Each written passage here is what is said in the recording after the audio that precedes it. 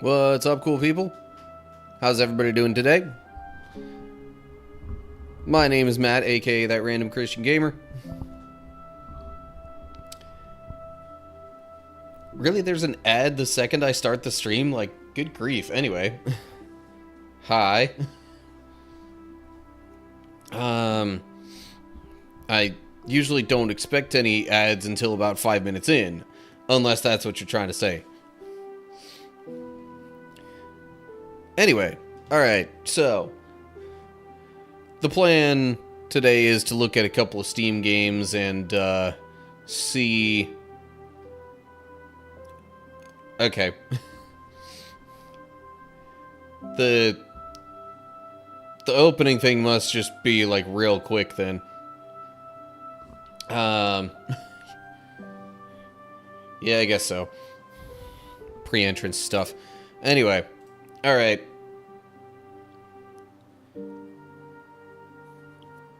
Yeah, I mean, unless the streamer has, like, just recently had a block of ads run, I guess it does that.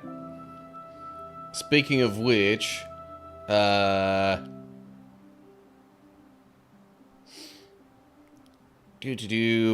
would think Twitch is probably gonna try to have some ads pop in here on me pretty soon.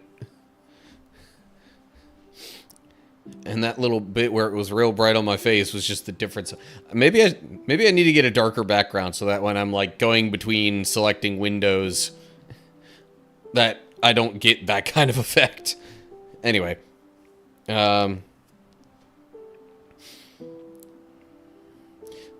So I'll probably run that ad break on Twitch just so it's not interrupting what comes next. But then the plan is to take another look at Diceomancer and do a bit of a review on that, and then check out a different Steam game that I have not played before.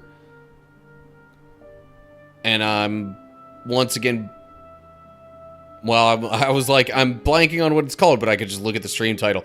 Dungeon Drafters. Anyway.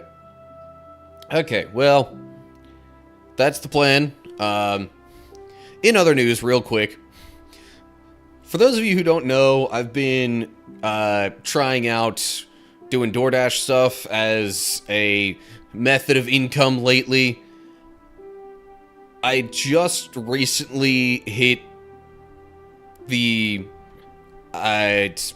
level, I guess for lack of a better word, where I could just about hop into it anytime I want. So maybe next week will give me a better idea of whether or not that would be viable as a main income source. Whether that would be enough to like get me by or anything like that. But I don't know. I'm in a season of kind of experimenting with income sources lately. So we'll see how that goes. But, yeah, it's progress on it, at least. Anywho, okay. Now that I've said that, I don't think I really have any other updates. I'll go ahead and run the Twitch ad break and, see people over there on the flip side of it. Meanwhile, the rest of you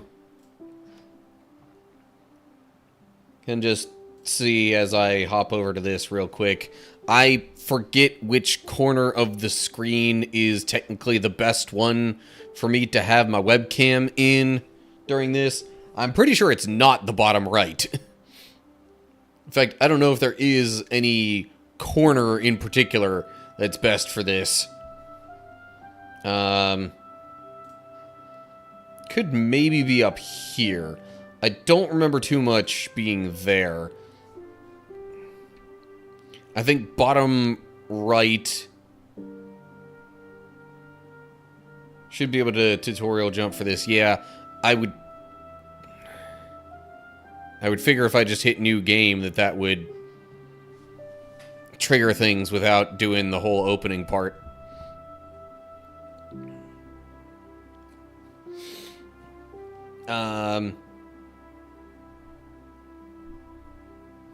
So yeah, camera is top right, I think, for this one. Okay. I know it's definitely not bottom right, because that shows the, like, different energy stuff, or whatever you want to call it. I forget what it's technically called, but the stuff that you use to play the cards.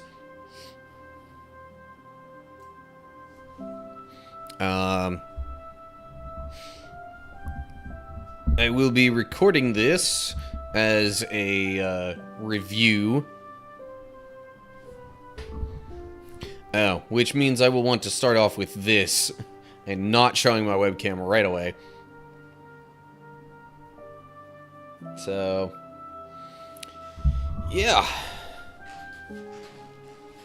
We'll see shortly after I hop in whether my webcam is in the best spot or not.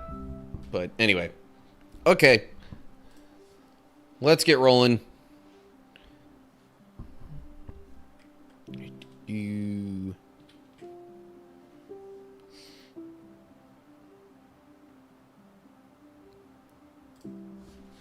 What's up, cool people? How are we all doing today? Welcome to another game review. Game demo review, more accurately. This time I am looking at Diceomancer. And this is one that's available on Steam. I don't know of it being available anywhere else. It's kind of luck-based a bit. You have cards that you use to play. It's probably easier to just show you what's going on with it rather than try to explain it beforehand. I have only played the game once before, but that means I will probably skip the prologue and any tutorial stuff that gets skipped along with that. Then I will hopefully be able to explain the mechanics as we go along.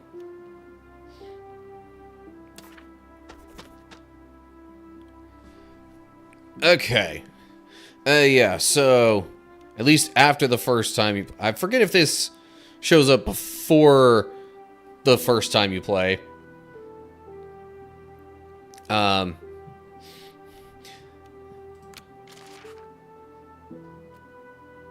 This stuff definitely is not available to do anything with. Okay. So I have some things I can upgrade. That is already available. Unlock new blue cards. Can use red orb when selecting the start deck.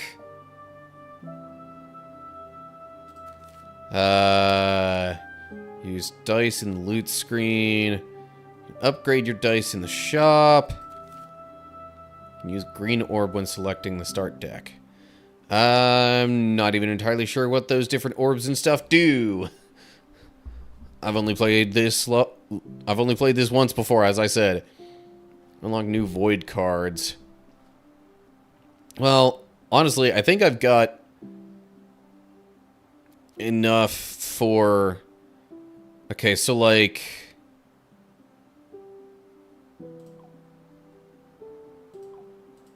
Oh, I have to click and hold. Okay. Gotta click and hold to do the upgrades. Noted. That unlocks new red cards.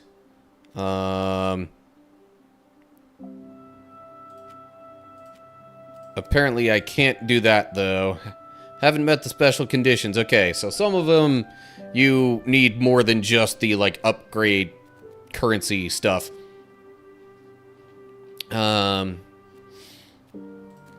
That was... Use dice in the loot screen. Upgrade your dice in the shop. That sounds like it's probably a good idea.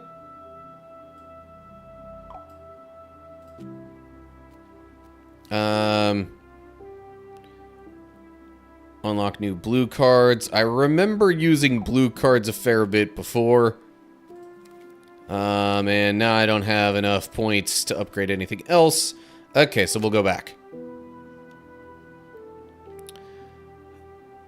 I think clicking on prepare here is what will actually take you to the main part of the game.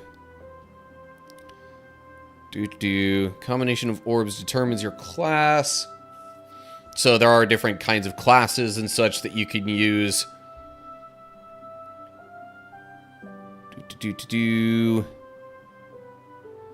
See here. Blue.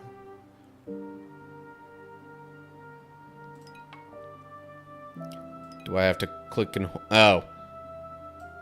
Right. Okay, so you drag those into the center, and that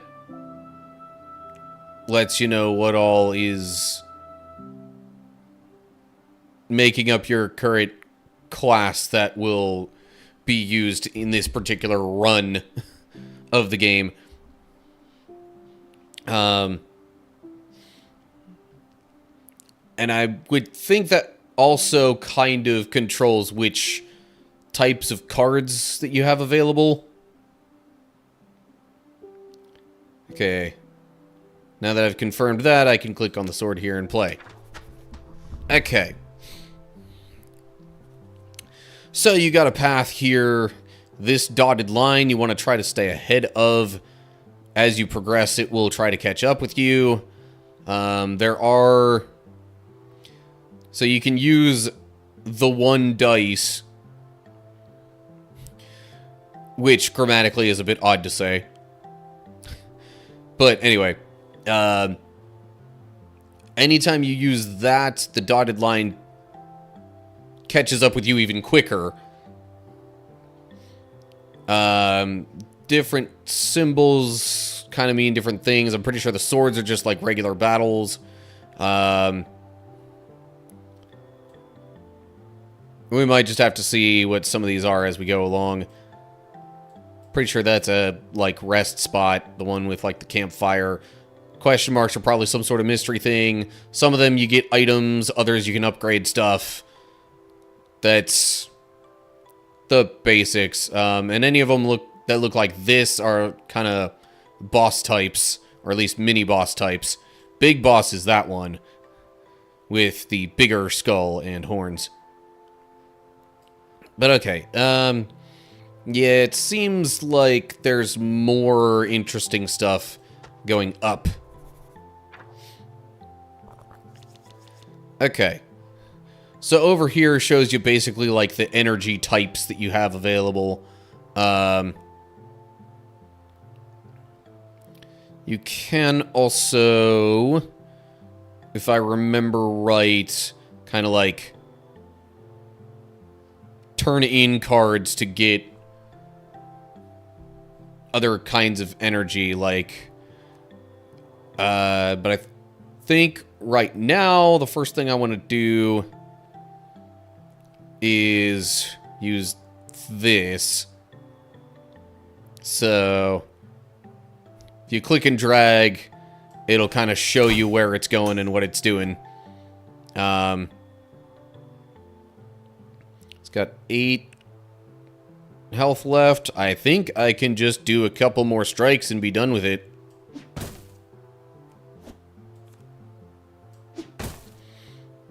Cool.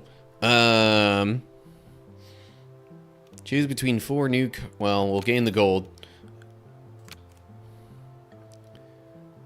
So after each round, you get different cards and stuff that you could potentially choose. Gain that much block. Phantom. After casting this card, add a one-time copy of it to your hand and reduce the required mana of the copied card by 1. Interesting.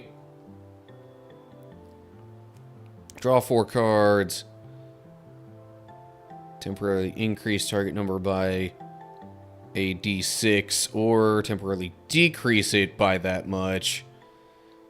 So yeah, you can kind of read the cards and get explanations of them. when you're deciding. Whenever you cast a card with loaded ammo, duplicate it. Sounds really good, but it's also really costly. It uses 3 of the, like, basic energy type.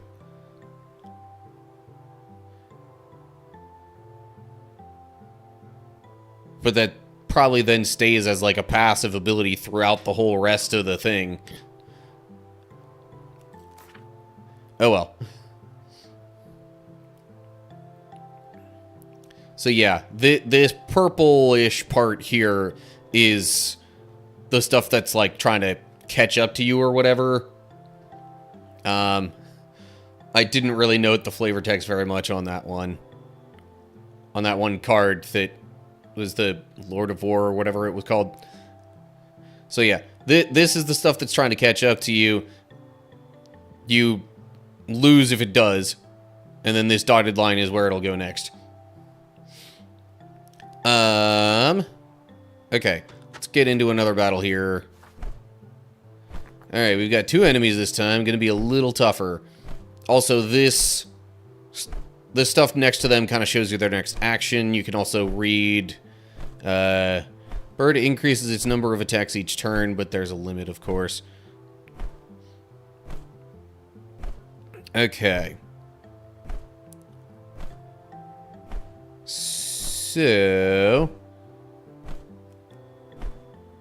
I also, like, if you break one of their health bars, usually there's the ability to, like, interrupt certain actions.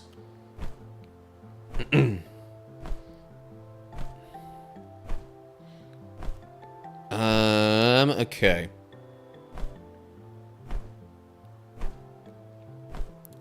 Do I want to reload the crossbow right now? I could.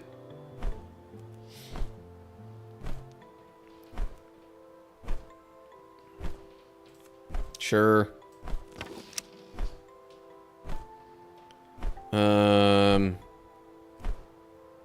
And then I can strike this one, I guess.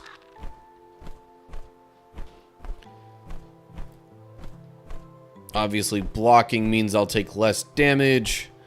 I think I would like to draw some more cards, though. Or do those go away after each turn? I forget. Alright, you know what? I'll block for now and see what happens.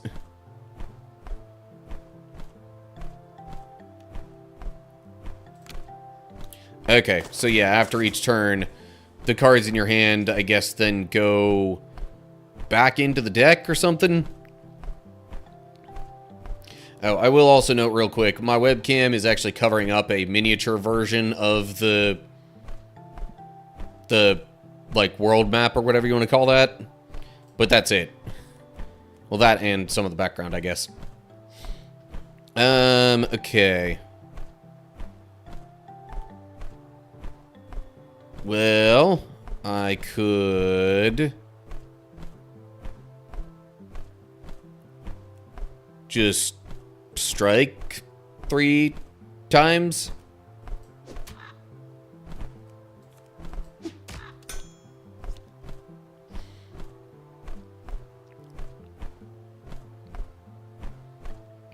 I guess.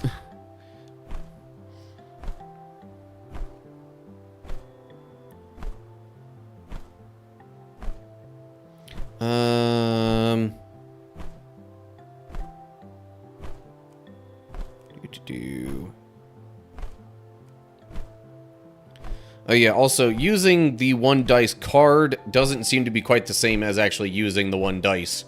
Just so we're clear. So, don't, like, hesitate as much to use this card to help you out as to use that item. I think they call it an artifact, technically. Okay, so let's do another strike to get rid of that one.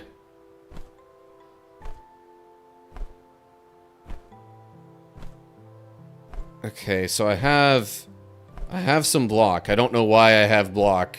there, but whatever.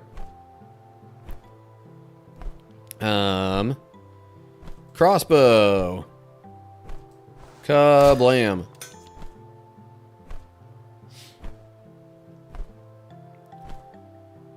And then, geez. Let's go with this strike, just for fun. Okay, there was a slight chance it would have done enough.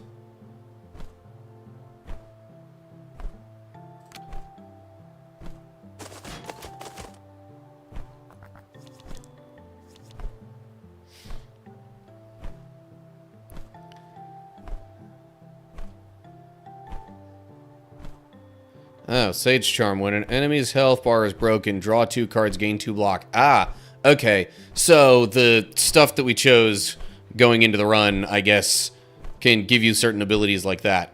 Makes sense.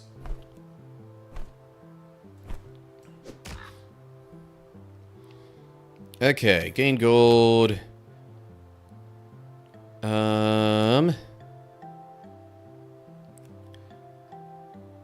Battle of Wits might not be bad. Select up to 1 junk card. Oh yeah, for ones like this though, you can right click and see what all you can get out of the different possibilities there.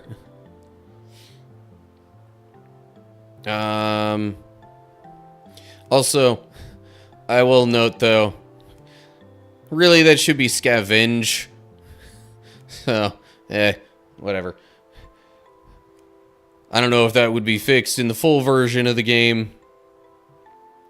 Sleight of hand. Discover a magical dice. Card 3. And exert.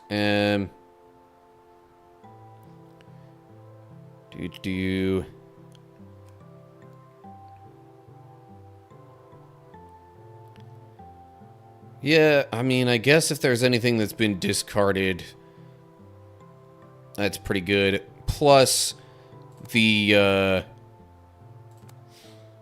junk can sometimes add, like, energy stuff that's helpful. Okay, here's where I'm not sure which of these is better to go to.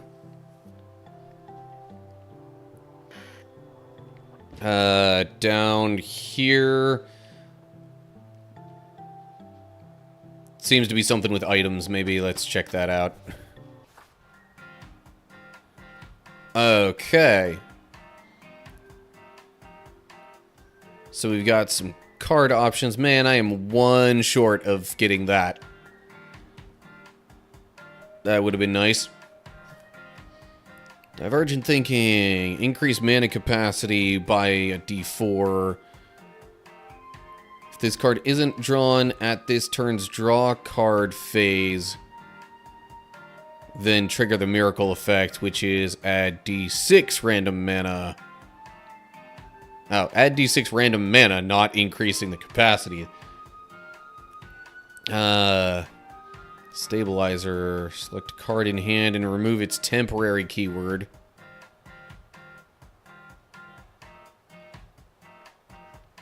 Another scavenge.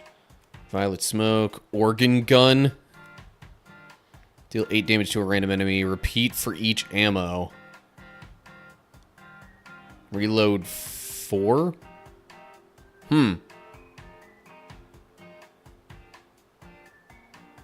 Relic that costs 1 here. Update the 1 dice. Increase the number of faces on it. So I kind of like the sound of the organ gun, honestly. I'd have to finagle some energy for it. But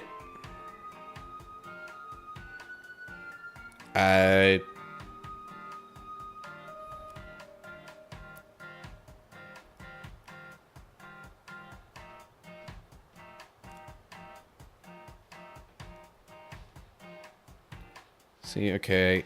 Adding that much block all at once could be interesting, though. I don't know.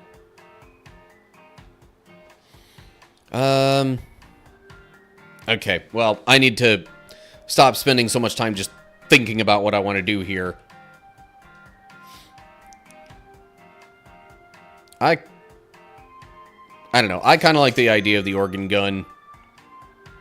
And you know what? We'll upgrade this. And that's all I can afford.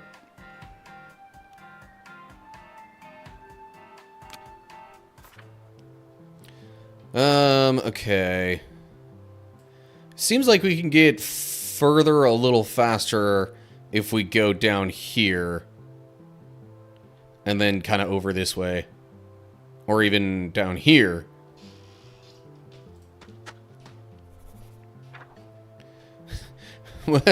Little doggy. While walking, I came across a doggy. Its tongue-lolling look was too cute to resist. Gave it some pats and strokes, gained determination. Well, I'm not just gonna leave. You always pet the doggo in games. Always. So, yeah.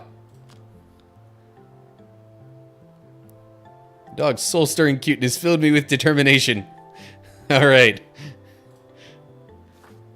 So yeah, it literally is just totally random what happens when you do those things. I'm kind of wondering about this chest coming up here. So,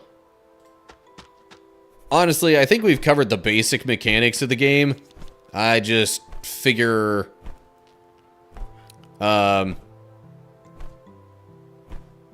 I'll keep going for a little while just to try and show some of the other different encounters and such. So can I just cast this? No, it doesn't show any particular kind of cost. Gain 4 Intrepid, heal 8 HP. Sweet. And the 4 Intrepid does, when you lose HP, limit the loss to 4, then lose 1 Intrepid. Huh, interesting. Now this guy, when being attacked, check 20, add evasion 10 to the final result. Lose half regardless of whether... Okay. At the start of the turn, it has ally and 8 more evasion. Great. Okay. Really not liking the wolf thing here.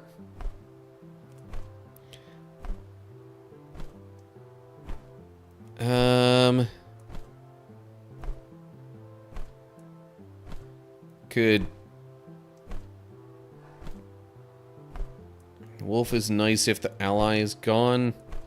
Or nicer.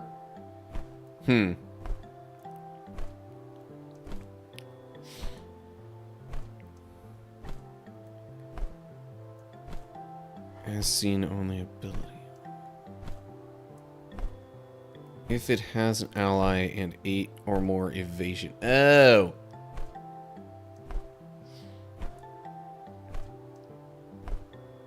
Okay. Sorry, I've got somebody kind of giving me some tips on this as we go along.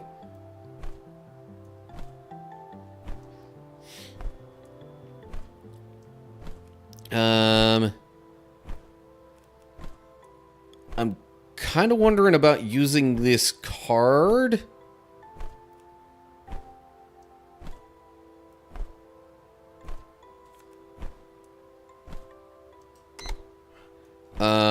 And one thing I realized, this is also a massive help when you go through the tutorial, by the way. There's this thing over here. If something seems like it might be covered up by the card sticking out like this, you can move it further to the side there. So what I'm thinking is I will use it on that. Well, okay. it's down to 6. Not the best possible result, but eh. And now I will strike the bird. And then I guess just block twice, because that's all I have left.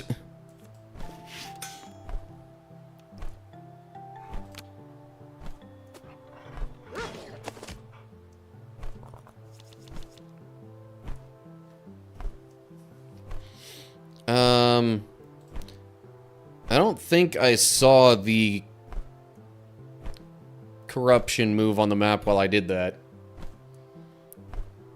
I mean, it might be a little more obvious once we finish up this battle. Okay, reactive. Buy time for attack. After you cast any card, deal 3 damage.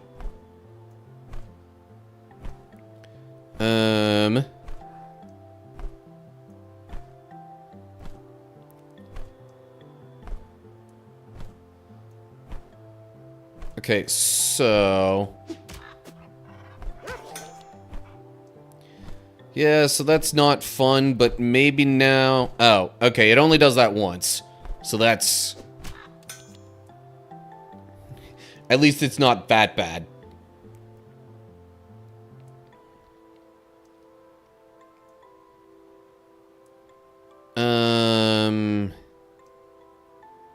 Guess I could strike the wolf now.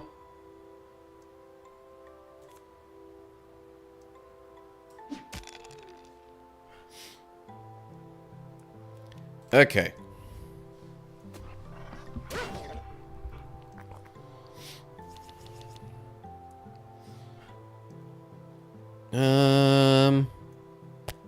Well, phooey. Okay, here's a thought. What if I bring both of these over here and then use the organ gun? Yeah! That's what I'm talking about!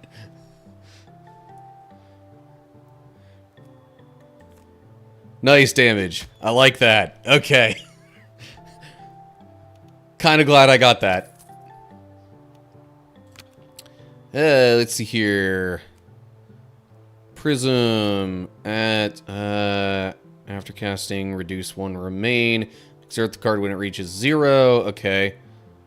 So basically, that only gets used 3 times per battle. Smoker, gain 5 block, essentially.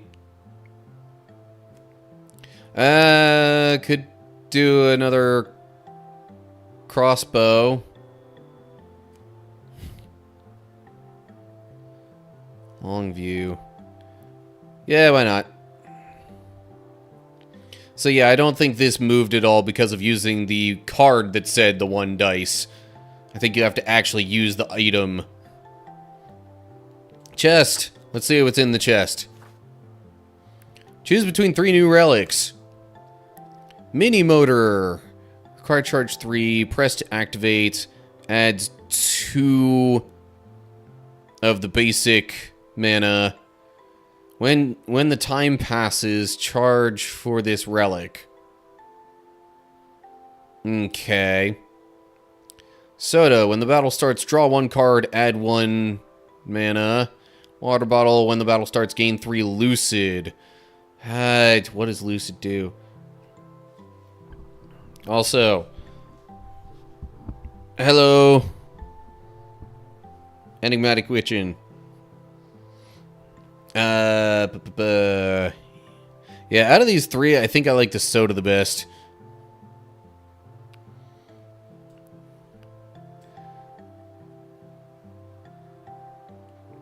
So anyway, let me actually get into some of my thoughts on this game now.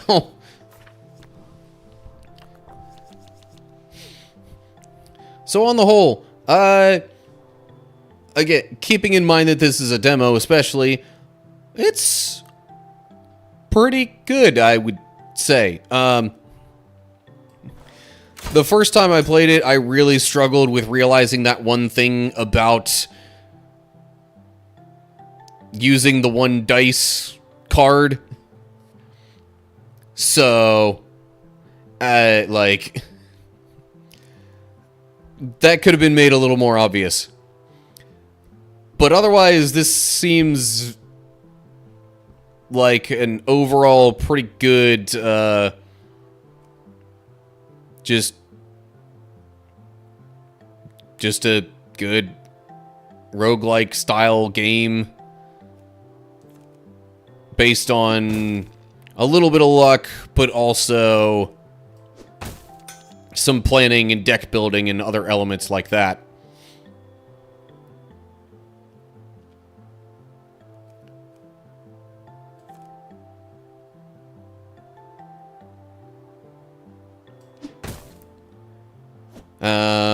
And I definitely could have done some other things with that turn, but oh well.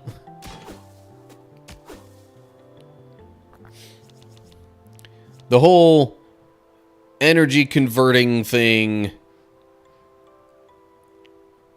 is definitely one of the more interesting facets to this, in my opinion.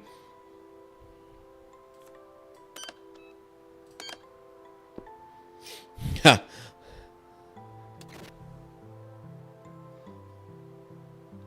Also, that was...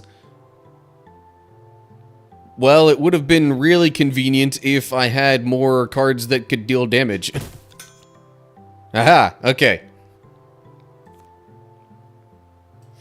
There we go. And I guess also the randomness of, like, the area layout and how you can progress through things and all that. And which cards potentially become available. Ooh. I like Brainstorm. I think I should get Brainstorm. But yeah,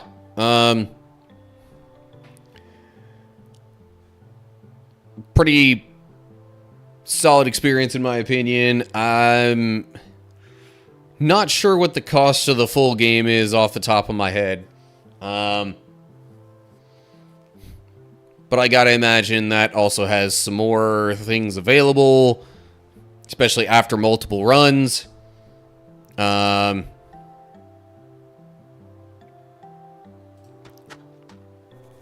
This is just the demo.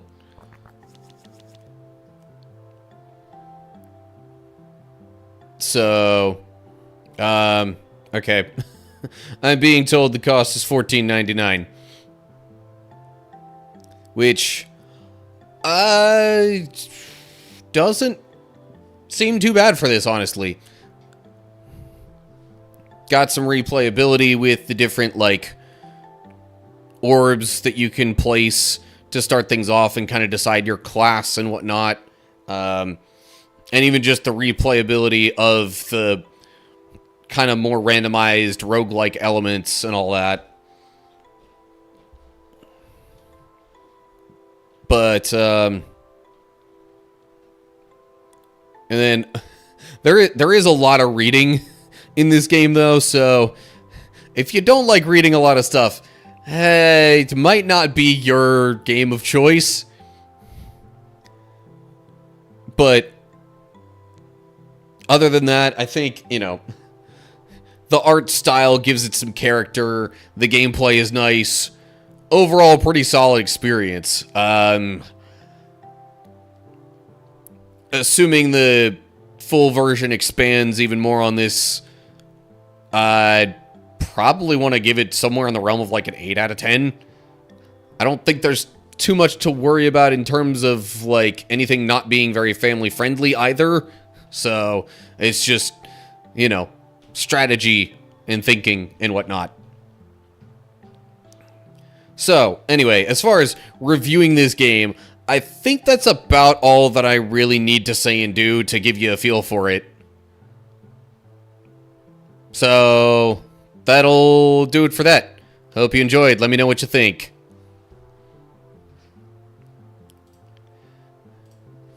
Okay.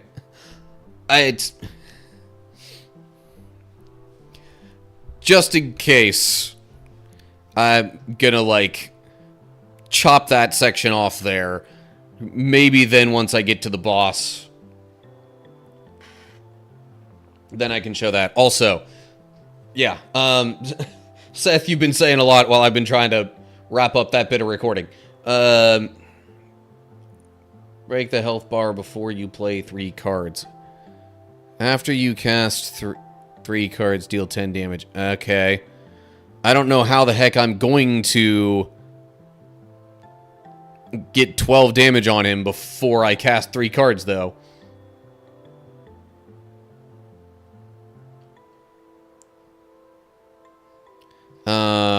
And now that I'm not recording...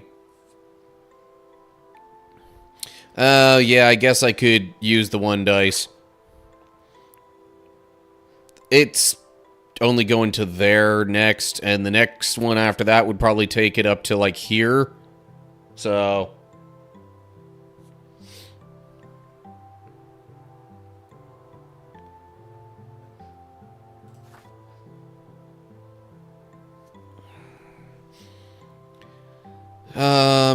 so yeah. Also, what is that? Damage taken is halved. Great. So, even that's not exactly guaranteed.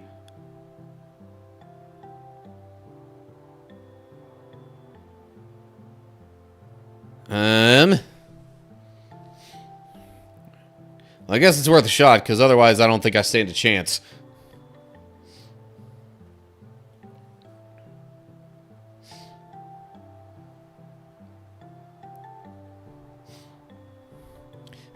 Or just play 2 or less cards. True.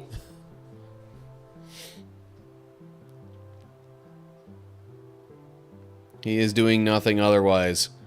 That is what it seems like. So... I can just... strike once. Strike twice. But is that overall or just for the turn? I guess we'll find out.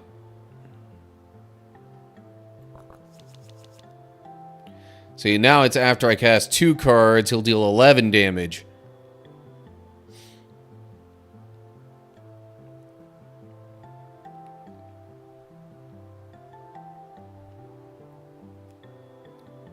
And I feel like it's just going to keep going like that.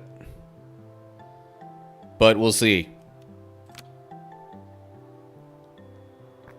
Yeah, see, now I can't cast any cards without him dealing damage to me.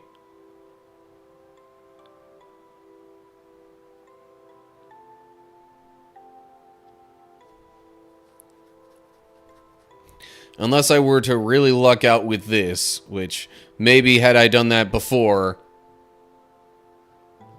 What happens if I end the turn? Good question. Oh, okay. That should be impatient, not impatient with an N. But whatever. I don't know if that's actually going to get broken. But I can just do whatever this time. Okay. We will do a strike like this. Really? Okay, fine. 2 strikes like that. Yeah, he's still gonna attack like that anyway.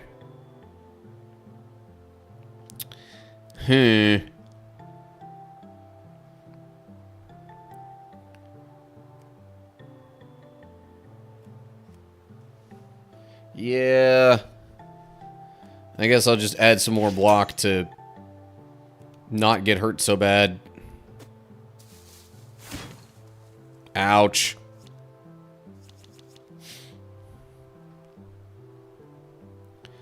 Alright.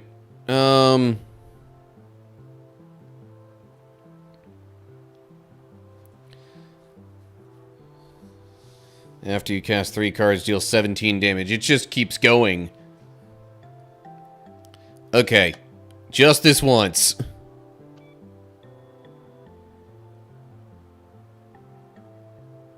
Although I could make it so he only deals 8 damage.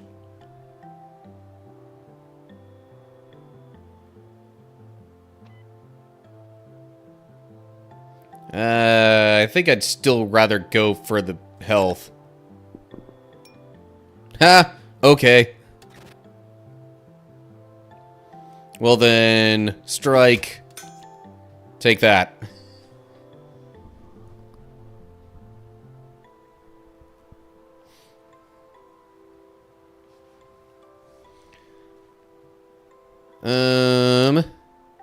Okay. So I'm actually thinking I want to use Brainstorm now.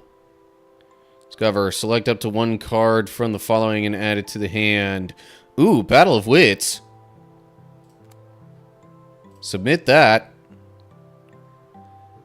And then I could use that. Let's see here. When casting, you can discard up to 3 cards. For each card discarded, duplicate this one. Damage is not halved anymore. That's gone. Because I hit him enough times.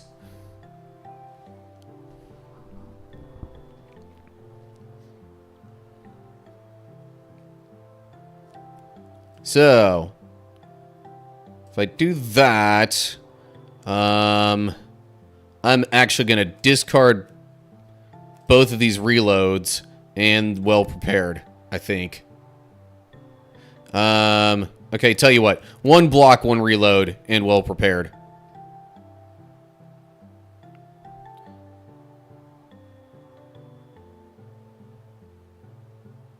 Maybe? I don't know.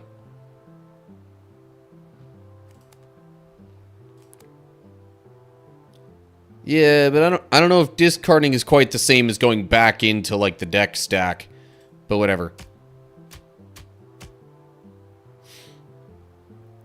Okay. Now the strike should use the purple. Or that one anyway. And then we'll do this strike. Okay.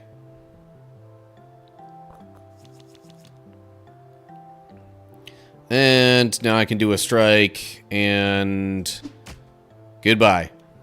Jeez. Choose between 3 new cards. Tactic reload. Take 2 cards with ammo from the draw pile. Reload all reloadable cards in hand with 2?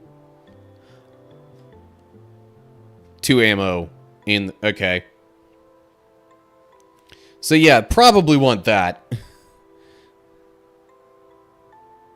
The heck is Horde? At the end of the turn, select up to 4 cards and keep in hand. Then lose 1 Horde for each card retained. Destroy target intention. You can only play 1 card with limited each turn. So... any specific planned enemy action I could get rid of with this. Otherwise, I'd definitely be going for the tactic reload. But that does sound pretty handy.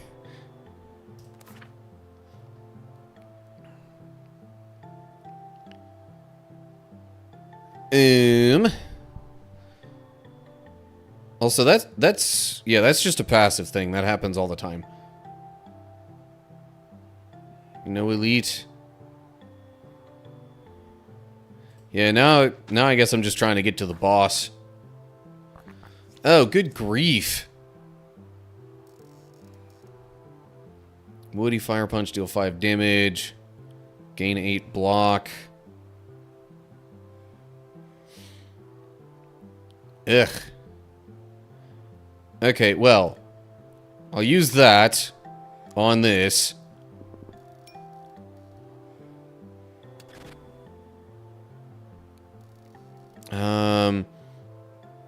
I think it's intending to do both of those things either way, though. Yeah.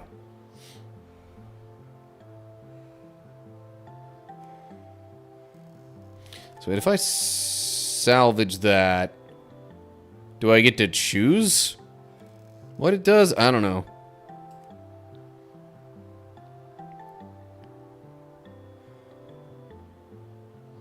It becomes multi... Oh, so I would get one of each?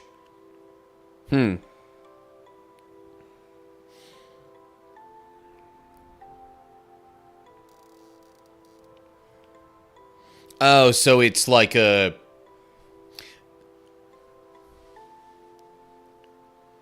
Which is 1 mana that is both. Okay, yeah. That's something that in Magic the Gathering we would call split mana. Because it's one of either color. Not one of both. Now if I add enough block here, that next attack is basically going to do nothing.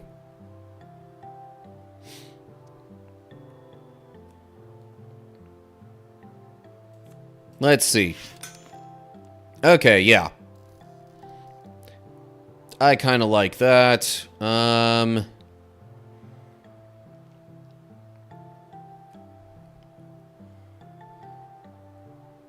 Block does not vanish. That is also true. Well,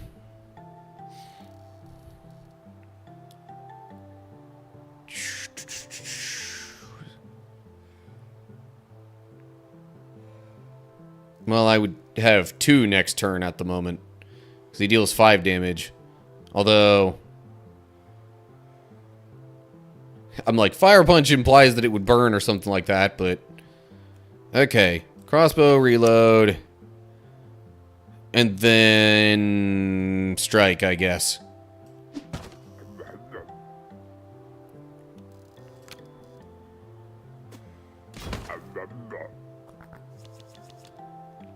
Okay, right. Yep. Okay. Focus. Flame of a Fire Punch. Apply 4 burn. Great. Now he's got the focus.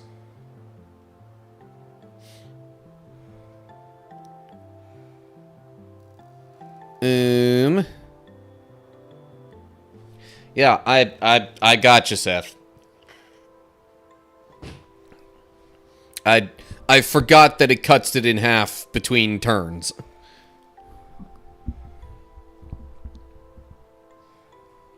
I'm not recording this right now, by the way.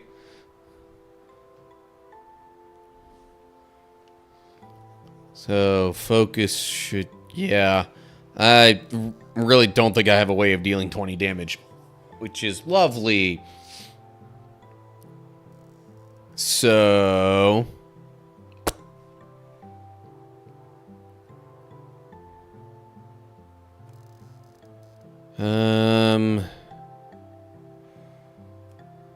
I mean, I can strike just to get a little bit of something down. Or just to get a little bit of damage dealt, I mean.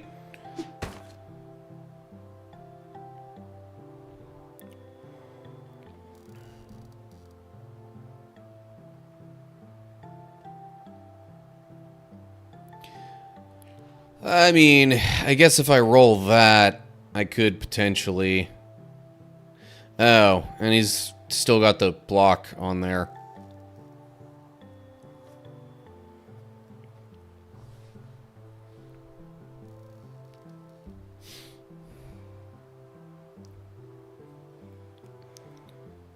Yeah.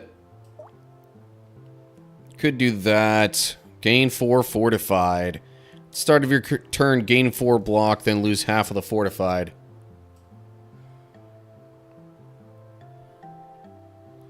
That's at the start of my turn, though. Oh well.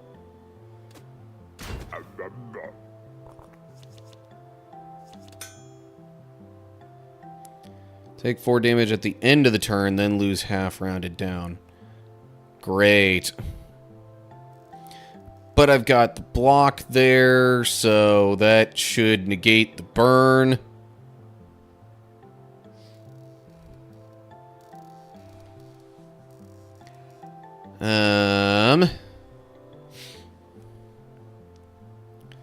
I could go for the organ gun.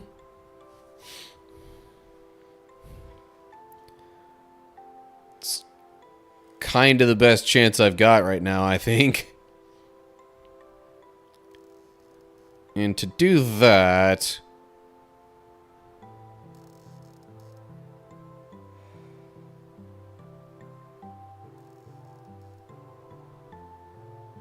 The problem is I have to convert... Well, so I'm thinking Brainstorm. I'm not sure I'm going to use whatever this is. Oh,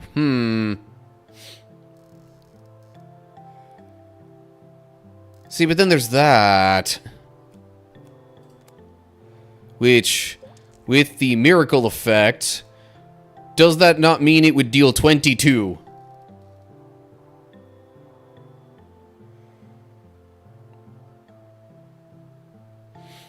Which gets past his block and deals 20, so that at least breaks the next thing.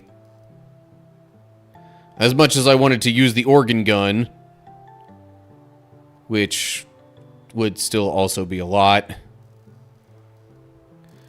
That would be even more, actually. But still. Hiya. Kablam. And then... Slow sword into... Meaning into this strike here, or into... D8 damage, yeah, okay. Eh.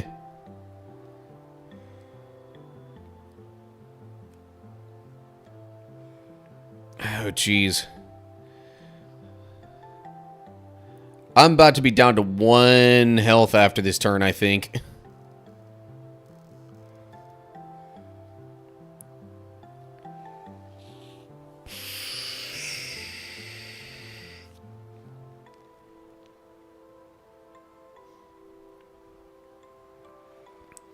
Block saves 3 HP. Yeah, I mean, I guess there's that.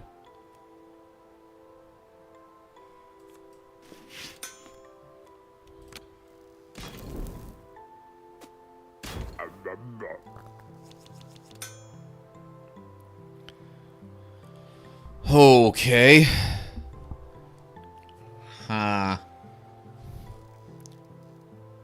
Take 2 damage at the end of the turn, then lose half rounded down.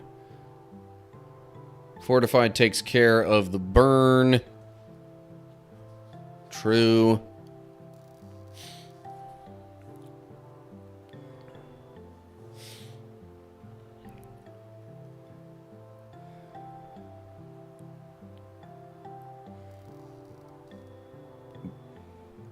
Yeah. I was definitely thinking the same thing on negating.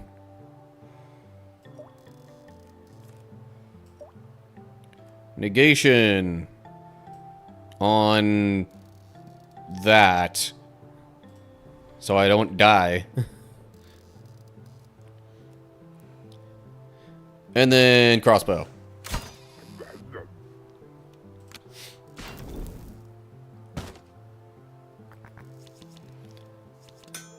Okay. I was like, as long as I can deal 9 damage here, I only have 8 damage. Phooey.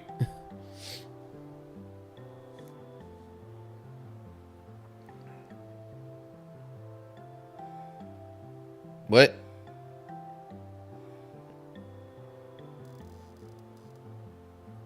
Oh, yeah. Ugh. He has block. So I would have to deal all that.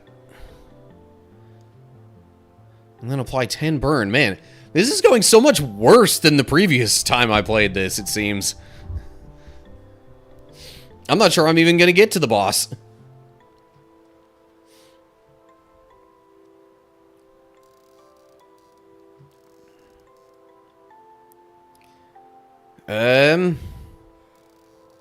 Well, phooey.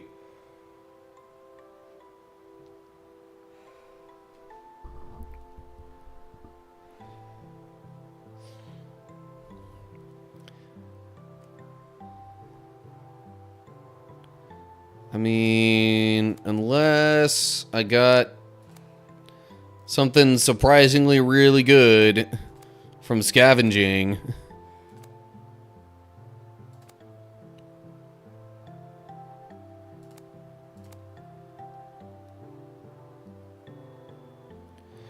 Well, let's see what we get. Burned out matchstick, out of red, don't care about that. Yeah, none of that's super helpful. Honestly, I'd probably take the cardboard out of all those. Well, no, because then adding the purple I could use that for the one block, which is D8 amount of block? I don't know. Eh.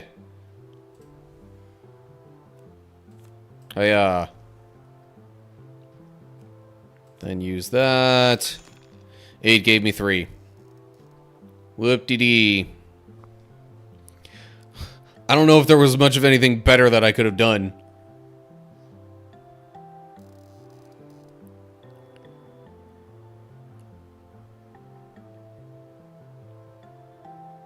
Yeah, I think I'm just toast here. I'm just gonna give up on it.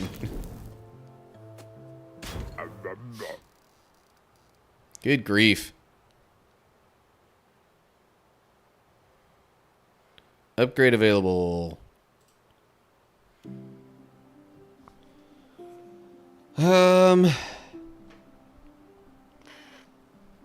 Yeah, I don't want to be playing this for too long and not do anything with the other game. So I'm gonna have to move pretty quick here. What is this? Add an extra activated relic slot. I don't know if that's really been holding me back at all here. Unlock new red cards. Purple. Can use dice in the loot screen.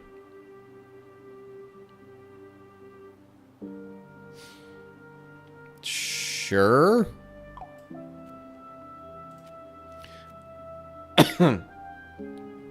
That also adds this other stuff being available. Can use dice in the event screen. Can use dice in the shop screen.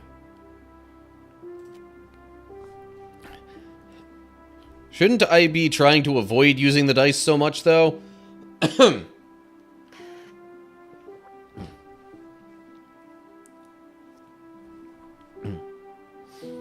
And this one is just unlock new purple cards.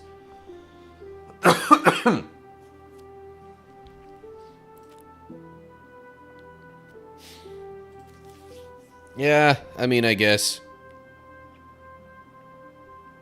Can even... Extra dice.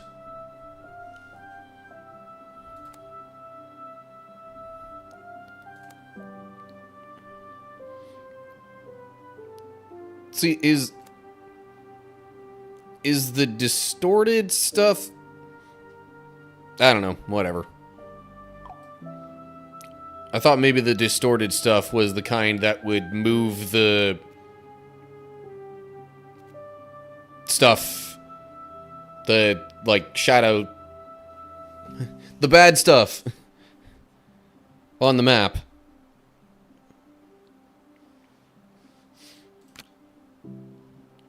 Okay, well, whatever. Yeah. Oh, okay. So I guess I have to use these 2 orbs when I'm in the demo. Maybe? Or that's just a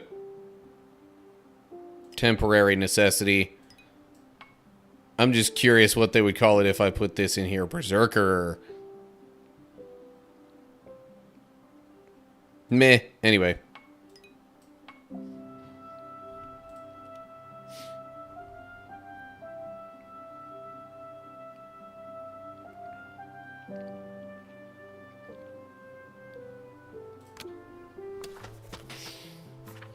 Alright.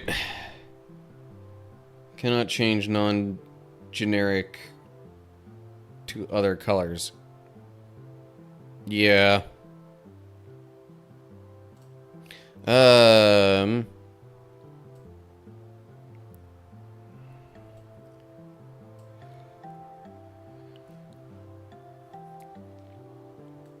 Yeah, that one's got the, like, campfire thing.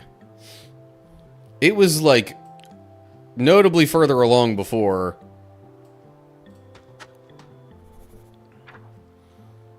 Okay, well, anyway.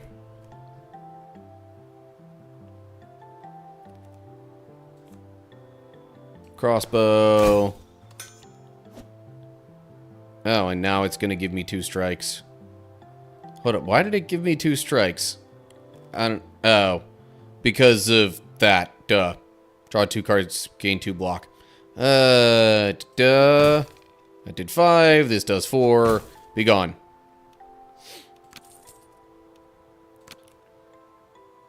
Could do another crossbow. Attack plan. Add 3 tech, execute to the draw pile. I remember kind of liking that one.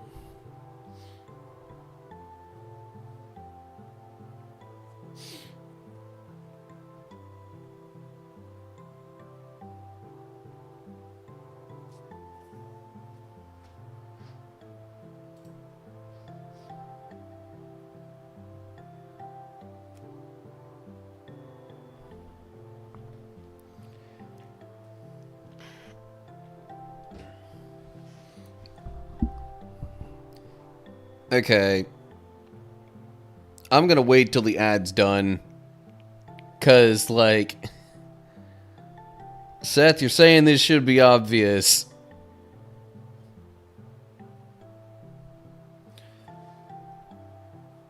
I just hydrated, but okay. Yeah. During the break. Yeah, sure, I'll get up and stretch a little bit.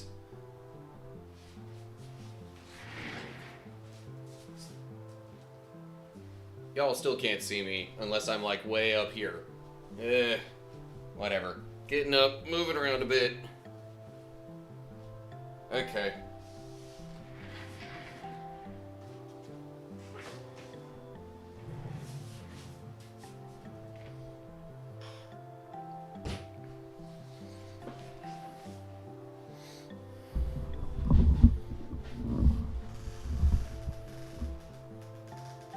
Ads are done now, yes? Maybe, hopefully? Although, maybe not. I could see that not being a full minute and a half. Okay, they're back. Okay, so, like... You say it should be obvious. It really isn't that obvious to me. If left to my own devices, I would pick the tack plan.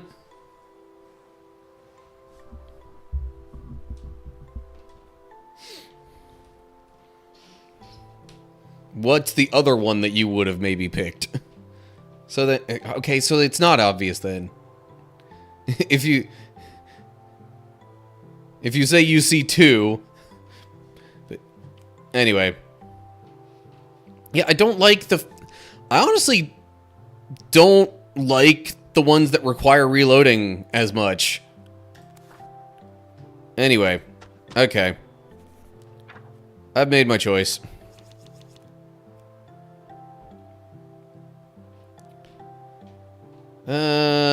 Focus. React. After you cast any card, discard 1 card from your hand. Well... Phooey. Troublemaker. After your turn start, gain a random intention which will discard your card. Okay. So the Troublemaker is what caused that to be... After casting any card, it makes me discard 1.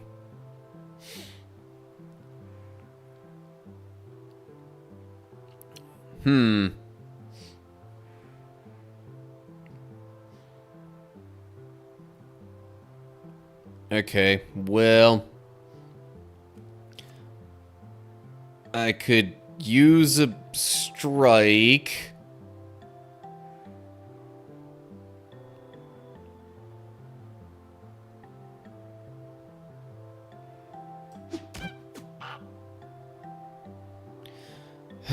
What did he just take away? Okay, took the purple block away. I think I'm going to convert that one to use tack plan.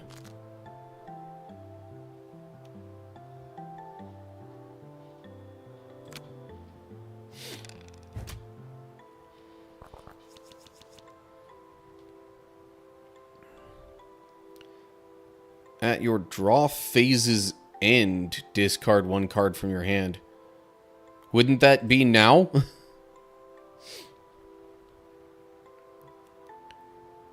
One die.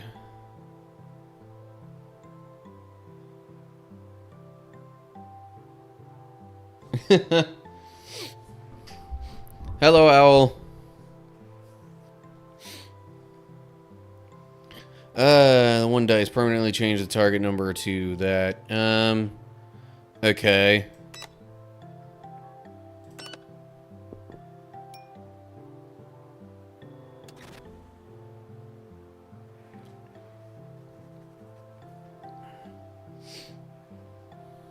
So that... I don't think that did anything there. Alright, this... And I broke his focus. While being attacked, check if failed double the damage. Huh. And then this doesn't cost anything. And I win. Creation. Gain 5 block, get 1 gold? After casting, reduce 1 remain. Right. It's actually funny, I saw you streaming. I got, like, no notifications, and then I was all, maybe he isn't streaming. I'll look for someone new. I don't know why you wouldn't be getting notifications, Owl. Sorry that it's doing that.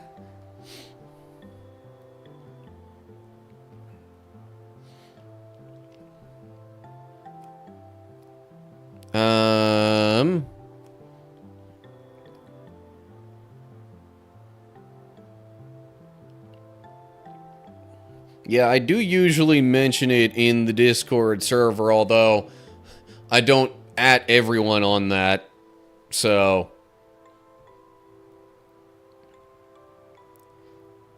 Maybe I could do that more in the future. I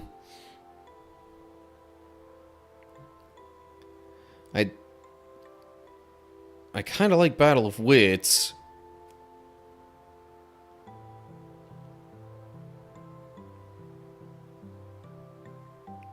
But gaining 5 block isn't bad either. Alright, whatever.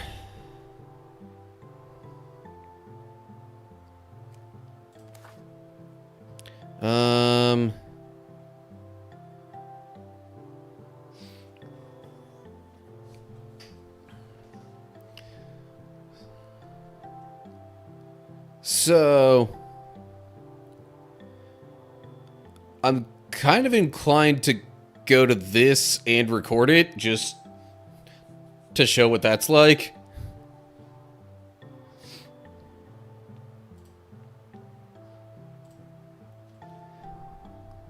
Okay, so, as I get opportunities here, I'll show some of these other kinds of events, rooms, whatever you want to call them. I did the shop already. I'm gonna check this out. Okay, so this lets you upgrade. Select the card on the left.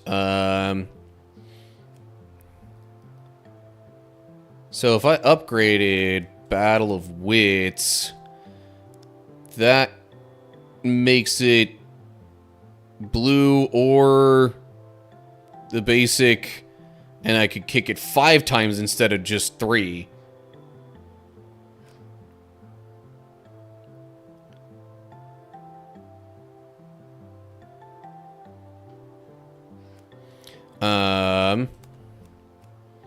Or if I pick Tack Plan, when drawn, gain 4 block. Interesting.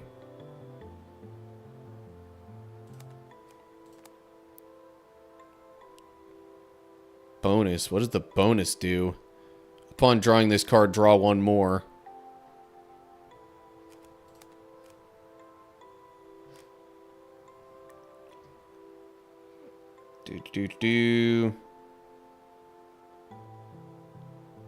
What are the dice bonuses looking like? What do you mean, what for strike and defend? Oh, yeah. Apply 2 bad luck. When rolling dice, roll an extra dice and take the lowest result, then lose 1 bad luck. For every 6 bad luck, roll 1 more extra dice. So it applies that to the opponent, or the enemy, meaning whenever they roll, they would have to roll a second die and take the lowest result.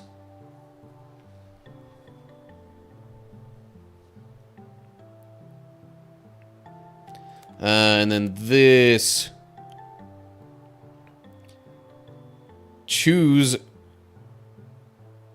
gain 2 luck, or when it says gain 2 bad luck, I would assume that means, like, inflict 2 bad... I don't know. Of course, good luck. When rolling dice, roll an extra dice and take the highest result, then lose 1 luck. Okay. Gain applies to you. So yeah, why would you ever choose bad luck?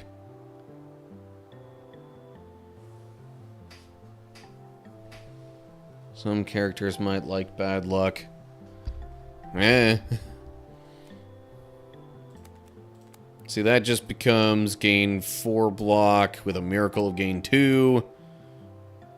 Deal 5 damage with a miracle of an extra 4.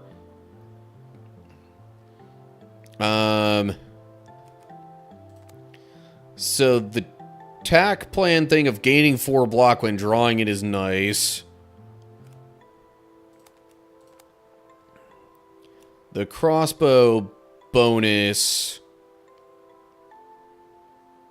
Oh, and then the crossbow plus... doesn't change the regular... Oh! The regular crossbow becomes no cost.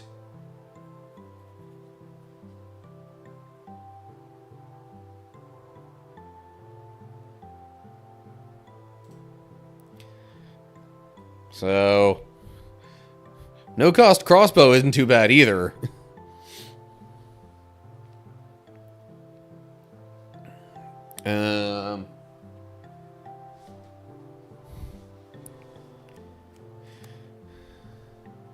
But I do still, on the whole, really like the tack plan just in general.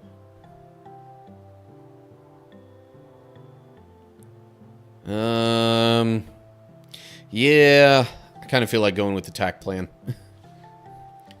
So anyway, whatever card you select here, it shows up in the upgrade window, and then you can see what the upgraded version of it'll be before you then click upgrade and actually officially select what you're going to do. I'm going to go with the tack plan. Okay. Forgot I was recording for a bit there. I'll probably edit a bunch of that out.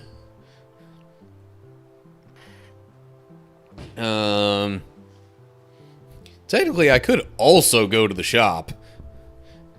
But I don't like losing ground on the stuff behind me there. Oh, yay.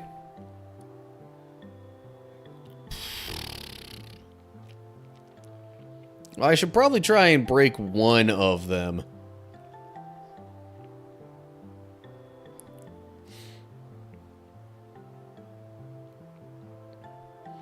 Because otherwise, they both add a D4 amount of block to both of them.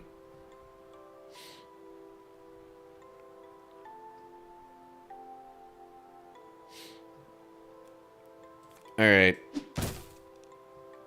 Oh, of course, that was only 3. Oh, well. Still enough to break the focus.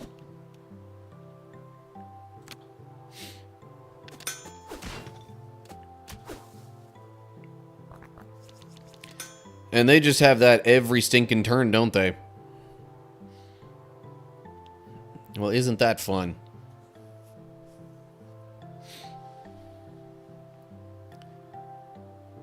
Yeah.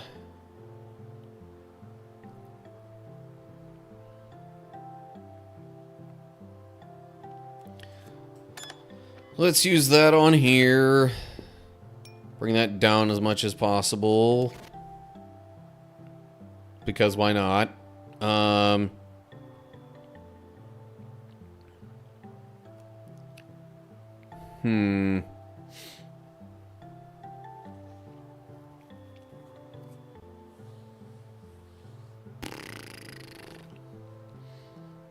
Now, I'm definitely thinking I want to convert the block.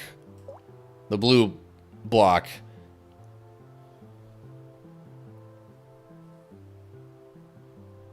Everything's still okay, by the way. The thing I was worried about still hasn't happened. Good, good. I think Tac Plan always used a blue and a white. What it gained was the 4 block when drawn.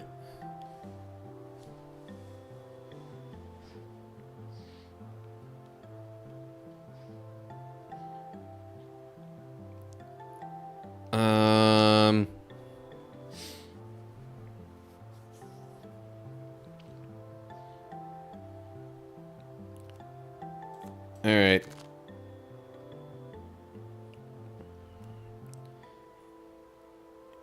Yeah, unfortunately, I'm not breaking any focus this turn. Oh well.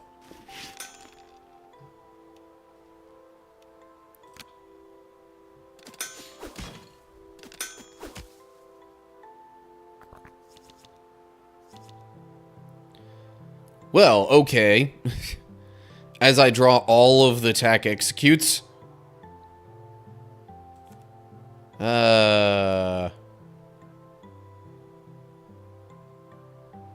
Blam.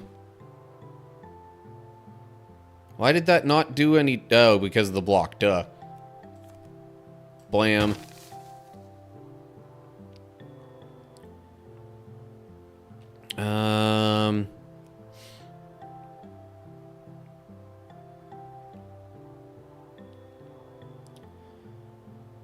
I kind of want to see if the strike will get extra damage on this one first. Darn it. Okay, well then... I think I might just go ahead and get rid of that one. Oh, hello, I just drew a bunch of cards. And I do mean a bunch.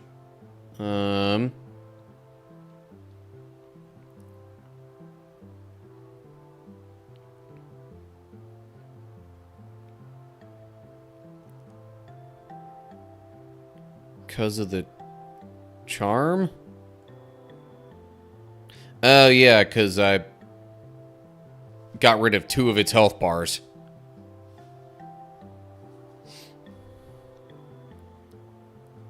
Where are you seeing a possible kill here? Especially with it having 5 block. I don't know how that's possible. Have I played Digimon Survive since I last streamed it?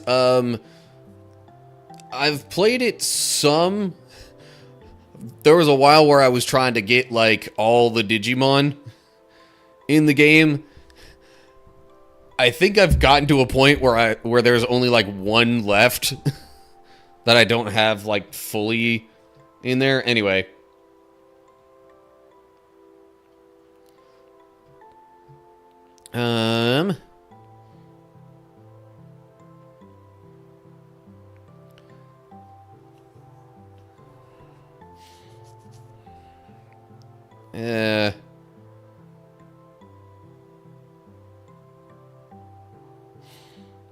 Either I just let that block go and do other things this turn, or I just try and get rid of the block. I don't know.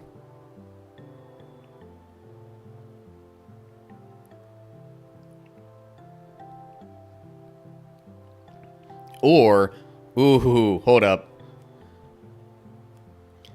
Light bulb. Let me convert that. Battle of Wits. I will discard this, and this, and this. Haha.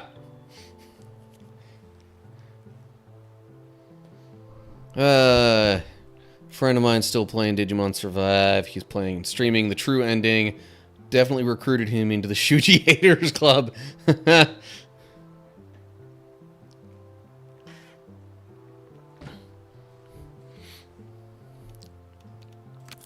I mean, if there's any character in that game that deserves a punch in the face, it's kind of him. Other than the obvious villains. Trick. Temporarily decrease the target non-card, non-dice number by that much. Exert. Doesn't cost anything. Slow sword is also nice.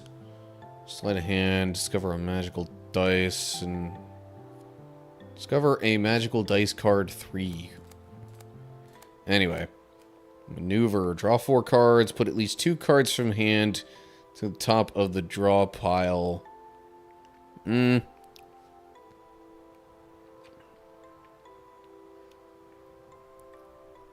Decreases by that much. Alright. Slow sword it is. After he saw it, he said, nevermore, I totally get it. Ryo is... I don't know if I'd call Ryo my favorite character in the game. But... Shuji's probably my least favorite main character out of the party.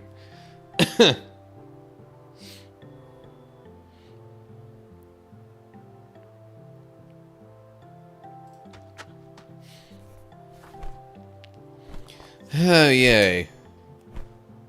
After you cast any card, discard 1 card. Again? Why is it... Why is it coming up with that all the time? It's supposed to be randomized, is it not? Jeez.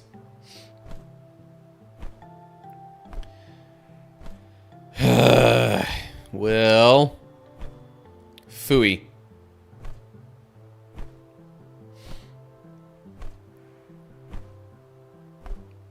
Always the same. Then why does it say a random intention which will discard your hand?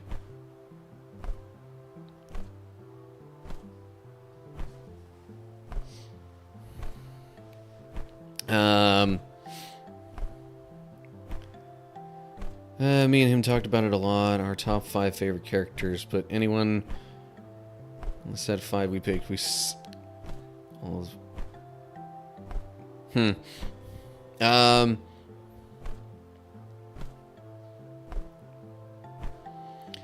I mean, if I was real intent on trying to avoid discarding anything...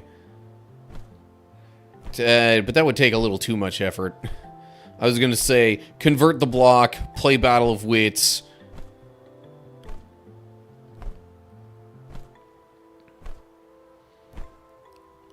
Which would have me also discard the other block, probably.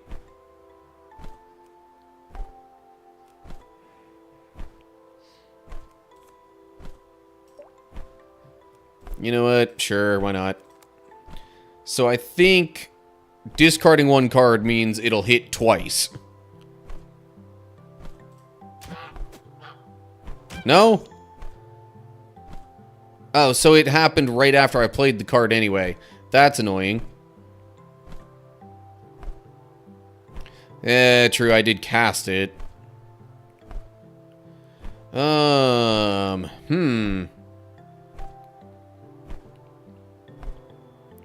Okay. The 1 dice. On what, though? Goose is annoying. But so is Crow.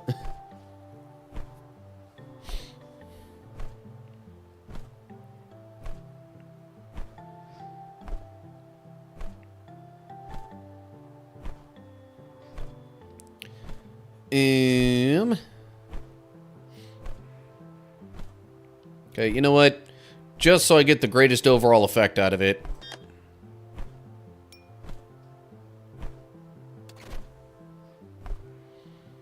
And then I could convert that to then play attack plan. Alrighty.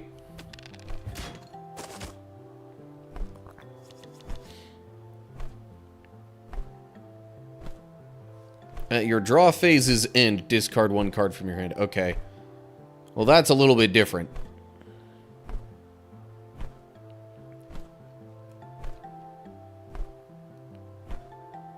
Crow or Goo... next turn trigger. Yeah. I might be able to just get rid of it outright.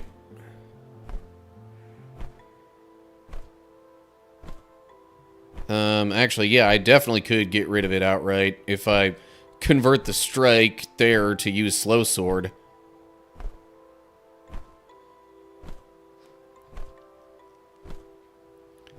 It's funny, at one point, he was all, should I evolve Diceomancer? I'll let you decide. Then he didn't even wait for my response. Him very much enjoyed her as a Digimon character. Yeah. I always, like, especially in the first season of the Digimon series, I always found it kind of, like, just crazy how Patamon and Gatomon's evolutions just seemed so much more powerful than the other Digimon's respective evolutions of the same level.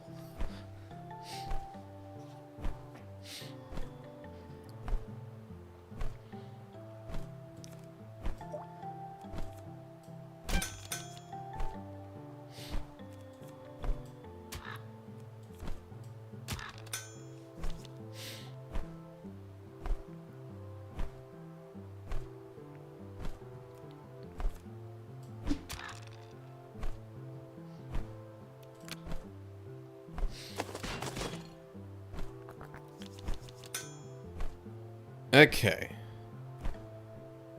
You know what?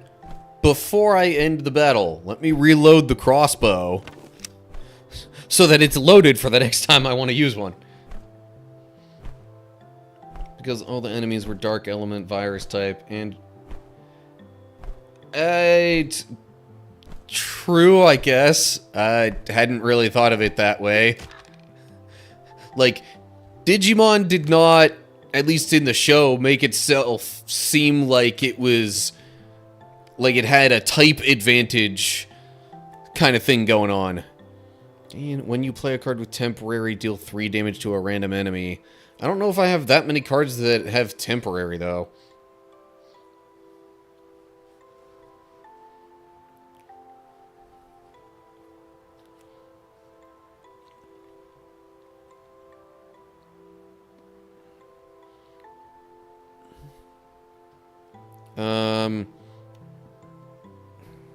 I mean, I guess I don't have to take another card.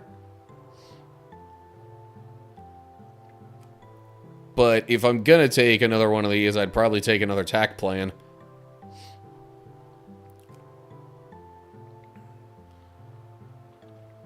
Violet Smoke, I mean...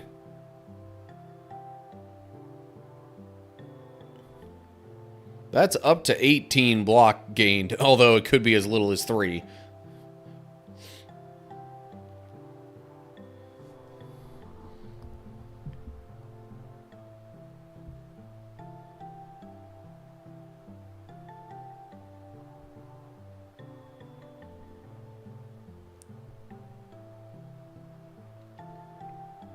Okay, hello YouTube viewer. Really don't get what you're saying, and I'm not sure it's worth paying much attention to, honestly. How many cards in total do I have? 2, 4, 6, 8, 10, 12, 13. Got 13 cards.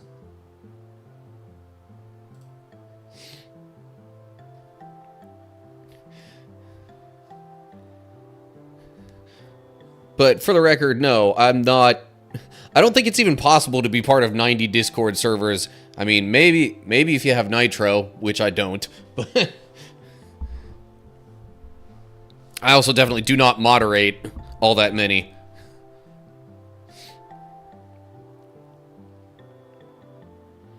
You know what? Just to shake things up here.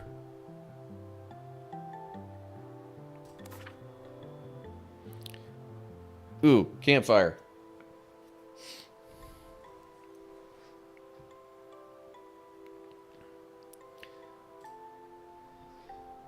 All right. New place.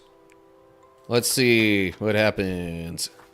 So basically, you take a short rest and heal, and that's about all that happens. Oh, I could have gone up that way and done a campfire. Oh well.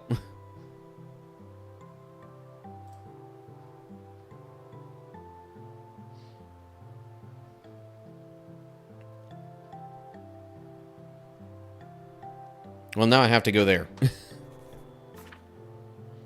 Choose between 3 new relics. We got the soda again. Wooden blocker. My action phase ends. Gain 4 block. Can only be triggered 3 times per battle. Lemon juice. The fact that requires 3 charge means it's only usable like every 3 battles, pretty much.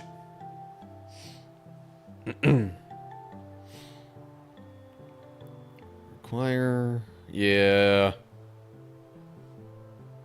And it doesn't even explain what haste does there. Yeah, I think I'll go with the soda again.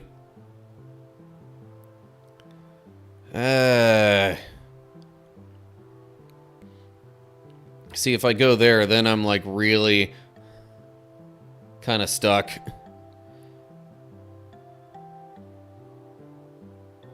Like, I definitely would not be able to use the 1 die anymore.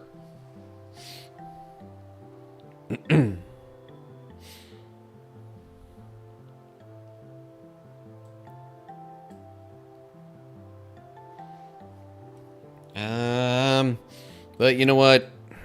Let's give it a whirl anyway. Oh, hello. Odd jobs. Small shop here that deals with all sorts of odd jobs. From fortune telling and divination to shoe repairs and key cutting, they do it all.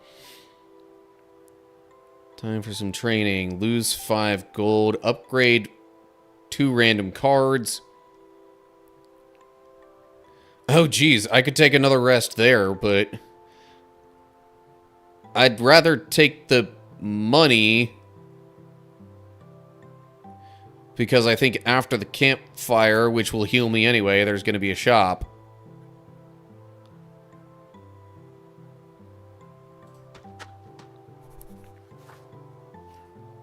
More healing, yeah. Shop.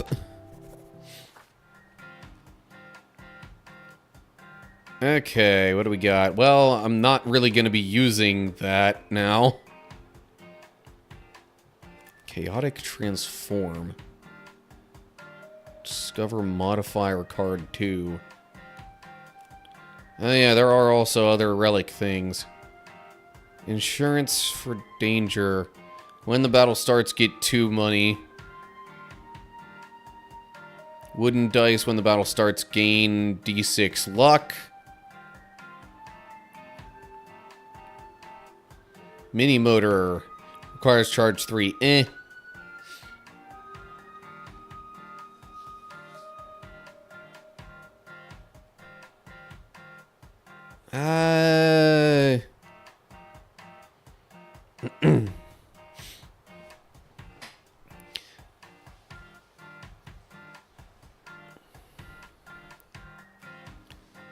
Also, holy cow. After cast, if the number of different mana colors in your mana pool reaches a required value, trigger the following effect. Oh. Okay, so that's definitely not going to happen.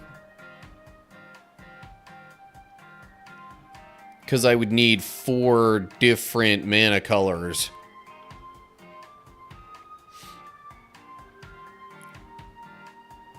Toolbox. Choose deal 5 damage to a random enemy or gain 5 block. With a bonus. That's not bad. And it only costs 2. Select a card in hand and remove its distorted keyword.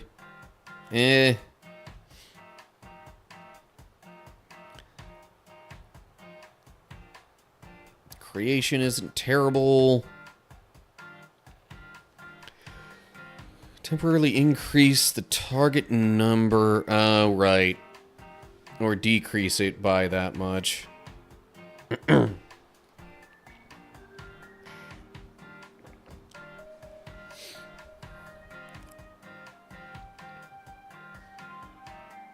I mean... Chaotic Transform. Discover modifier card 2.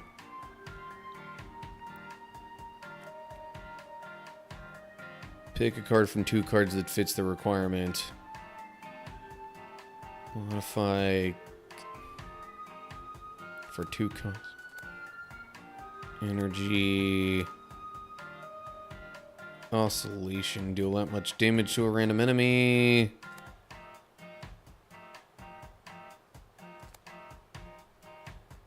Sure, why not?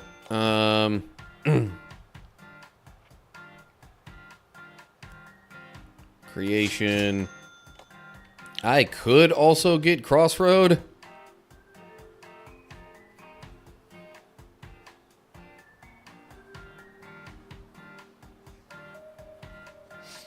And that would use up literally all of the money I have.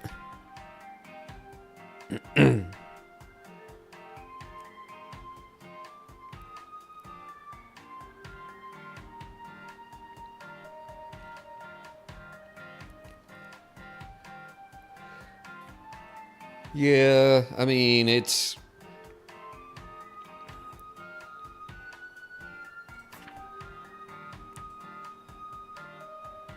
Yeah. There is another shop a few spots later. I'll leave for now. Okay. Time for more fighting. Oh, hello. I remember not particularly liking enemies like this. Thick skin, reduced damage received by 1. Okay. Focus. Belly pat. Gain 1 intrepid. And lose HP, limit the loss to 1, then lose 1 intrepid. Okay.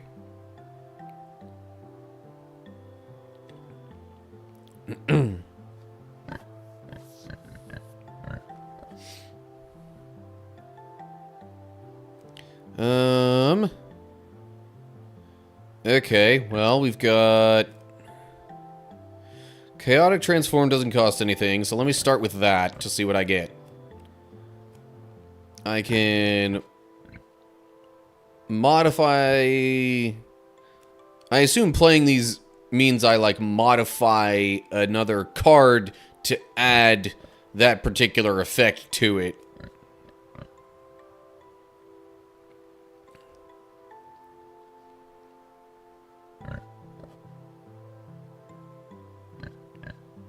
I'm gonna go with that.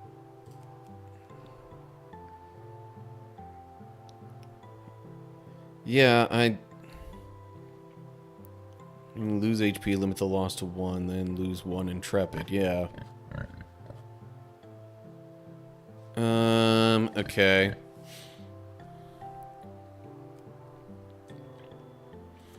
Another free card. Let's deal some damage.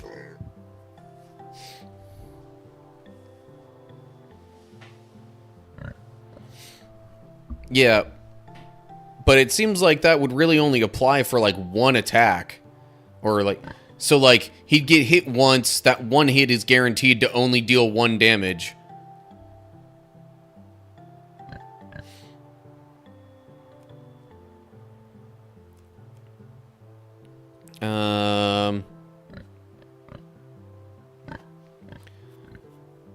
But okay, so if I play Oscillation...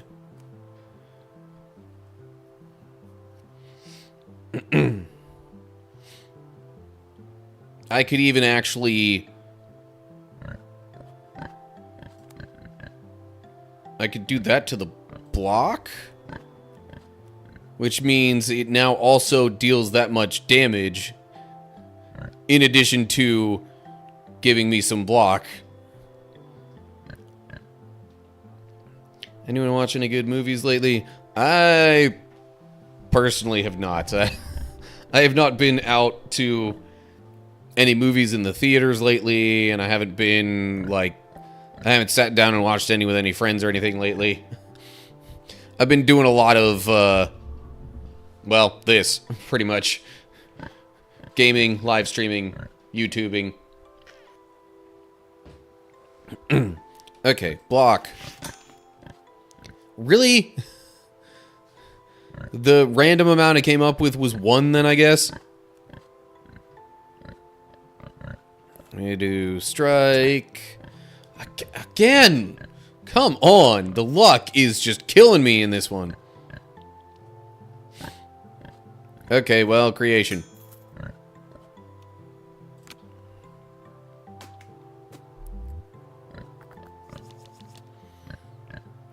Okay, so he increases attack damage by 2, and then the next time he gets hit, it's only 1 damage. Play 8 Butter Hand? When attacking, check 8. If it fails, damage is halved. Lose half at the end of the turn. Gifted my mom a box set of Hannibal Lecter trilogy DVDs. Never seen them before. We watched 2. Nice. Yeah, Silence of the Lambs is a classic. For sure.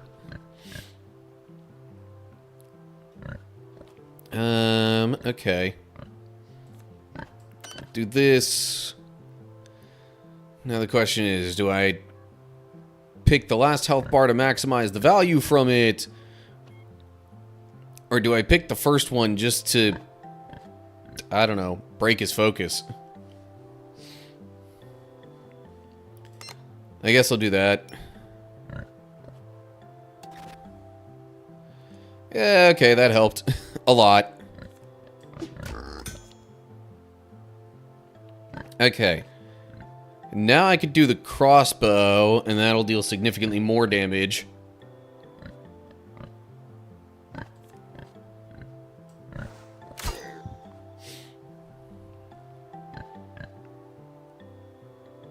And then... strike, I guess.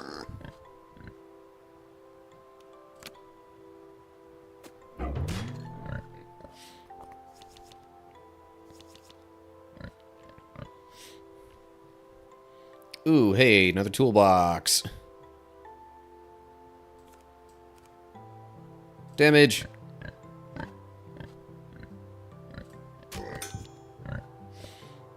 Alright, focus has been broken.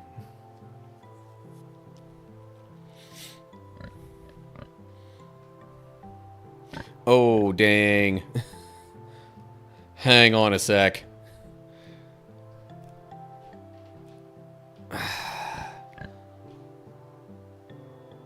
I could break another health bar on top of that, I think. Alright, saw a behind-the-scenes thing a long time ago. That thing that he does with his mouth once in the movie. He... improvised, I assume, is what you mean there. Improvised it and they kept it in. Okay, so I will convert 1 block to play Battle of Wits. And then boom, boom. And why not boom?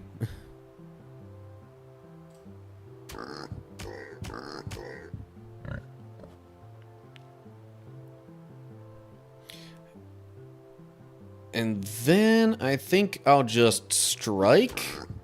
So then next turn I can more easily break his focus.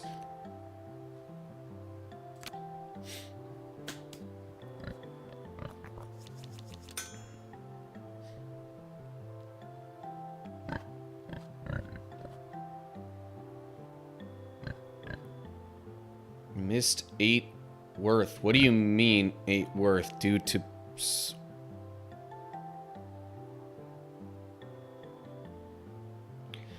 Yeah, but I wanted to make it easier to break his focus this turn.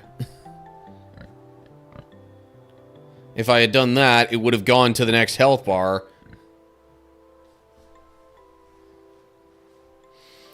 Okay. Jeez, random personal fact. I gotta dig deep for this one, because Owl's been around for most of these that I've said over the course of however long people have been redeeming that.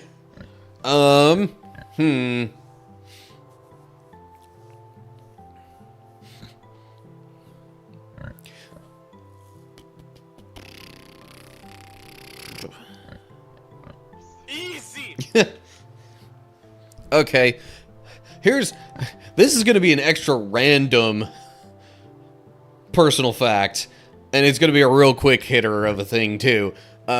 Easy. So basically, to put it briefly, I did not have my own cell phone until after college. Technically, I had like a prepaid track phone kind of thing, but my parents like paid for that while I was in college. So, didn't really have a phone of my own choice until after college. And, okay, I'll add a little more detail to it. The first one I had wasn't even a smartphone exactly. It was one of those ones that had, it like slid up a little bit to get to the keypad underneath. I think it was called like a Samsung Evergreen or something like that.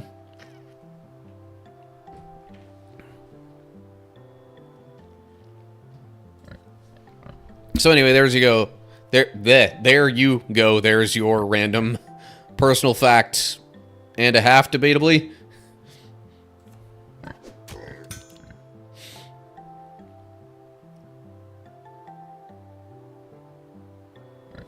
I can relate to that. I was 20 when I got my first laptop with internet access.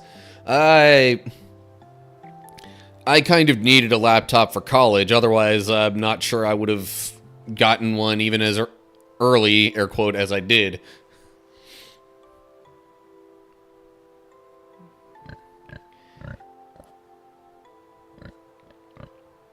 Yeah, so I'm trying to figure out what to do about this guy now. Well, I can gain 5 block from that, which means I'll only take 4 damage now.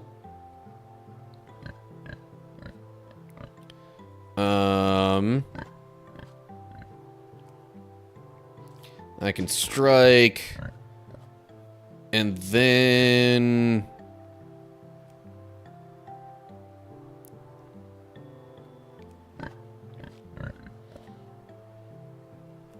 reload the crossbow. For further context, I did 4 years of college before that without a computer of my own. You can go to college at 16 in the UK, right?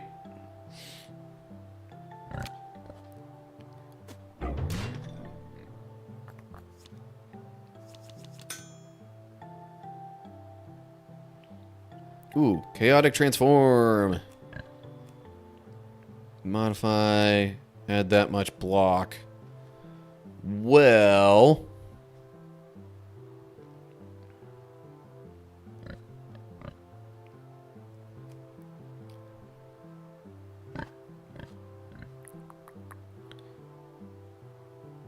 oh, but now that costs energy to make that modifier? That's weird.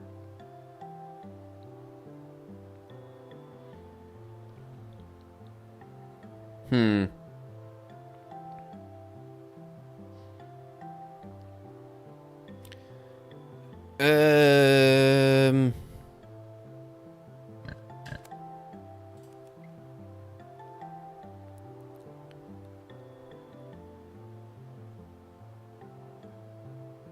Okay, the one intrepid thing isn't too bad on the whole.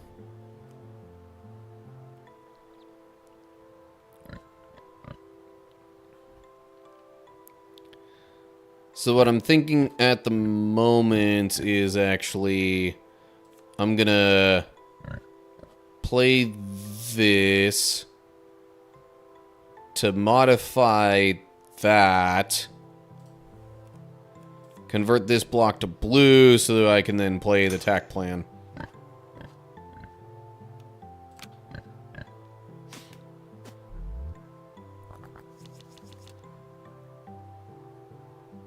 Okay. I don't really know for sure how much the strike would deal anyway, so I'm going to start with that. Get rid of the only 1 damage. Attack, execute, ×2. Crossbow. Oh, come on! Really? Really? Oh well. I'll block and end the turn. Yeah, but there was a 50-50 chance of him taking extra damage from the crossbow. Anyway, toolbox. Deal damage. Blam. I win. Okay. Jeez. This is taking a lot longer than I would prefer, honestly. Huh. Interesting. Considering it deals damage, adds luck, and adds junk.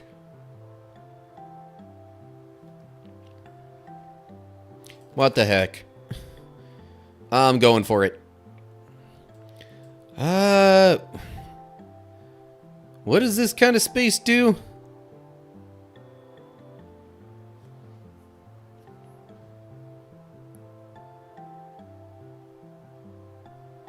It removes a card. Okay.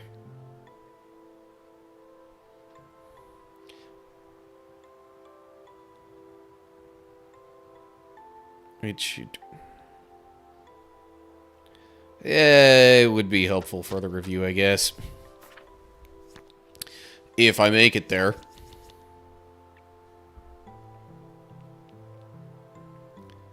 Okay. Focus. After you cast 3 cards, deal 10 damage. Yeah. Okay. Tell you what. I will convert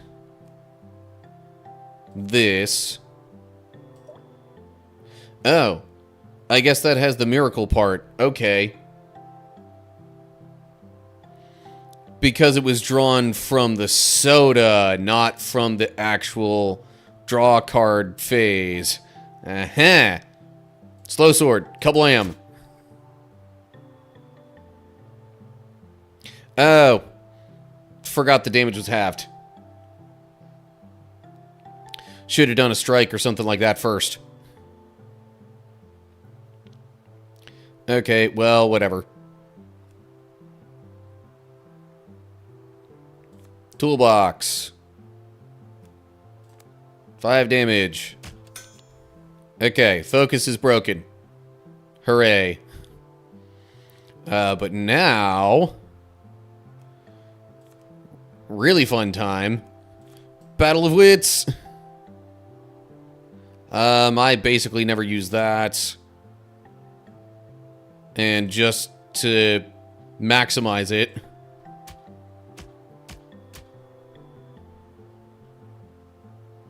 And then strike.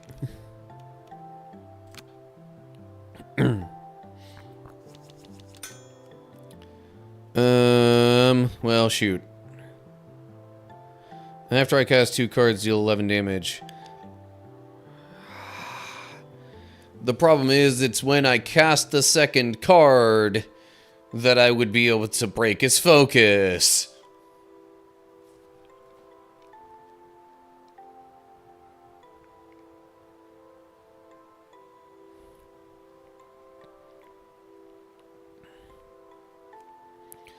Okay, well.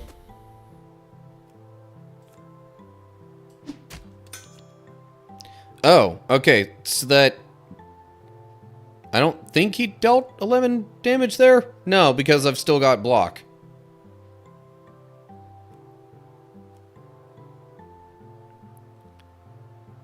See, now I've got a chaotic transform, but I don't know... Because those all cost stuff. So I don't know if that's even really worth using right now. I'll do... this block.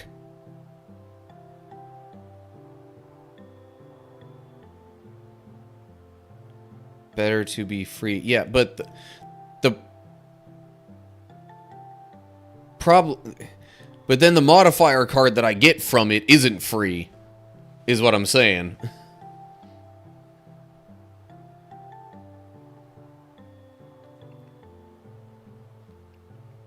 But, yeah, I guess. Gain that much block, or I'd rather gain block.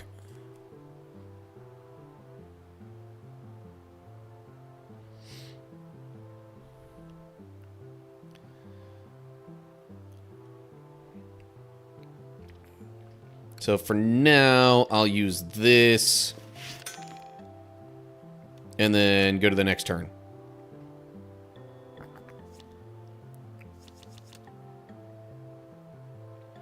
Well, if there was anything worth taking 12 damage for, it's this.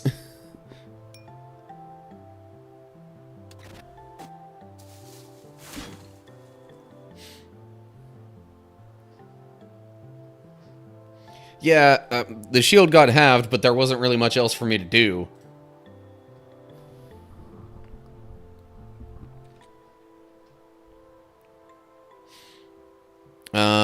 And at this point, I'm just gonna convert that to play Battle of Wits and be done with this. Okay.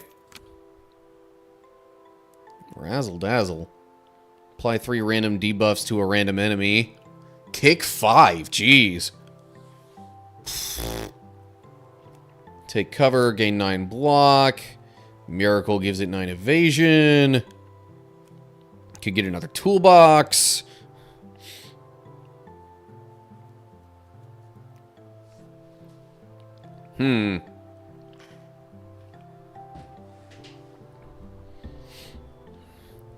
See, but, like, since I don't know what the debuffs are, it's like... Could be really good or really bad. Or, well, it could be really good or not that good.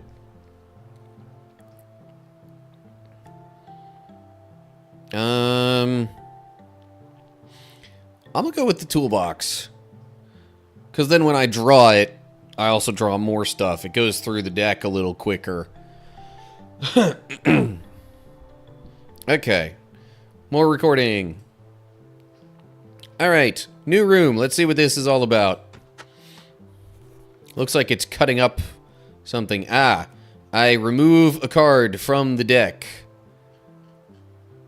Question is, which one would I most want to remove?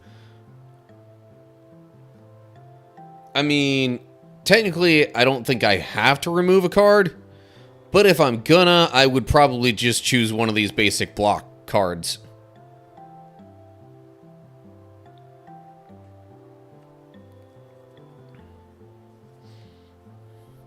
So then you choose the card, it goes snip snip, and card is gone. But, I have never used this one, nor am I convinced that I will use it. So, snip, card is gone. And that's what that kind of event room thing does.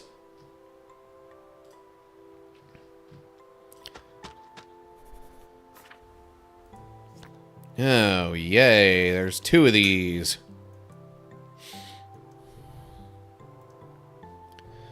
Okay, well...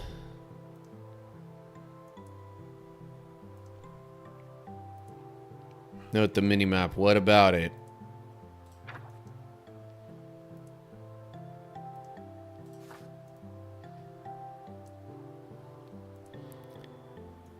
Yeah.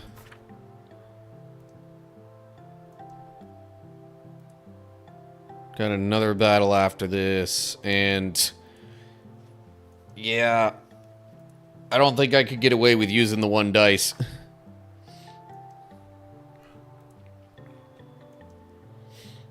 Alright, toolbox.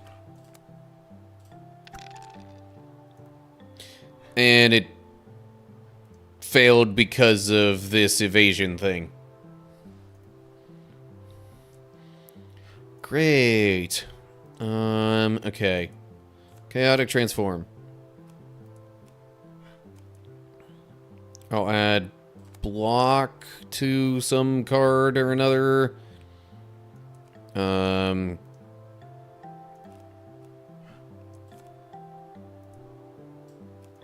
I'll modify that so it damages and blocks.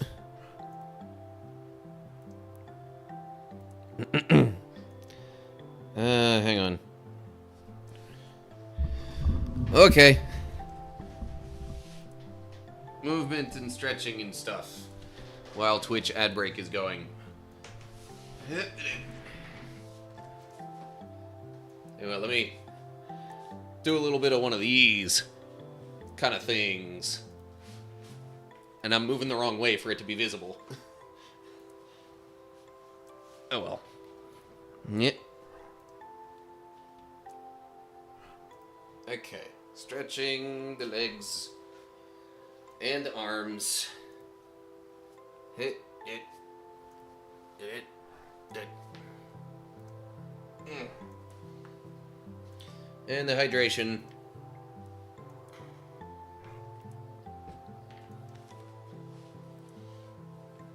Okay.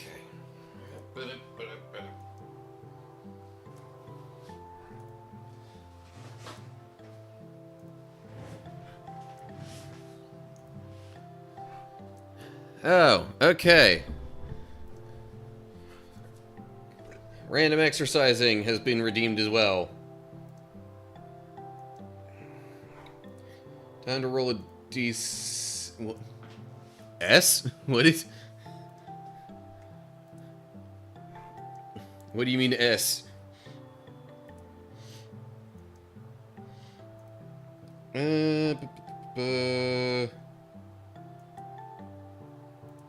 D6s. True. 2 of them. I'd like to say I could resist, but technically you were standing up at the time. May as well. Yeah. Jumping jacks. Well, 6 jumping jacks is a little boring. Let me... I'll add my somewhat typical... It seems like if I multiply that by any amount, it's typically 3. So, I'll do 18 for good measure, because, you know, they're jumping jacks. They're kind of on the easier side of exercises. Let me move my microphone out of the way a bit. That way I've got maybe a little more space for you to see at least the jumping part.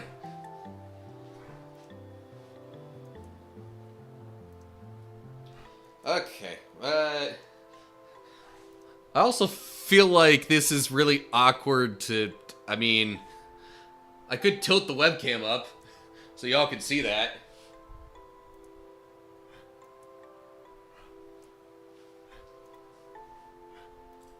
I gotta... that's a little bit better. You can at least, like, also see that my arms are moving when I do it. Okay. So, I'm gonna do 18 jumping jacks. Maybe, well, yeah, I mean, I can tilt the webcam up a bit, like that.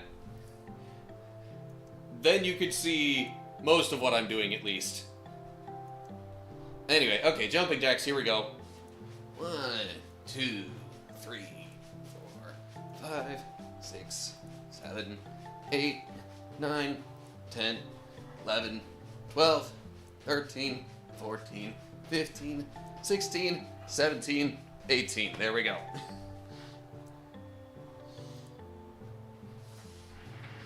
Okay.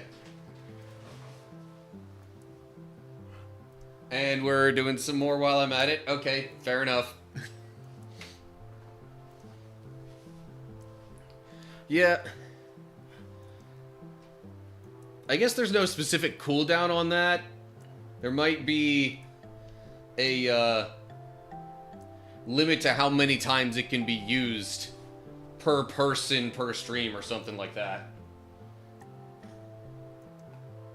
At least I would hope I put that in there. But anyway, okay. 2 jumping jacks is not much. I'll do another... You know what? I'll make it 12 more just so the total's an even 30. I don't know. Okay, here we go again. 1, 2, 3, 4, 5, 6, 7, 8, 9, 10, 11, 12.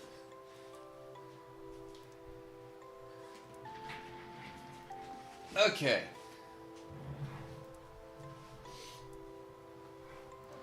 Now I gotta, like, tilt the webcam back down.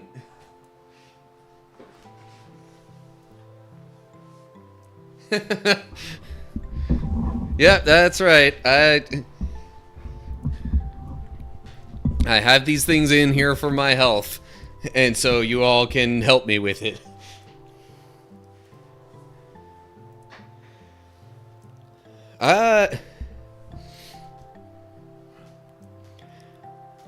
We don't have to test that right now.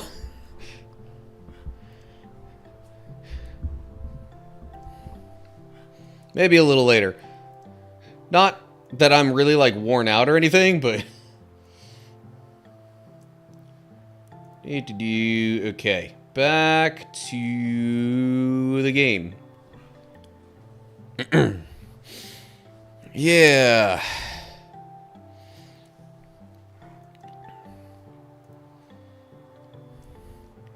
And we got all this stuff going on. Yes, hydrate. I kind of took a little sip in between the sets of jumping jacks, but... Sure, a little more, why not? There we go.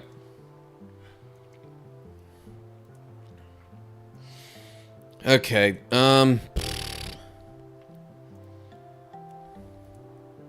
Okay, dude.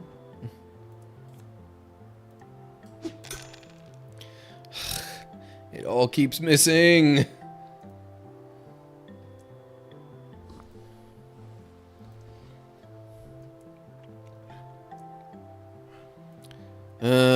Then, you know what? We'll plan for later.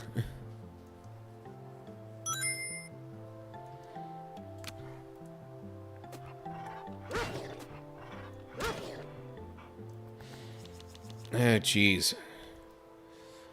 Reactive. After you cast any card, deal 3 damage. Great. Man. Okay. So let me do that. Okay, the biting is done now. Let me do a strike. Just to get rid of all further possibility of that one, like, evading anything. Another attack, execute.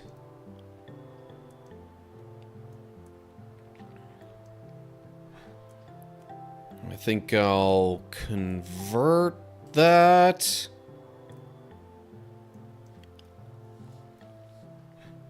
I could just go ham on this thing right now. I'm really thinking about it.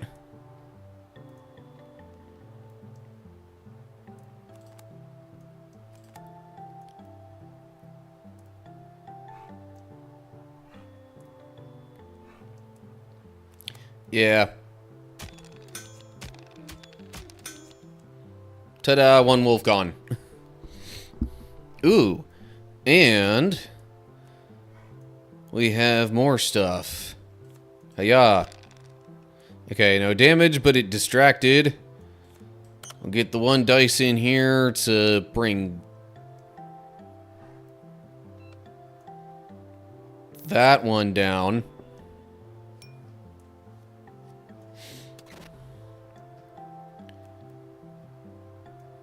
And I'll do a strike.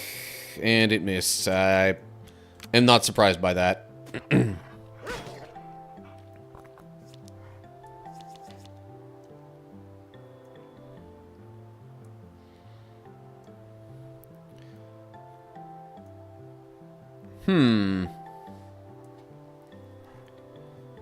Alright.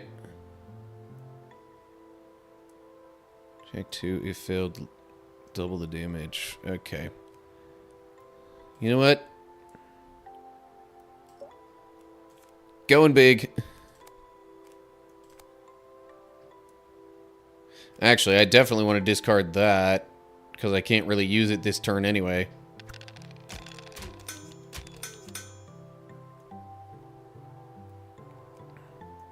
Ooh. And then convert that, and we get Slow Sword, and huzzah, I win.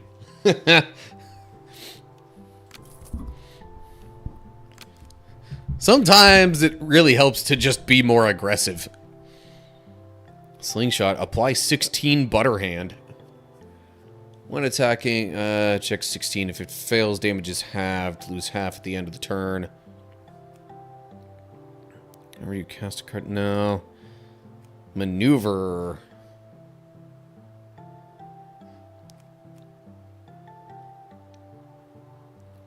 Draw 4 cards, put at least 2 cards from the hand to the top of the draw pile.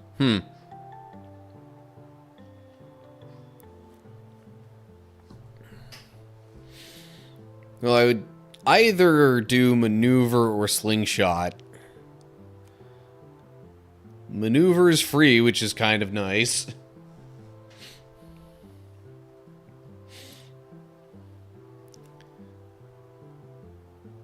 But yeah, having damage is also quite good.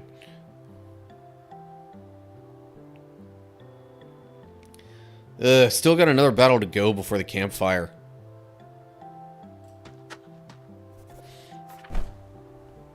Oh, geez. And it is just all the birds.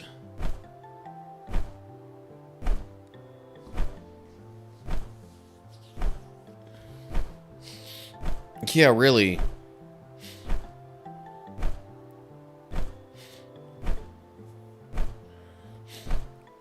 Yeah. 2 of them are gonna apply butter hands.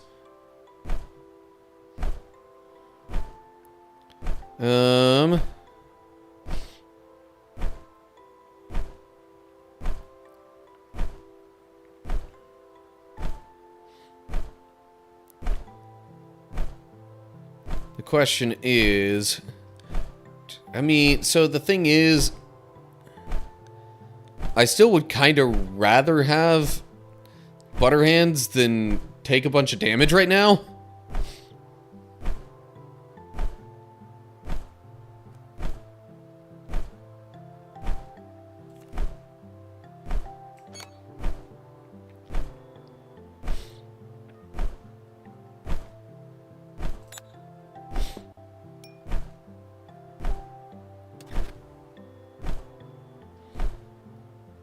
Okay. Chaotic Transform. Deal damage to a random enemy.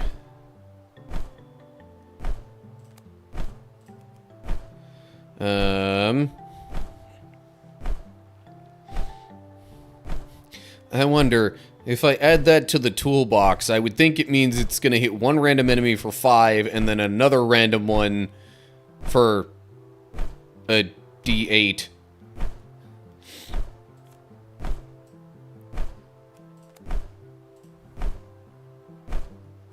Toolbox. Go. Okay. And then I would think I could probably strike that one. And then do the 2 regular strikes on it. Okay, 1 down.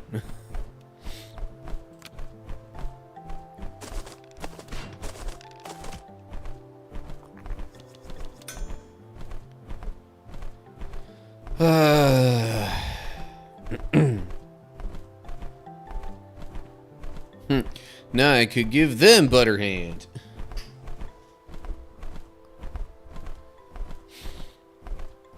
But that's if I wanted to. Miracle is currently inactive. Okay. That is important to note. D8 Butterhand and 13 incoming. Yeah.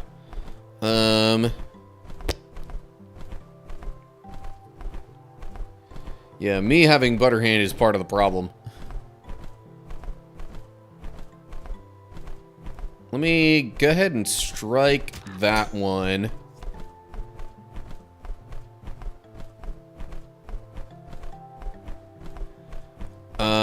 Otherwise, I think I'm gonna prepare for next turn possibilities. Well, I don't know, because that Butterhand is going to be halved, but then I'm also getting another D8 of Butterhand.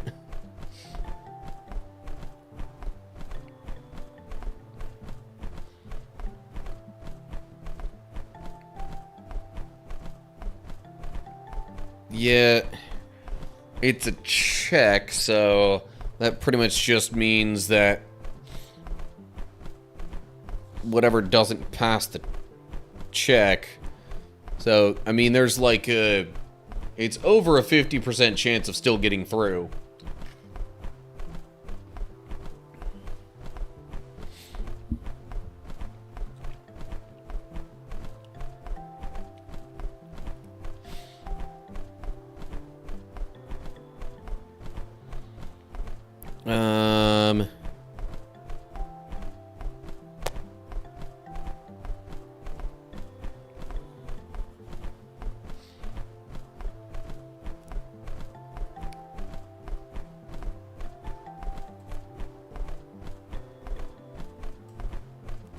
So, I mean, I could still try to do some more damage.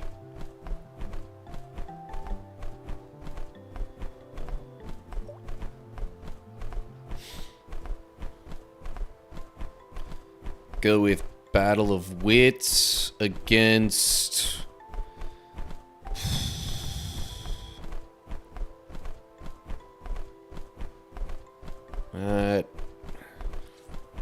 I mean, if it all went through and I discarded 3, that would maybe work. Yeah, or I could use the slingshot and give one of them. Which, if I'm gonna do it on any of them, it would be this one.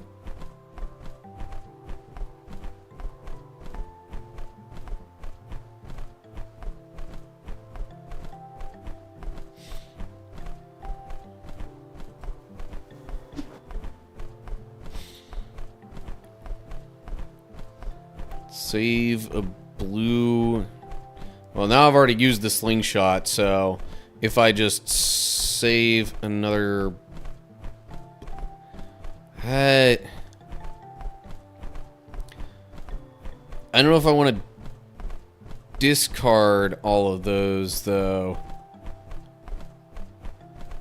Because if I discard them, they don't go back into the draw pile, I think.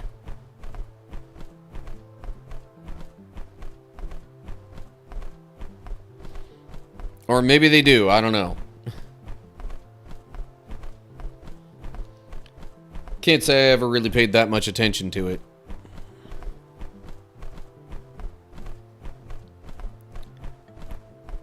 Alright, well, fine, I'll convert that. Do Battle of Wits against this one just to try and get rid of it? I don't know.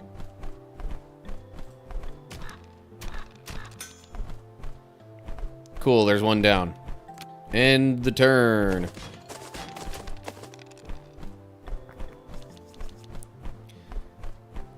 Yeah, those don't seem to have gone back to the draw pile.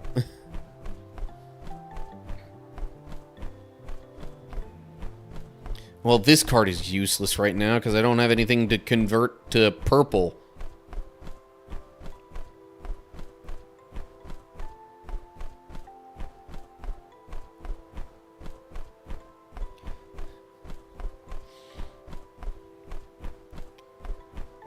What do you mean, what do I mean?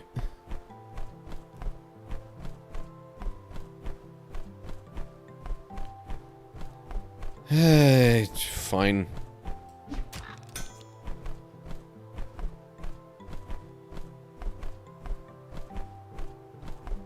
There are 8 cards in discard. Yeah, now there's 9. Okay, so just playing them puts them in there anyway. I guess maybe the draw pile just... When the deck empties, the discard shuffles into a new deck. Okay. That makes a little more sense of how I've been able to do so much stuff with only... What, like, less than 20 cards this whole time?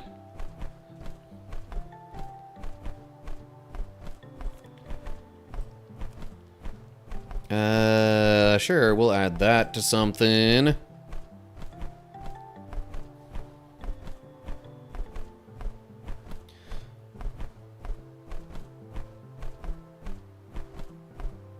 I guess I could just add it to the strike and... But also, I'm about to take a ton of damage, I just realized. Maybe I should add that to a block instead. I don't know. Because that's... 10... Probably at least 12 damage coming in.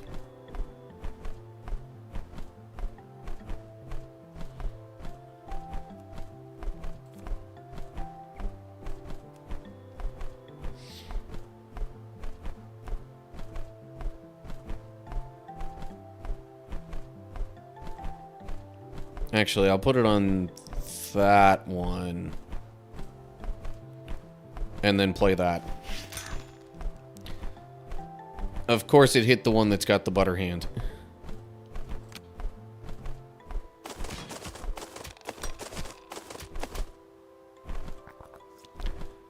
I think I'm about to lose here.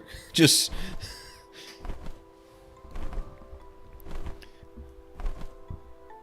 Okay, well... We've got the toolbox. Oh, and that's still modified. Interesting.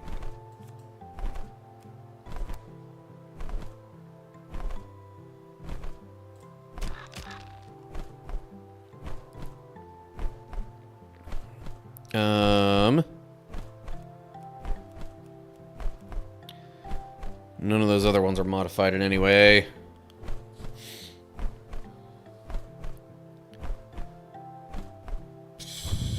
Yeah, literally any of them hitting. And I'm gone. And I can't get rid of all of them.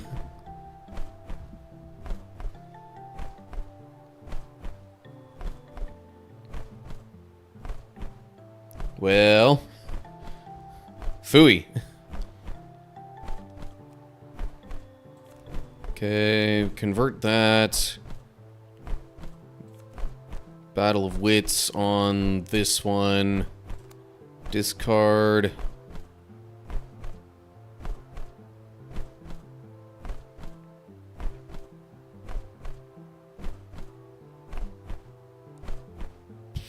I kind of almost just want to go for all 3 of them, but...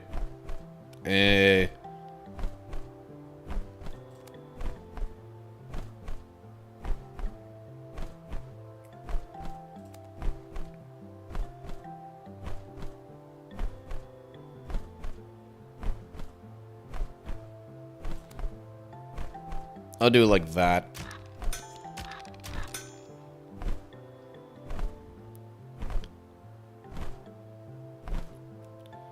And... yeah. I spent all of that just getting rid of one of them. Oh, but I do have 8 block now.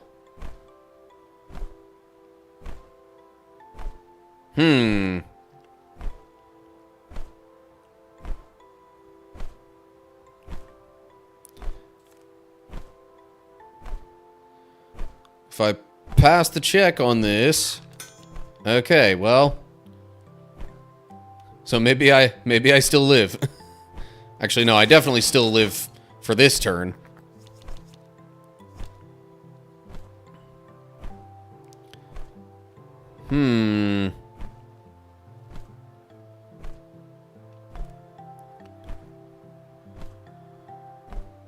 Deal damage.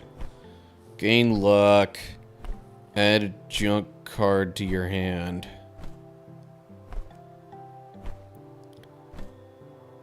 Huh. So in order to play a bit of everything, I think I'm actually going to need to convert that.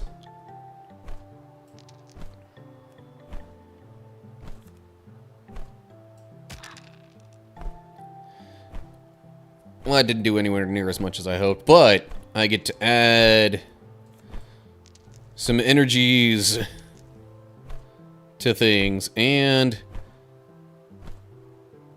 deal 5 damage, exert temporary phantom.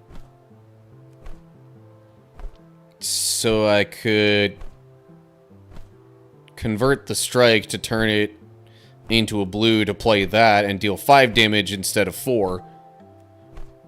But also, this deals a D8 worth of damage while giving me block. So then let me convert that to play this. And now it's free? What? I mean, okay, I'm not gonna argue.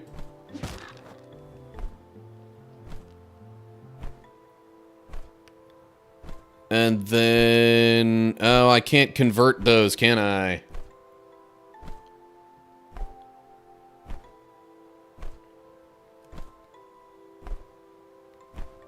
Well, fine then. Guess I'll end the turn. There goes all of my block. But it is okay, because all I have to do is this. And I win. Phew.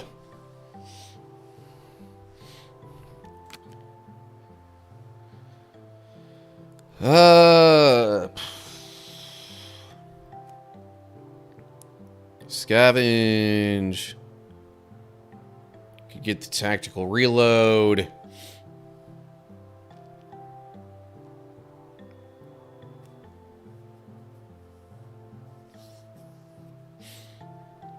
So it says, take 2 cards with ammo from the draw pile. Although I think I only have 1. And it would automatically reload it.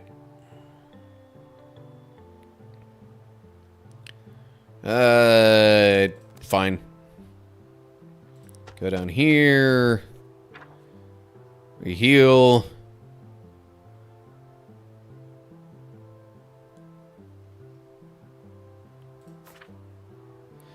And then boss time with all of 20 HP.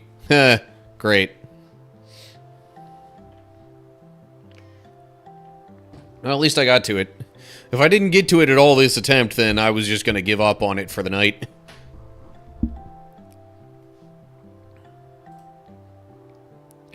Okay. Boss time. I'm probably not going to beat the boss because I only have 20 HP going into it. But at least you'll get to see. Right. So he reduces damage received by 1. Currently has 8 fatigue. He's got a focus thing that'll reduce that by a D8. He'll automatically reduce that by a D8. Even if I don't break his focus. And then he just decides how to attack next. Better decrease that. Decrease what?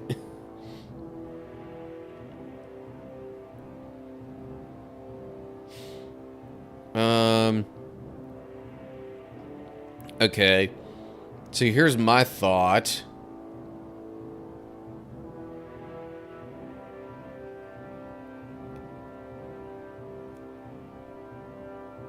But that'd do so much more later on to like the 60 there.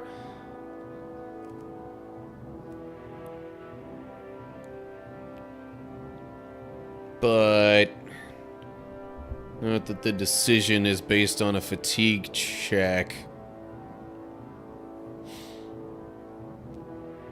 Okay. You know what?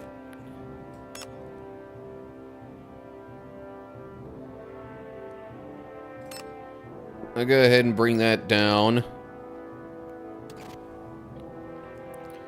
And then I can use the toolbox here. So yeah, anyway. Big boss enemy. Brings big boss problems. Okay. So I could strike. That'll guaranteed break his focus. So, less fatigue reduction.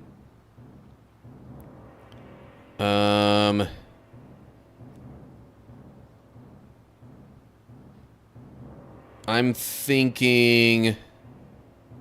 Let's see here.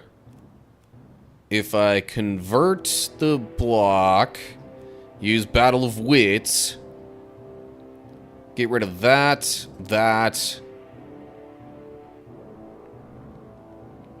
and I guess even that.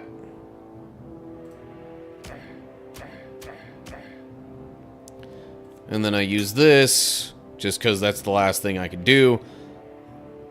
This only fills up to 4 anyway, and it gets 3 per turn, so... There we go.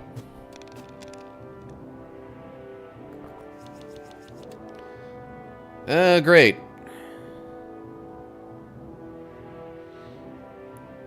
So he's ready to deal 16 damage.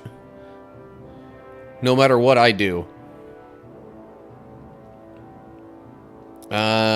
I could focus on adding more block. That kind of pushes things off until the next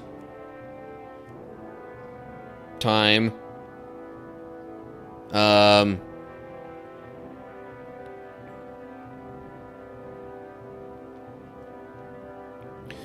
could also give him Butterhand. Which means he would only deal half the damage. Okay, so with that in mind, I still think I'm gonna hit him with the toolbox.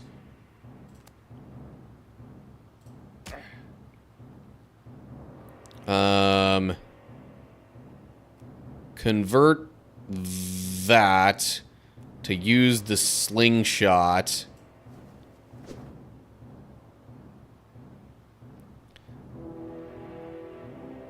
And then strike and block some more, because why not? It literally only rolled 1. Good grief. Luck has not been with me in this game as I've been recording this.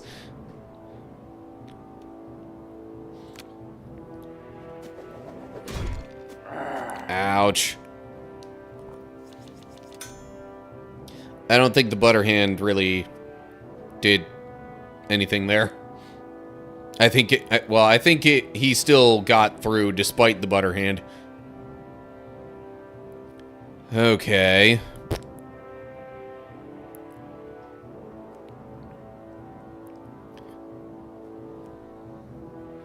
But now he's fatigued a lot more.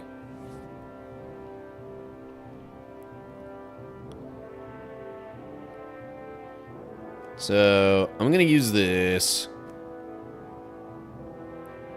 Okay, I guess I'll also gain some block when I do this attack. And now I attack. Okay.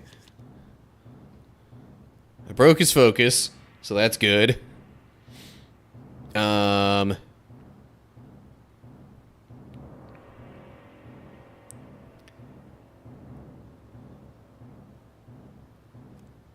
And... yeah, I should probably just keep striking. Oh, hold up. All this... or is that the same strike card? I guess I redrew the same strike card. Cool, I guess. Although, I don't really need to add block right now. It's more so about dealing the damage.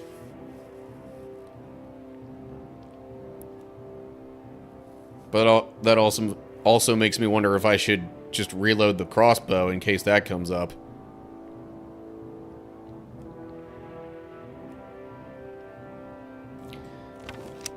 I'm taking a bit of a risk with it, but oh well.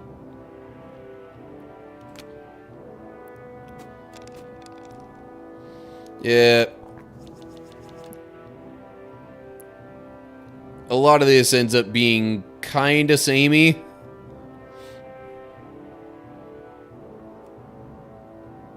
Miracle's inactive, darn. Okay, well...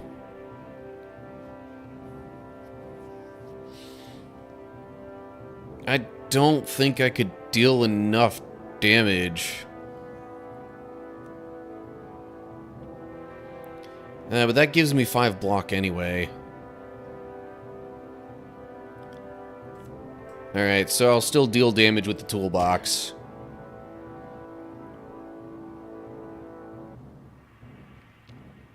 I will use...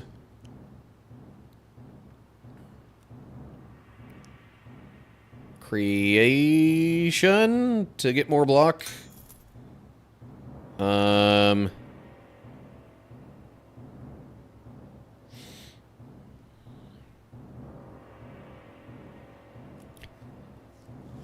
Could give him a total of 20 butter hand. But that just increases the odds that he deals half the damage.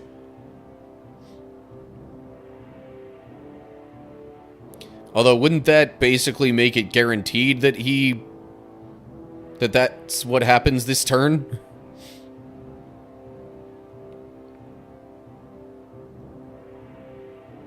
So, okay. Tell you what, I will convert the block to blue so I could use slingshot and then strike.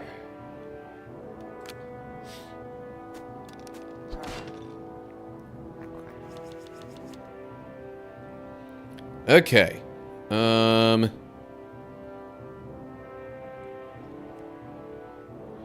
Toolbox again.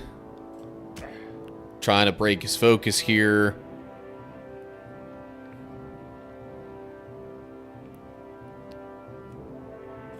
Convert block to a blue energy so I can use Battle of Wits.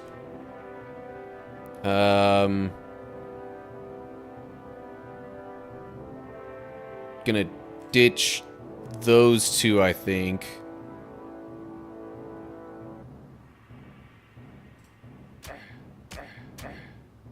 Oh, that's right, it deals one less. Oh well. So I had to use that anyway. Well, now if I use Chaotic Transform, it would have to modify this one. Which, I mean, might not be the worst thing ever.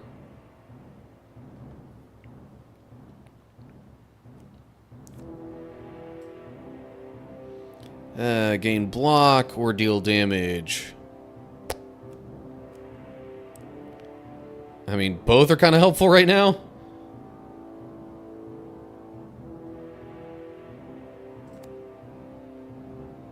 But I guess I'll add the damage.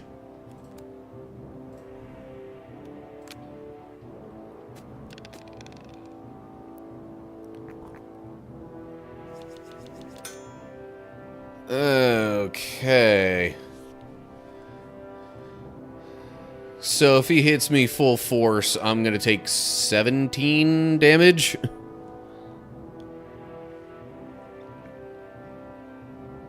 Which is not fun.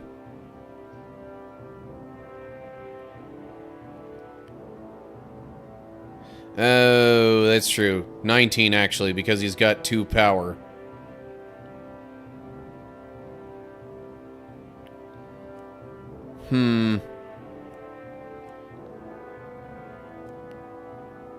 Okay, so that's the modified strike card. I probably want to use that.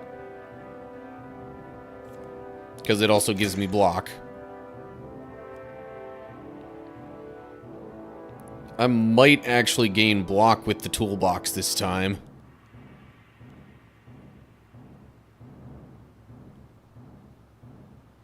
Because right now, like, I can survive, but...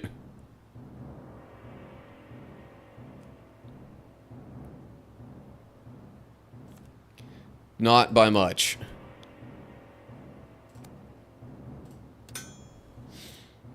Okay. When I'm thinking to wrap up the turn, I might do scavenge and crossbow, depending on what the scavenge gives me.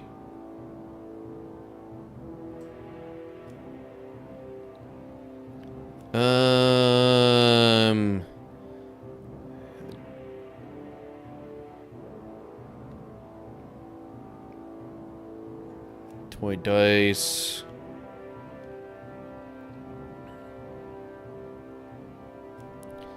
Temporary only exists in the... yeah, duh. That or the folding stool. Phantom. After casting this card, add a one-time copy of it to your hand. Oh, that's why... okay. That explains a lot. So, really, on the whole, I could get 10 damage out of this one. I'm gonna pick the folding stool. Oh, and then I also get this.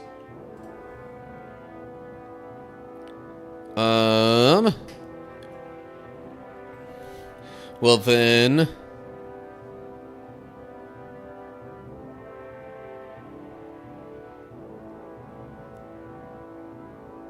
for now... I think I'll convert the block to a blue mana to use the folding stool twice.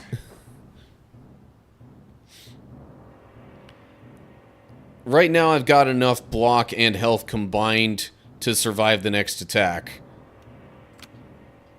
Barely.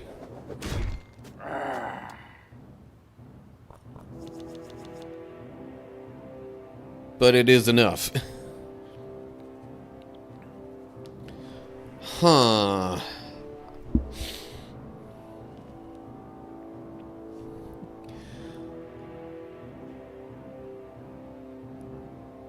Let's see here.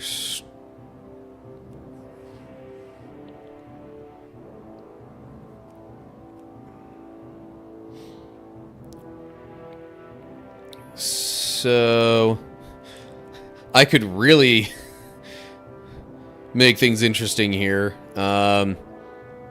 Add that.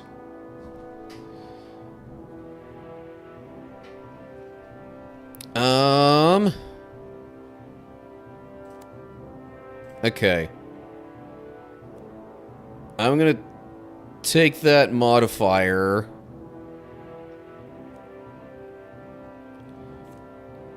Put it on the toolbox.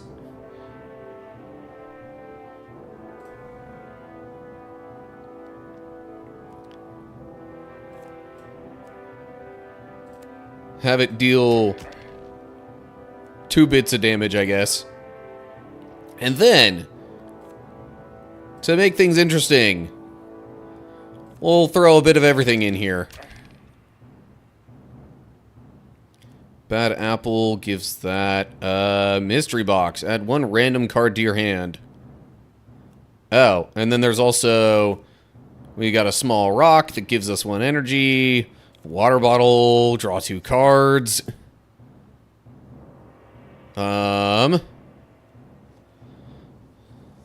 I'm curious to see what I get from the mystery box.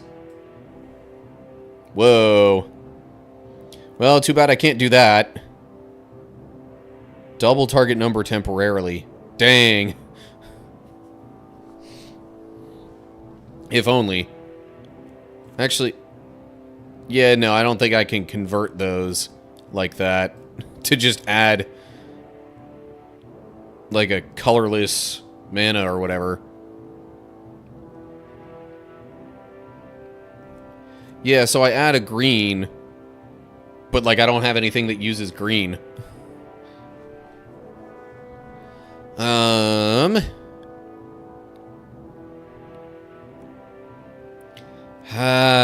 Too bad I can't deal enough damage.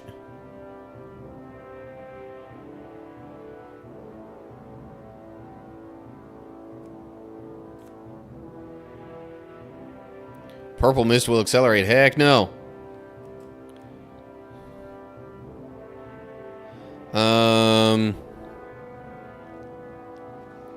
Yeah, unfortunately.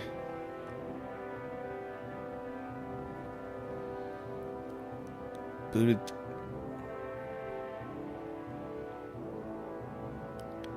Catalyst is purple back, yeah. But it seems to be showing me that even if I try and convert this, that the purple mist will accelerate.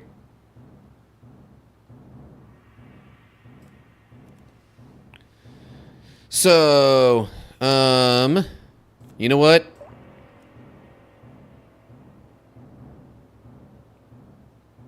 Slingshot.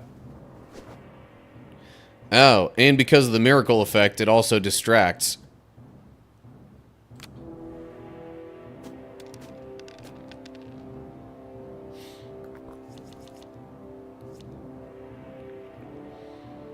Oh, jeez. I'm kind of doomed here, aren't I?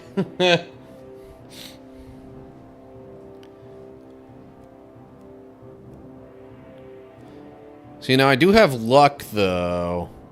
But that would just mean this gets more. Like, that would just get the higher of 2 rolls. I really don't think I'm beating this. Like, the boss is quite difficult, but that's probably why you get the roguelike elements in this game, so that upon successive replays, you're at least generally getting overall more capable.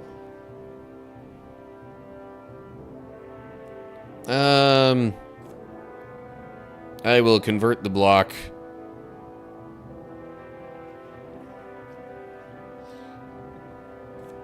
Battle of Wits.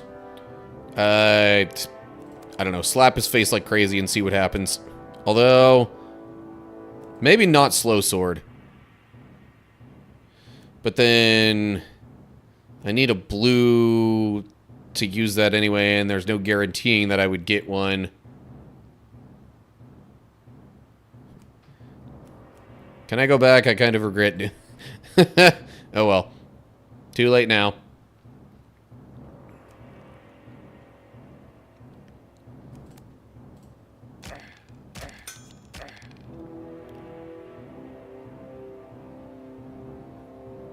Okay.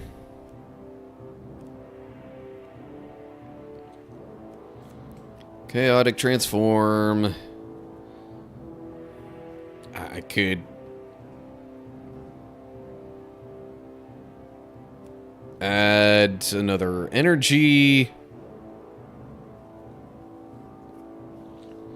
Or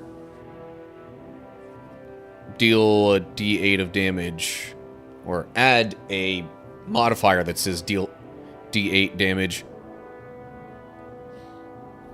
I'm pretty sure I'm toast after this anyway.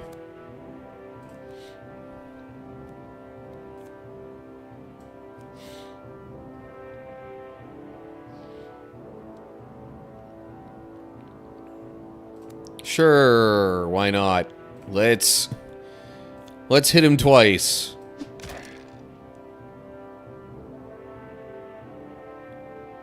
And that was really all it did? Okay.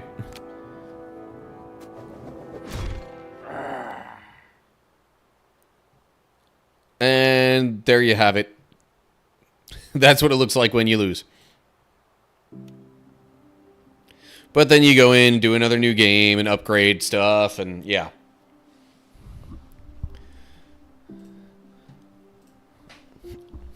Also, I was recording that whole time. Definitely gonna have to edit that down. Otherwise, I'm fixing to have like an hour-long review video. Okay, but I wanted to also play another game. So I think for now, I'm considering myself done with Diceomancer.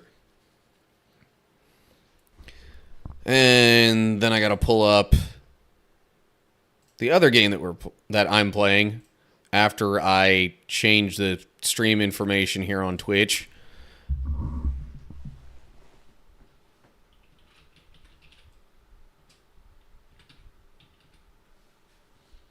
Okay.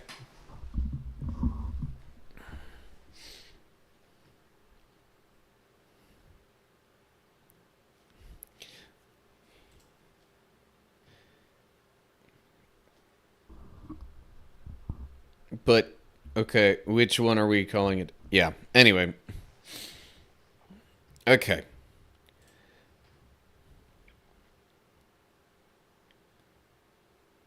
Am I recording? What do you mean? I'm not currently recording, no. Will I be recording Dungeon Drafters? I think yes, because I want to do more of a, like, first impressions take on this one instead of a full-blown review.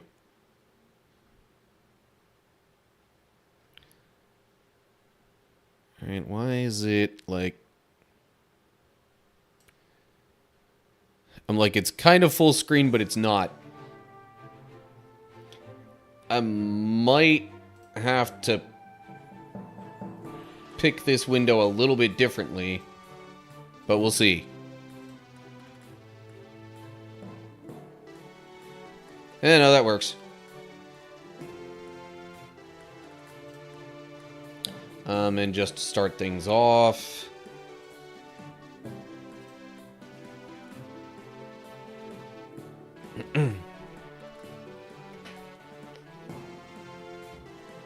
Okay.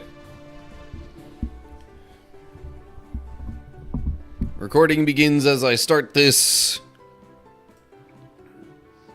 Just FYI. Throw yourself right into one class in dungeon. Okay, hang on. No. Did it seriously just start anyway?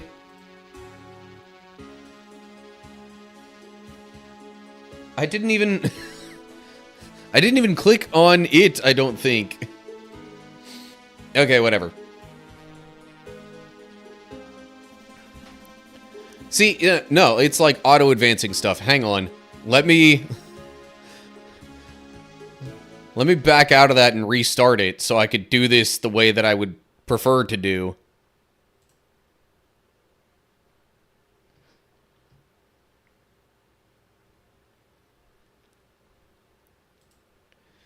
Okay, whatever. I'll just start recording now.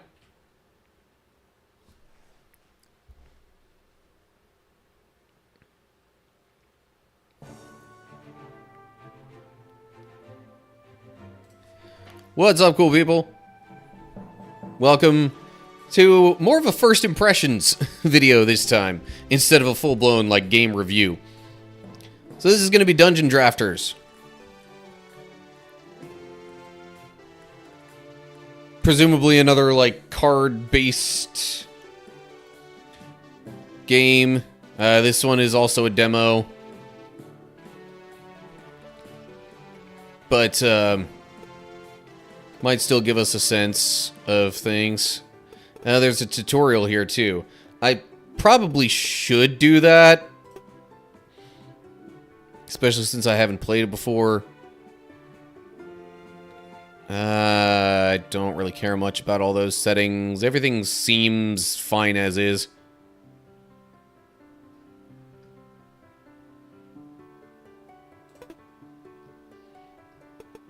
Okay.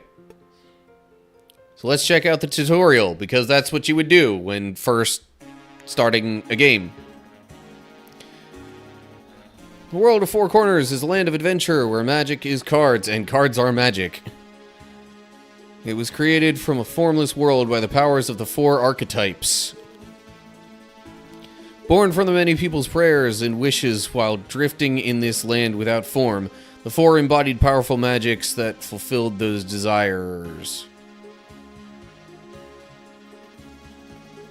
Okay, that was a weird sentence structure there, but whatever. The traveler journeyed through the lands, guiding many peoples, while the raider destroyed the forces of nothing that impeded the world from taking form. The warden built the world and vowed to protect it, while the oracle taught its people, instilling in them a desire for learning and growth. The 12 saints, followers of the four archetypes, encoded their creators' powers in cards capable of harnessing their magic. The world found prosperity.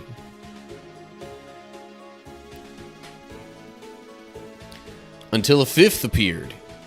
This false archetype, born of envy, the stranger, sought to undo the world and return it to formless chaos. The four archetypes, alongside their 12 saints, waged war against the stranger to protect their newly built world. Yet they could not defeat it. They managed only to seal it, along with its chaotic and corrupting magic, through the sacrifice of the four archetypes. Thus the world moved on, with the legacy of the four living on in the powers encoded in their magic cards, towards a new era of prosperity. Seems to be a pretty common trope of, like, stealing something away, and then you eventually have to deal with it later. Anyway, until a young man traveled to a forgotten corner of the world of Four Corners, he found a tower, an undiscovered place of mystery, begging to be explored. There, the man unearthed the ancient seal of the stranger.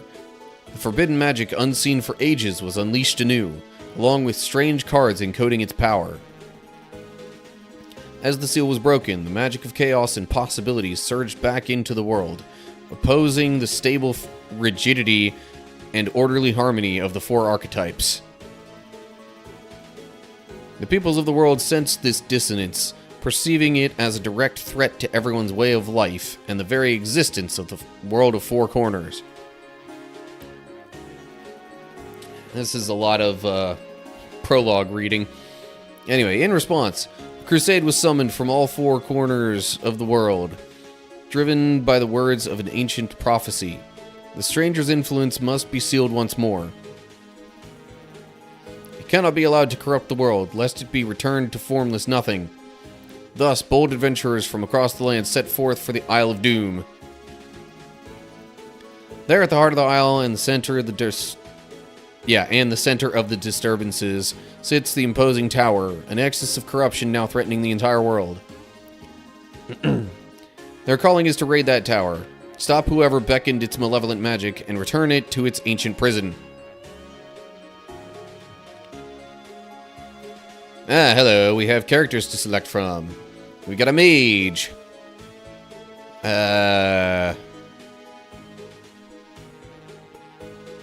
got a brawler. And I guess you got, like, colors associated with each one. Brawler famous for being the youngest champion of the battlegrounds. We got a monk. Speaks in riddles and is a student of an ancient tradition of card magic. We've got a bard, which, okay, I mean, I don't know if I really need to read all of these descriptions here. Got a shinobi type, and then we have an explorer, experienced pathfinder who joined Acadian Adventures Guild, young, and traveled across the world. He's looking for new thrills and vistas.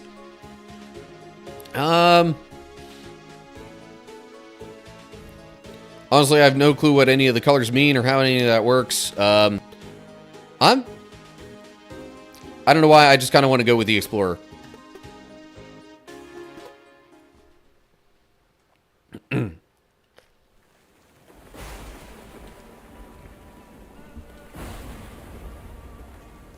Big storms are brewing.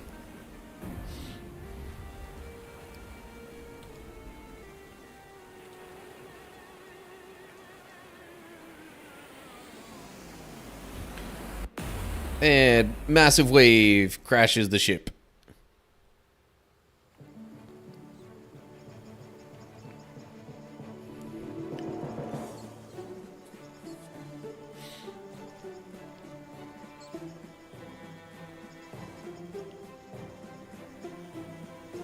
Pretty, colorful game so far, like... Or I guess the vibrancy of the colors. There's major contrasts between the darker and lighter ones, and... It's kind of stylized in that way. Movement and attacking. Use WASD to move around the map. Holding a directional button outside of combat will allow the character to move fast in that direction. Press E to advance. Press a directional button against a unit to execute a melee attack. It works both outside and inside of combat.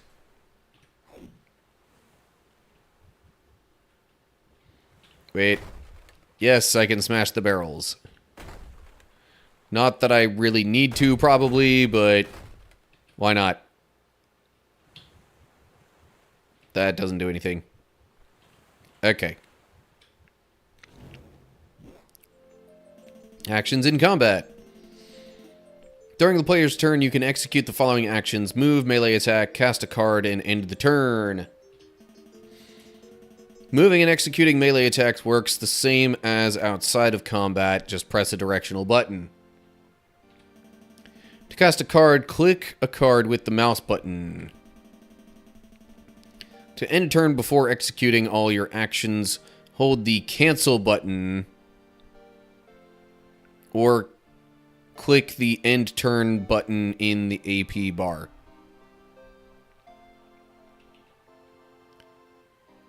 So, if for some reason you don't want to use all your possible actions, that's what you do.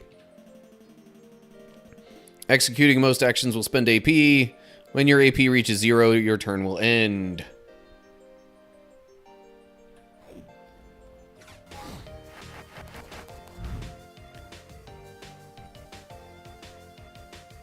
Okay, so... Hold up, I should look at what these do. Bombing jump. Jump to target position and inflict 3 damage to any unit exactly midway between start and finish. Stalactite.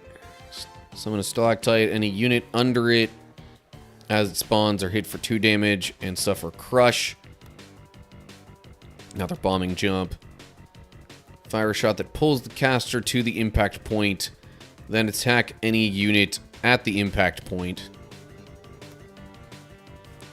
Pounce. Jump on target enemy and inflict 1 damage for each AP.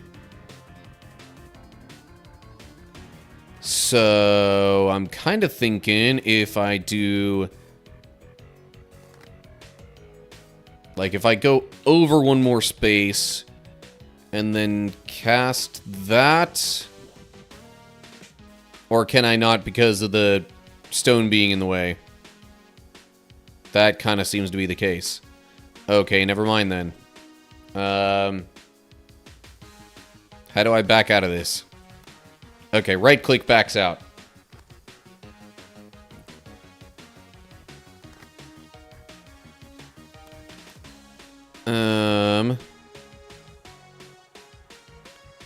Okay, how about this one?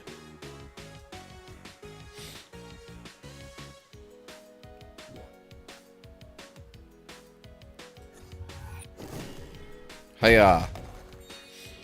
Okay, they're slimes, so they only take 1 damage. Oh! Recast. I guess because it says recast, it happens more than once. Or maybe just as you keep defeating enemies, immediately recast the card without spending AP on the previous cast. Precision. Oh, trigger the effects below if the attack kills a combat unit while inflicting direct damage. Okay. So the precision effect of killing the enemies means the recast happens. Nice.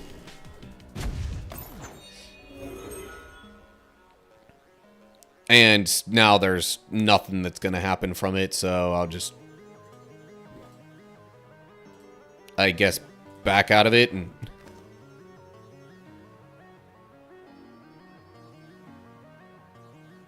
I still have AP, though.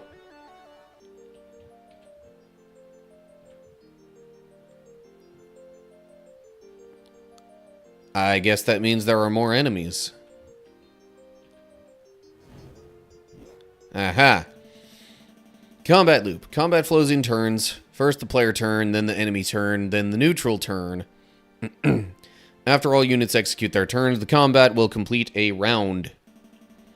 During the player's turn, the player acts first, and then each ally acts in order from closest to the player to the furthest. During the enemy turn, enemies will act in an order defined by their distance from the player at the start of the round. Neutrals will follow the same turn order logic. You can press Overview F to check the turn order number of every unit.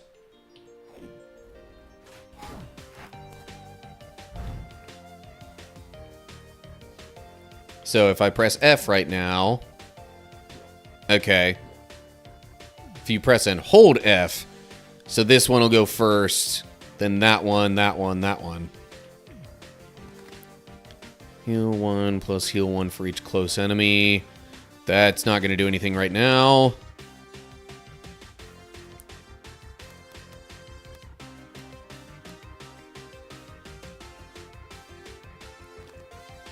Okay. I'm thinking I will go up here.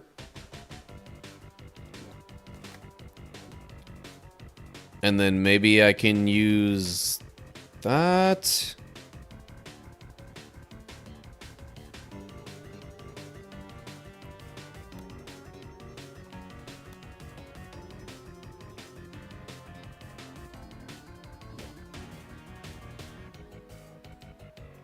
Nope, I can only go to one of these first two. Okay, never mind. How about this? Yeah. Hiya. Smack.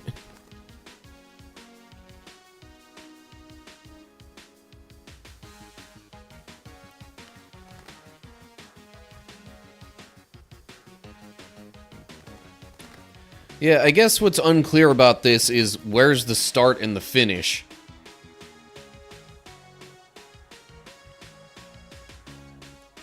Because, like, if just anything being in your way forces that to be the end point, then there's kind of not really...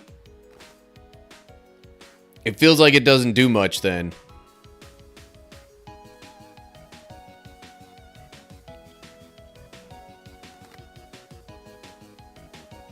But, I don't know. Ooh. I could do this. Health fruit.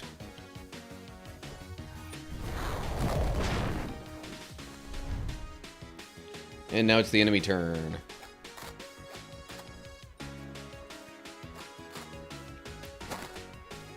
Ouch. Alright, I took 1 damage there.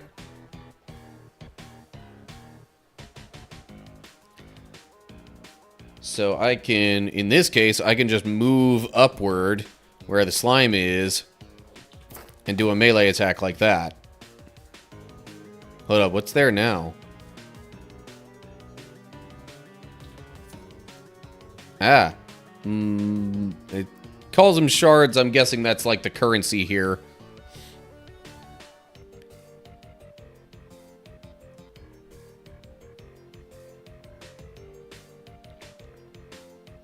Yeah. I'm noting this says graveyard. Cards are discarded upon use or forced to be discarded. Cards in the graveyard cannot be recovered until the caster activates a Tome Saint Shrine or exhumes it. Okay. What does this do? I mean, I guess I shouldn't be surprised that it heals.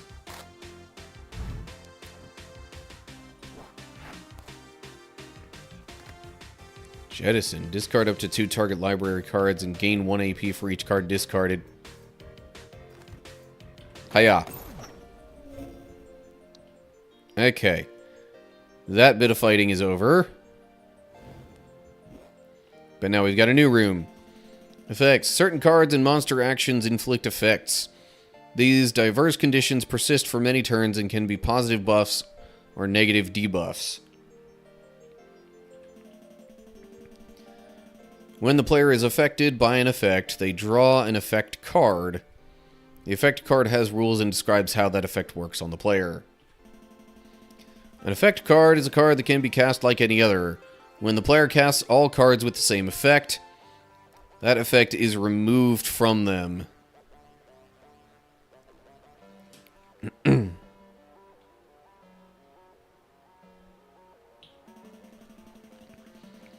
When you find cards that inflict effects, try to experiment with them on enemies and yourself. The results might be helpful in your adventures.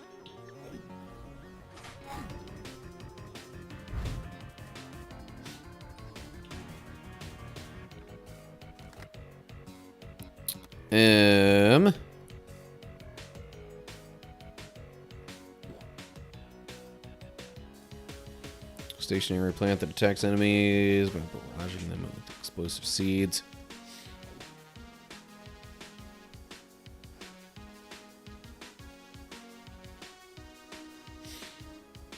Yeah, I'm just trying to figure out.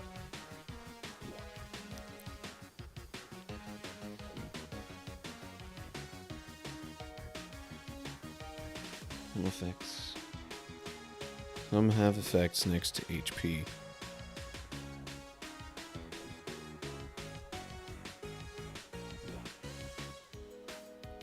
I don't really see anything in here that looks like it would cause an effect. So I don't know. Doesn't seem like there's a whole lot that I could do on this turn in particular.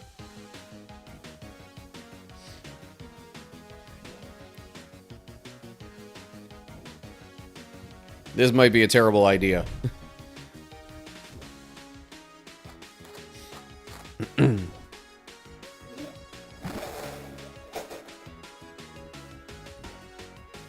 Huh. So does that attack literally just go wherever I was?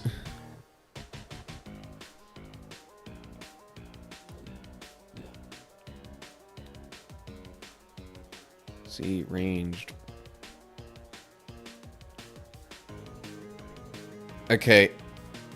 I'm getting a suggestion to see more info about its attack, but I don't see where it would say. I mean, yeah, it's a ranged attack, I get that, but what exactly determines where the ranged attack goes? Because it looks like it just aimed for the spot where I started my last turn.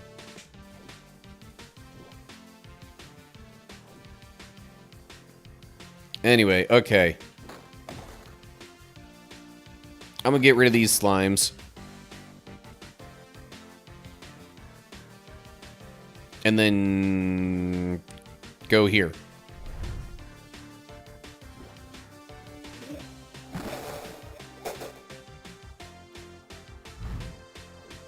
That's not where I started last turn either, so I don't know. Now I'm all kinds of confused.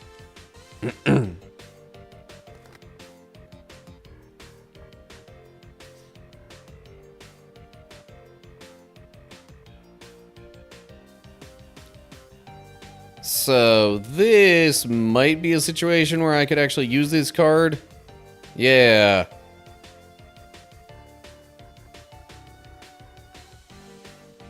Let's give it a whirl and see what it looks like. Kaboom.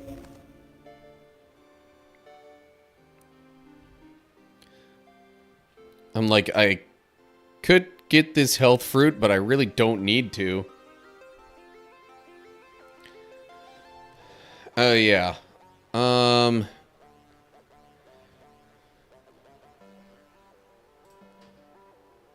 My webcam is kind of covering up like a mini-map sort of thing. Looks like the next room might be like a boss room.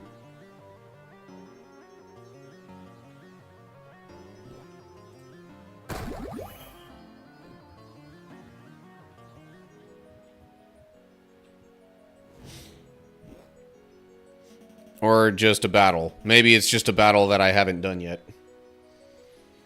Okay, monster actions. Some enemies may execute complex actions that are very precise and difficult to avoid. You can inspect any enemy by hovering the mouse on their position and check their actions. This will show their basic information and the actions they will execute. You can click on an enemy during your turn to check its actions more deeply. So we'll draw a danger zone of tiles the enemy may attack during its turn. Remember to always check enemies' actions in danger zones, and you will be prepared to avoid the worst. Oh, hello. This enemy's new. This false dragon. A water element monster that resembles an infantile dragon, but it is anything but. Spits potent water balls.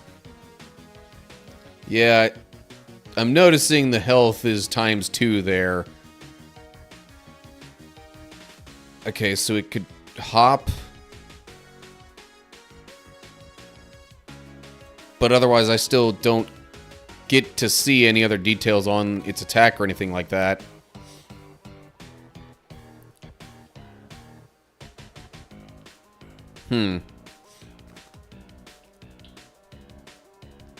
So that one's gonna go first.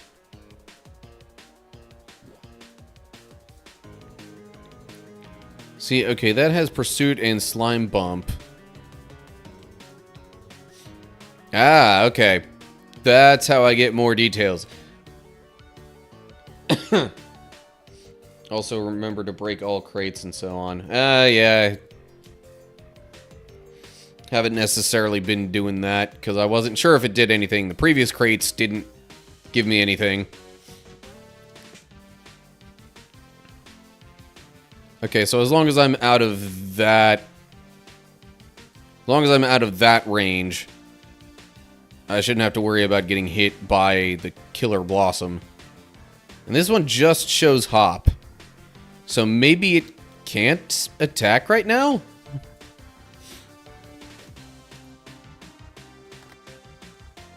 Interesting.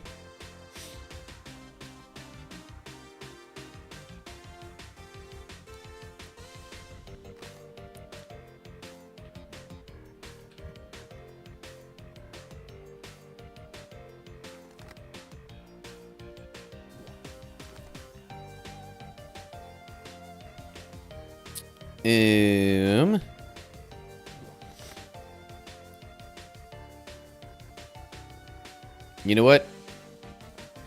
Yeah.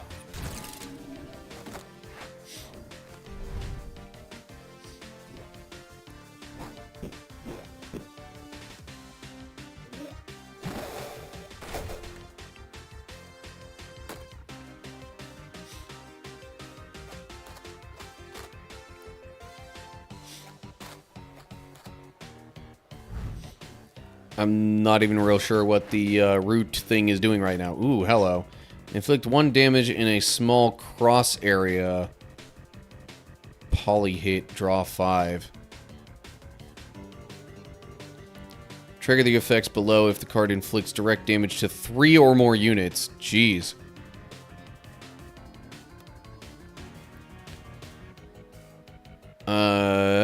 Also, what is this? Inflict stun 1 to target mob. Passive. Block attacks from north. Start turn, discard single.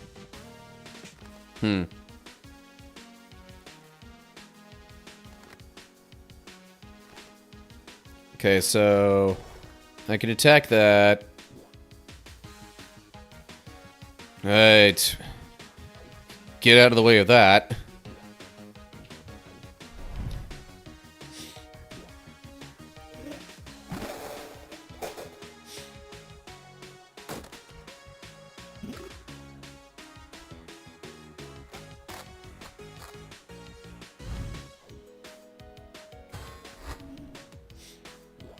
Okay.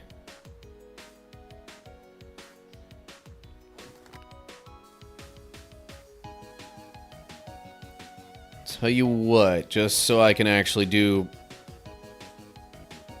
multiple things here, potentially.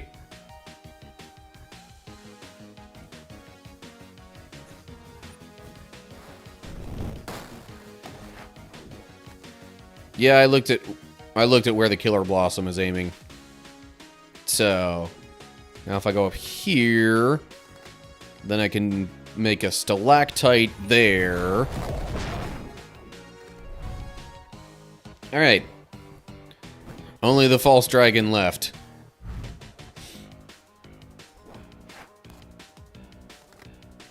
Quick jump. Discard up to 1 card and gain 1 AP. Jump to target position.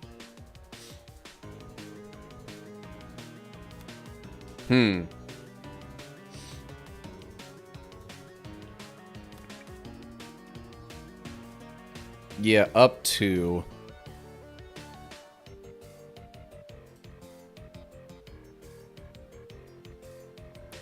So what happens if I don't discard a card?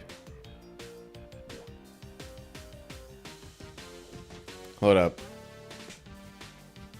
Discards a card from hand without casting.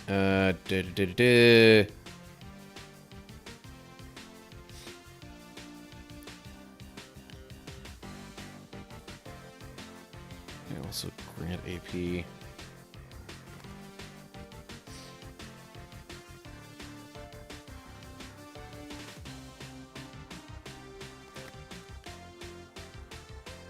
Okay, but it's also like not letting me pick anywhere to move.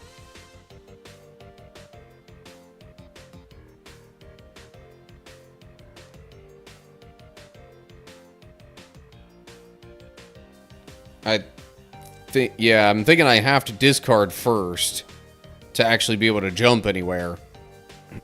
So when it says discard up to 1 card, that seems like, well, you have to discard a card at least to actually have it do anything.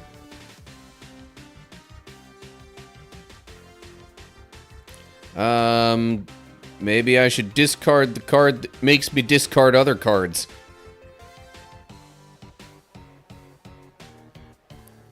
But if I just click on myself, what happens?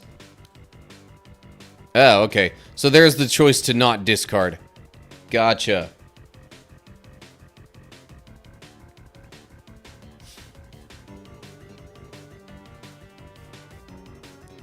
I think I might, well...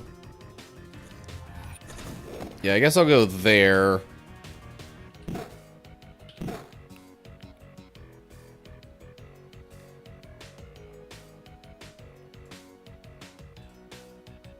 Water spout. Okay. I'll hit him one more time.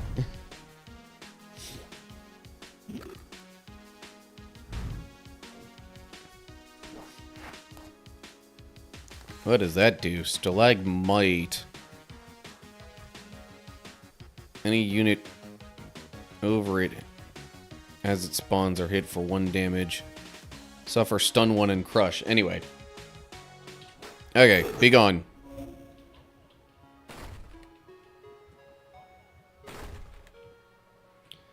Yeah, so far breaking all the crates and stuff doesn't really seem to do anything. Would be great if it did, but oh well. Hello. This looks like I get to maybe select some kind of bonus thing. This is where it gets a bit more roguelike. Mysterious shrine in honor of the Hearth Saint radiates a gentle and soothing warmth. Mysterious shrine in honor of the Tome Saint. The companion book rejoices at its presence.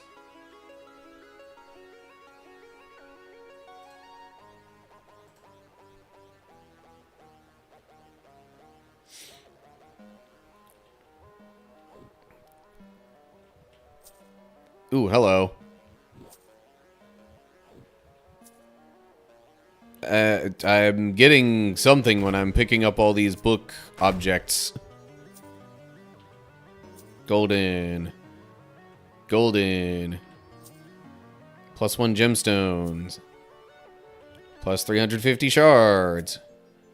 Plus another 250 shards. Another gemstone.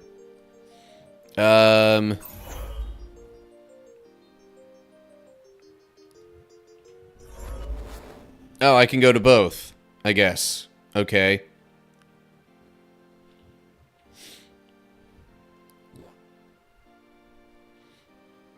I would have thought it would make me choose one or the other.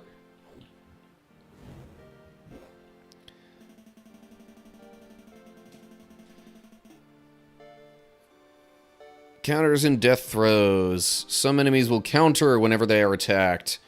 These actions always happen in response to damage or sometimes heal inflicted directly by other units. That's some weird grammar there.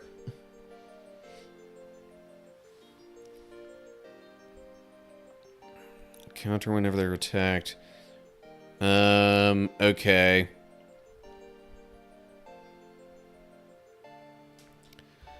So basically these counters happen in response to taking damage. Well, it says, or sometimes heal in... I don't know.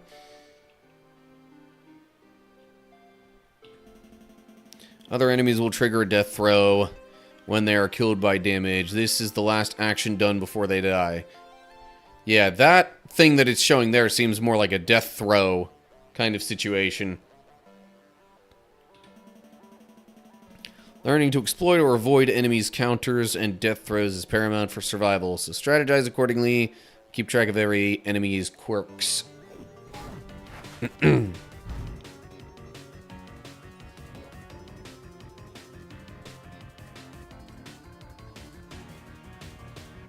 Do this one. Self-destruct. Unless it pursues.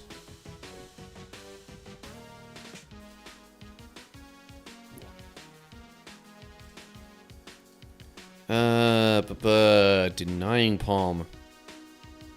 Attack and push 4 to target combat unit. But I guess that has to be immediately next to you. That makes sense. Read the information of this. Mindless and weak slime, common worldwide, that divides into smaller parts when killed. Okay.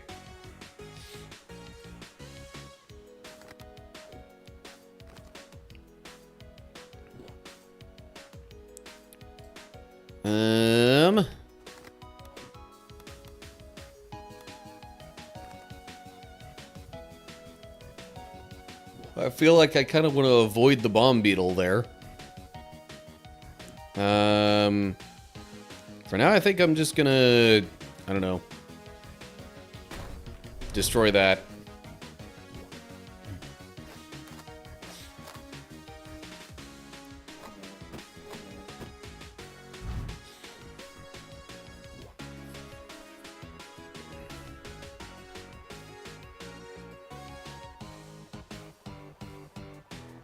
Recoil, Right damage inflicted to units will trigger any effects that respond to damage from...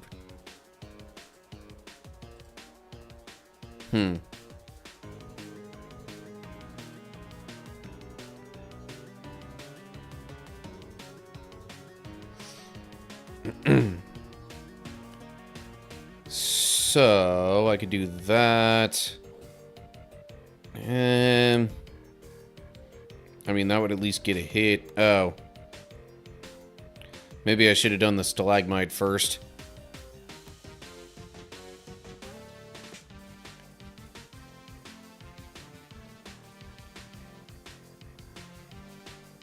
Poly hit.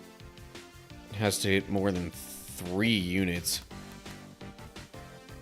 You know what? Yeah. Maybe? Or oh, I just select myself and then it shows that.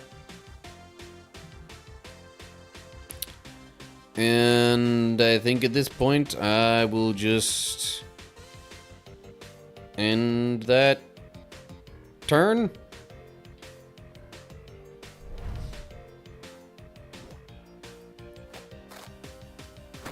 Ow.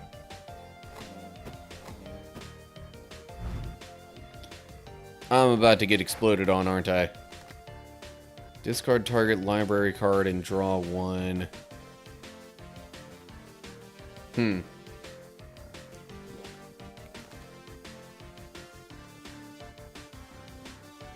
But, okay. Let me do that.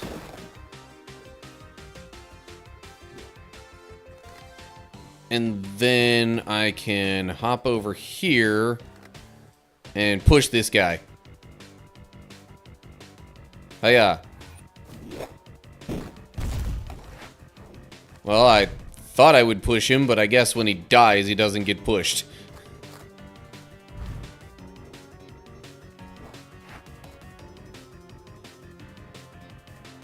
Okay. Well, I got this thing to heal. At least 1 damage.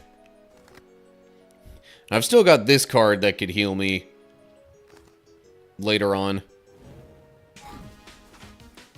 Hello. What is this? Ancient Shaman. Monster Shaman that venerates the ancients that inhabited Mistwood Isle. Can summon a beetle or blink away. I thought it was showing a description of that for a second, but I guess not. Yeah, I noticed the beetle spawning.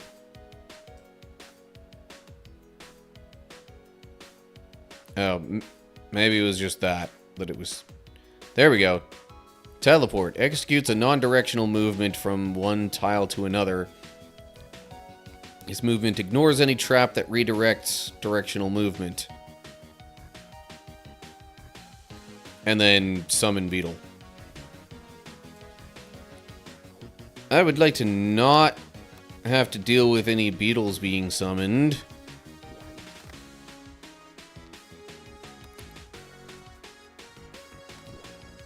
Oh yeah, so that's gonna hit that range there. What if I do this?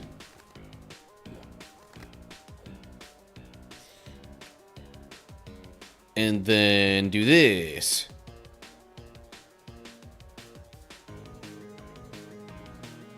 But I don't know if I want to push it away from me either.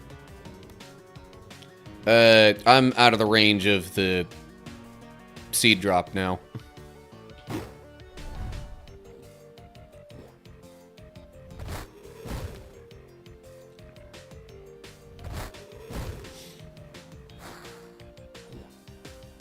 So it just does both of those automatically.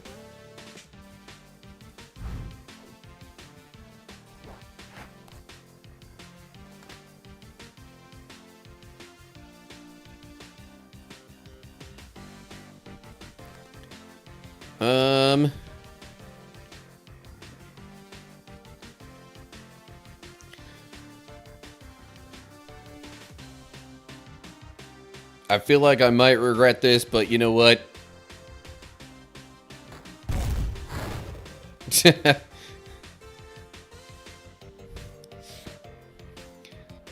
I think hurting myself was maybe worth getting rid of both of them.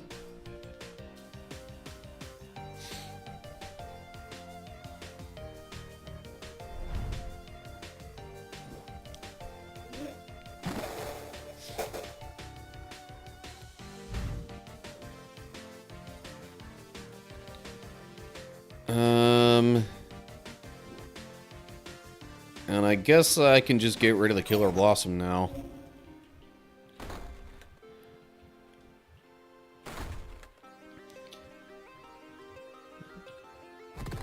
Okay, are we still kind of in the tutorial?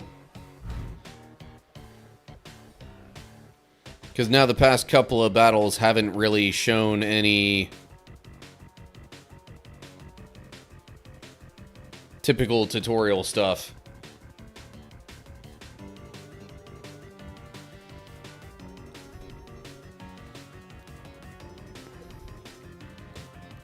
But, yeah, seems pretty fun on the whole so far. I still feel like there's a little bit of, I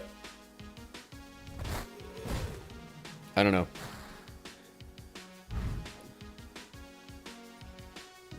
A little bit more left to understand, I guess, regarding this game.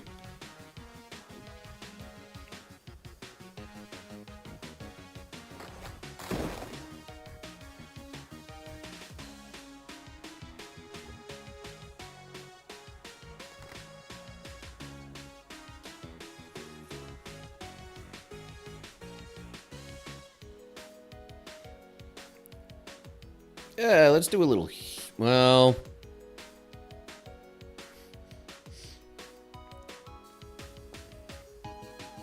Yeah, if I could hit the beetle right now, I would, but I can't. So I think I'm just gonna heal myself in anticipation of getting hit.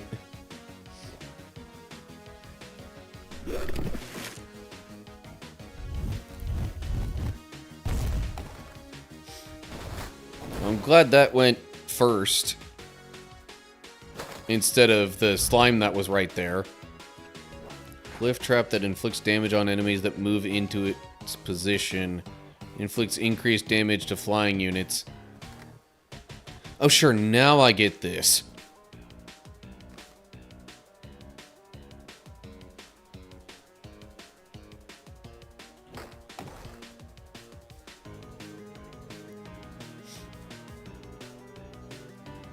I would really like to get rid of the shaman.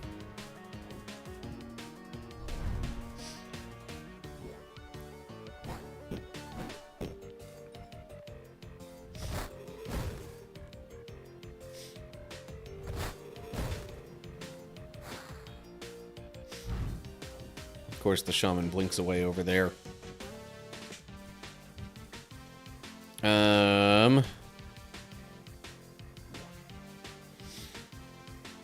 Yeah, if I'm trying to get any damage on the shaman...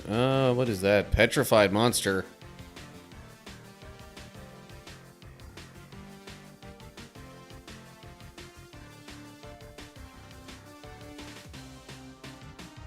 Okay, so it's gonna summon a glyph this turn.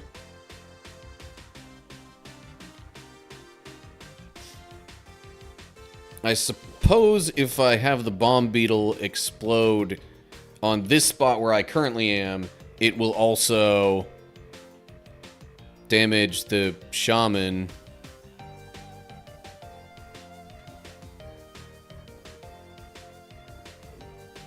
So, hiya.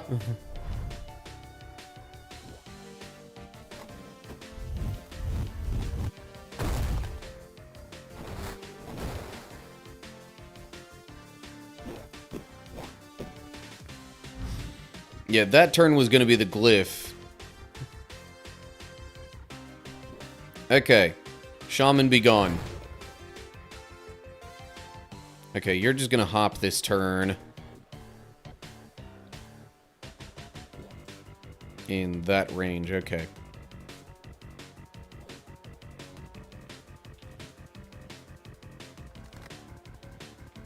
With my last action for this turn, I think I am going to discard that, because that's the one that makes me discard 2 cards.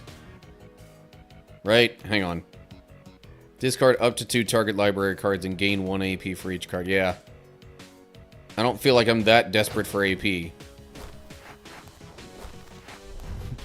So basically, I'm card cycling here.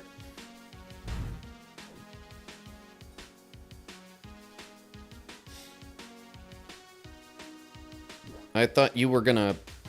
Okay, you hopped somewhere I did not expect. Ooh, hello. I can do the hook.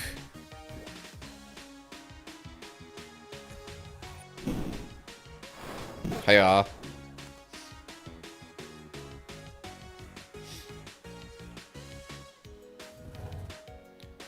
Hold up, would that have... Gain 1 AP for each card discarded. No, it would not have also given me another card. I mean, I would have drawn a card the next turn.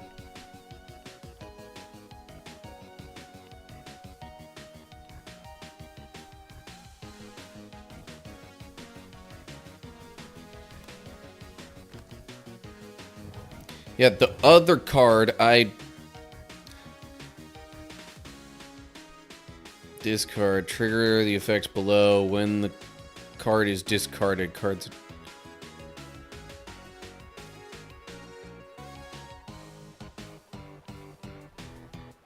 So does that mean I just draw a... I was drawing a second card because of playing that card? Or I guess if I had discarded that card with the other one, then I don't know. Anyway.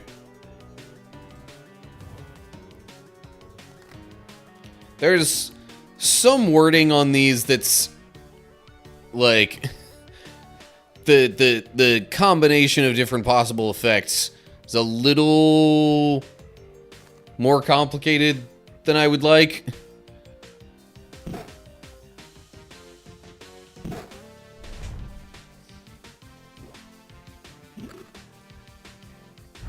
Like there's just a slight lack of explanation on how the cards interact with each other. Ooh, hello. I got some shards.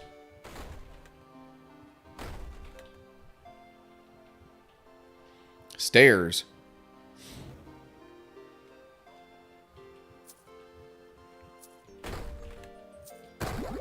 Health, yes, thank you.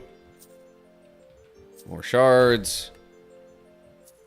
Gemstones, more shards. Treasure is plus starter. And plus another starter. I have no clue what those do yet. Maybe after I do this. Return to Adventurer's Town. So I guess this is all the stuff that I will leave with, and that kind of gets me out of this area, and then I could probably go to something where I can prep for the next one. Or that's the end of the demo. Okay. Bit quicker than some of the other demos I've seen lately. But, yeah, I would like to see some of that stuff that would have probably happened right after the end of what I got to.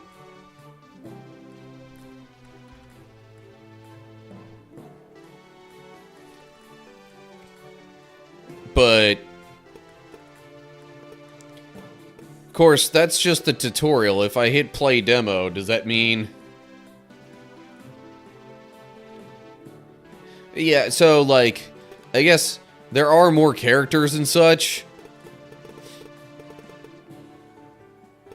that you could play with, so at least there is that going on.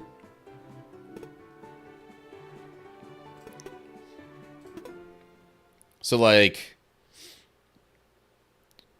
I'm just double checking to make sure that there's not more stuff in general going on, though. Yeah, no, it seems like it takes you to the same area. I definitely would have liked a little more, but, you know, it's just a demo, so that's not entirely surprising. Oh, hello. We're starting off with things like these bomb beetles now? Jeez.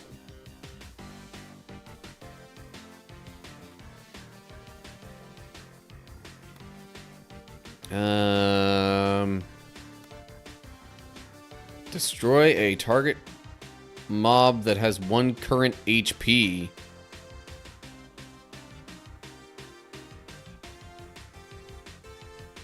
Well, I mean, that would be either of the bomb beetles. Fire a shot that inflicts 2 damage. Extends infinitely in any direction, pretty much. Or attack units in a line there.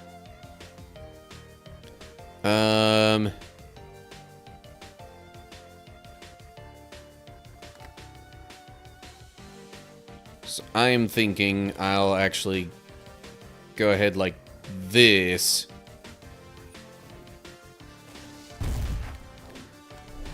Stuff from a distance. I don't have to get hurt.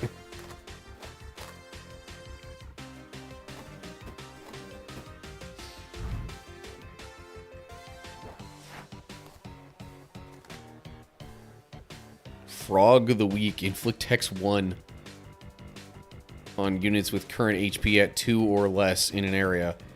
Huh. Interesting.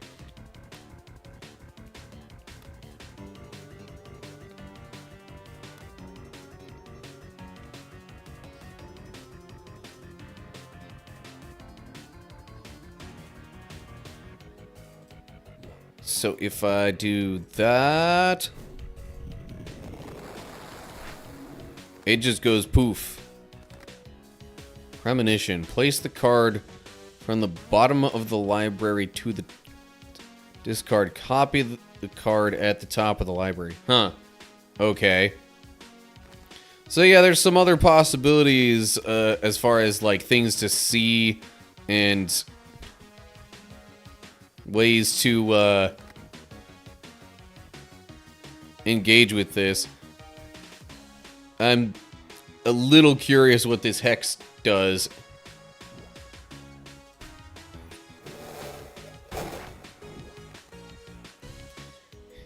It is frog now.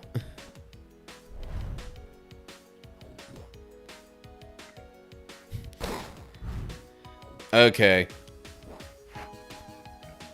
So I guess the hex probably just lasts for a certain number of turns.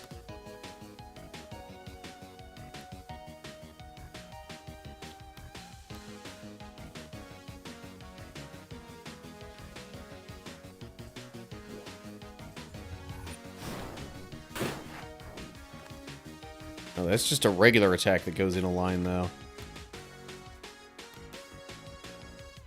It did just say attack. Okay, what does this do? And can I just discard it? Probably not.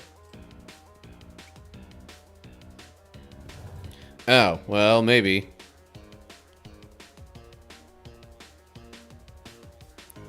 Place the card from the bottom of the library to the top. So if I just played it regularly, that's what would happen. But if I discard it, then I basically make a copy of whatever's on top here. Okay, hang on that.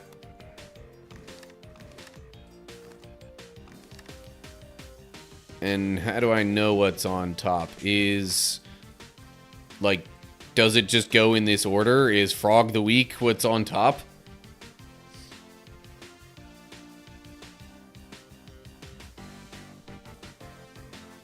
I wouldn't think I would know exactly what's on top.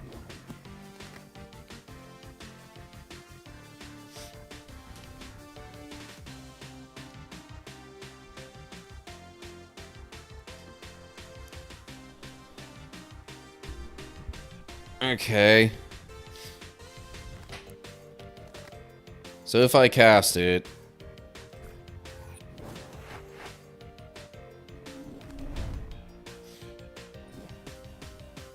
Okay. So it seems like in that case, I actually... Yeah. So it took the card that was on the bottom, placed it on top, and then because of the discard effect, it also copied that card then. Rocket jump. Jump to target position, inflict burn 2 to close mobs before jump, and 2 damage to close units upon landing.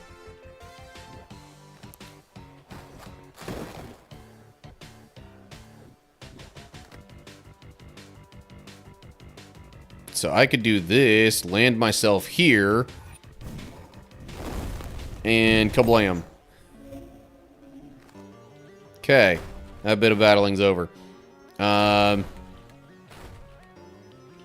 Apparently there's a little bit more to potentially be seen. I'm not sure what it is yet.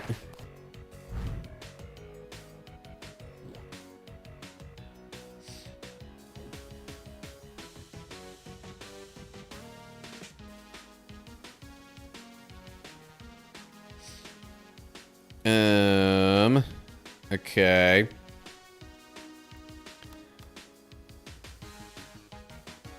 I still have to get close to them for that to have its effect. Okay, unless I wait for them to get close to me, and then because of them being burned upon the jump with that, then I...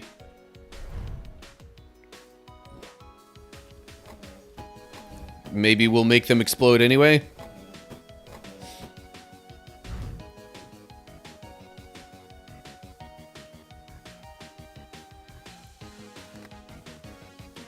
Okay, so... I'll be jumping from here, which should inflict burn 2 on that.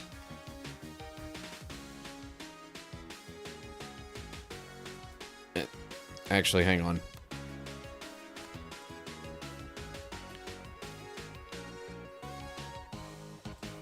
Yeah. So...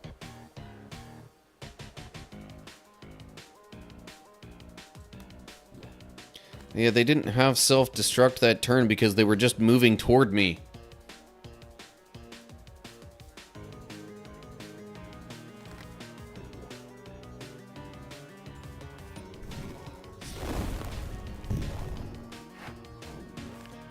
Okay, so I could do that, and then...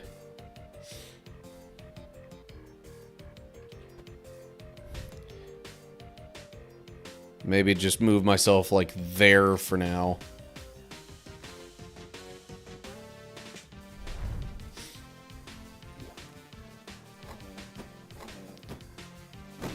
Well, okay, that's not how I thought that would go. But okay. The one exploding made the other one explode, so... fine. Since these healing things are here, I guess I don't mind that too much. So next room shows a puzzle piece.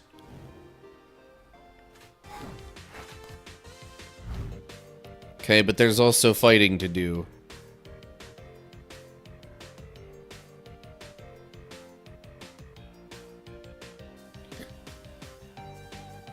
Okay, what am I waiting for? Also, this enemy's new.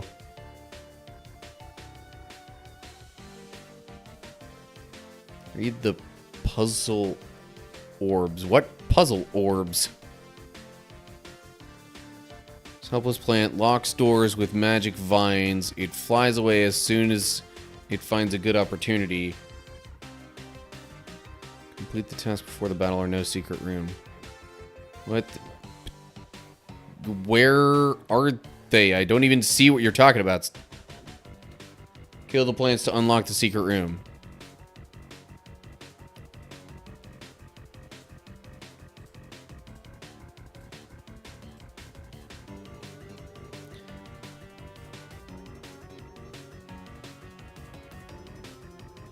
Okay. So, I need to get rid of the plants, basically, before I get rid of everything else. You would think. Because finding a good opportunity, I mean, that's what I would figure is a pretty good opportunity.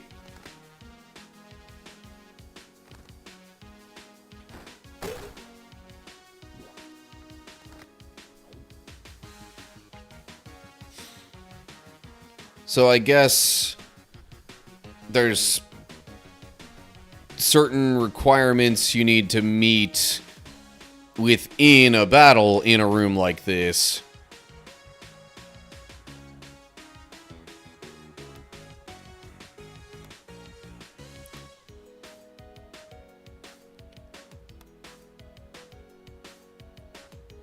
So then, trying to figure out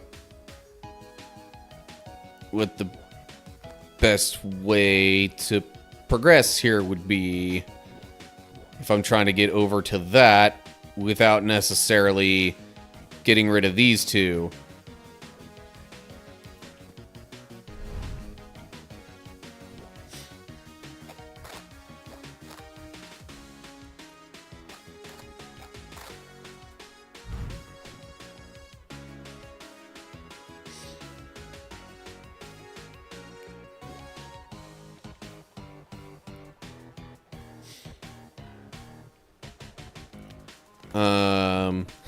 I mean, so I could just jump past these enemies. Or, better yet, hop over one, then do this, and hiya. I feel like this particular task would have been so much harder, or this puzzle would have been so much harder with the previous character.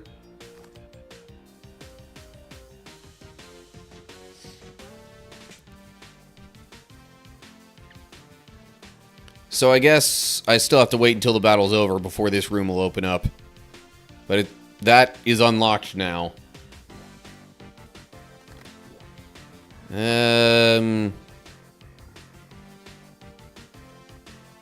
Hiya.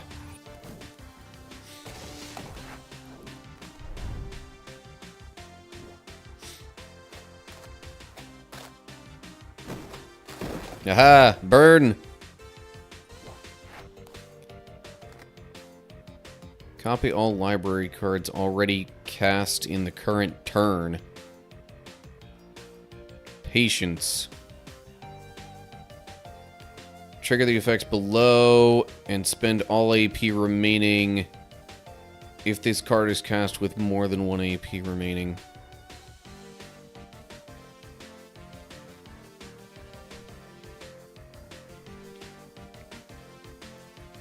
What?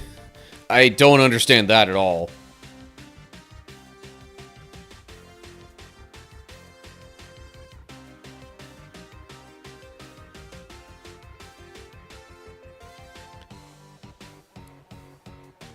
Yeah, so basically it seems like you're supposed to wait to do this last in your turn.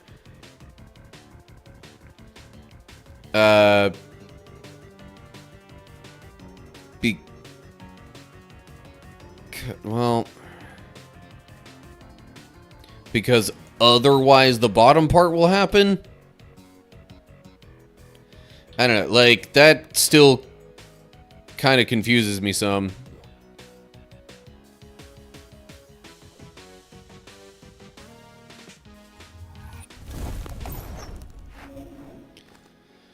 Okay, I'm seeing a different way of explaining it here. Let me see if that makes more sense.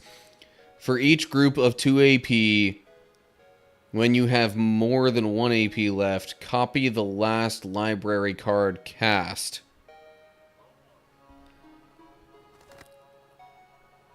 As opposed to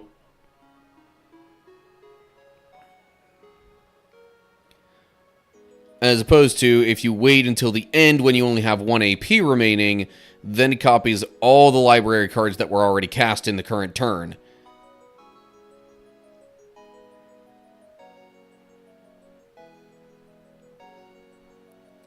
But I guess if you had a bunch more AP, that copy part could also be pretty useful. I don't know.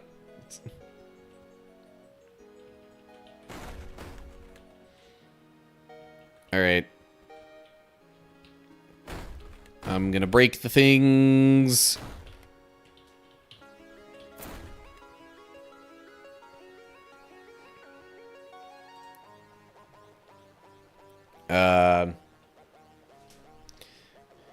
Yeah, I'm kind of...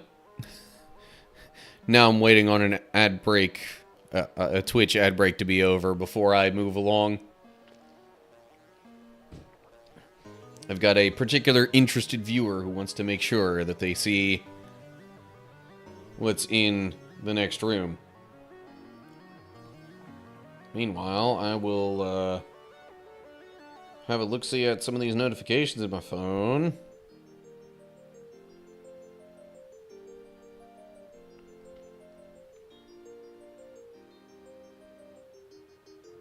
Okay.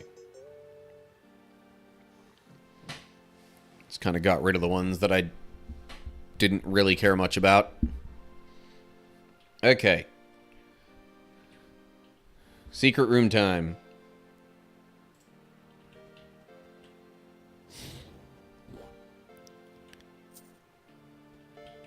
So it looks like you get an extra treasure of some sort.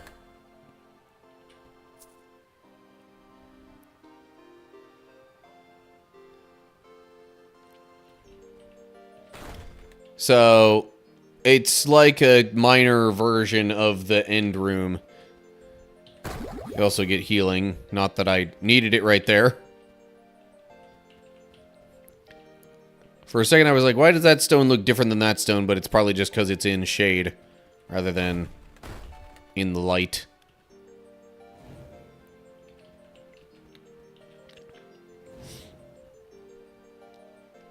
Okay.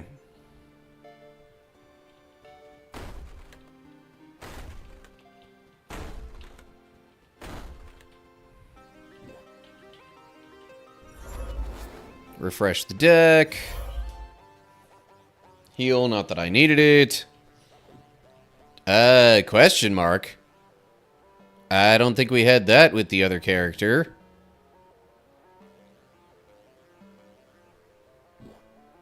Okay. What do I... These objects are locked in time by the power of the Sword Saint. I'm guessing I need to get to that spot within a certain number of actions. Otherwise, these things will come alive.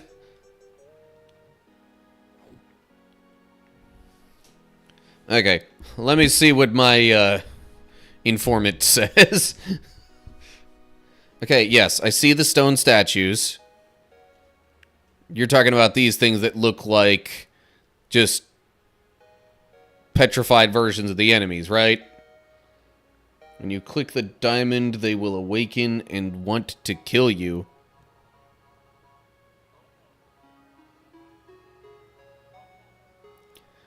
Oh, Sword Saint Shrine. Mysterious shrine in honor of the Sword Saint. It emanates a powerful aura of challenge. Okay.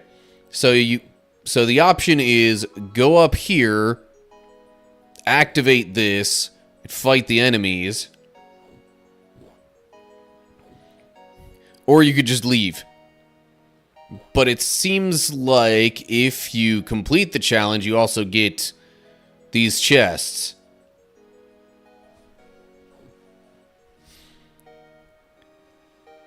So that's basically how that kind of room would work. Being that this is just the demo, and I don't think I'll even get to take advantage of what I would get from these chests, I'm gonna skip the challenge. Or at least that's what I'm leaning towards.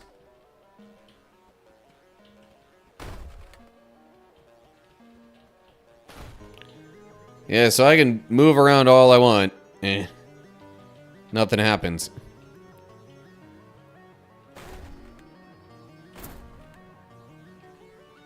Ooh, hello. Hey, I actually got something from breaking a crate.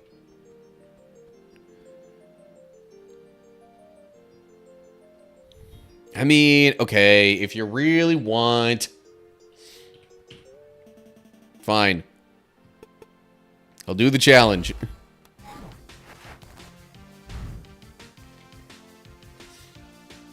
What is this? Displace target unit to target position. Interesting. Crystal trick.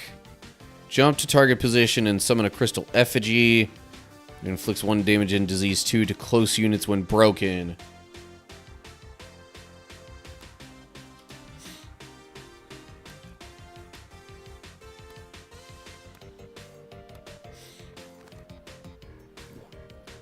So that's focused there, that's focused there. Ugh. Okay. So really the safest spot for me to go this turn would be over here.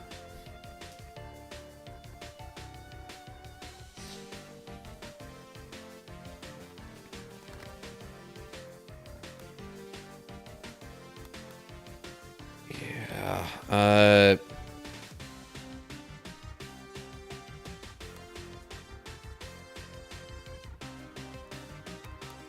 Otherwise, I think I'm just gonna leave it at that for this turn.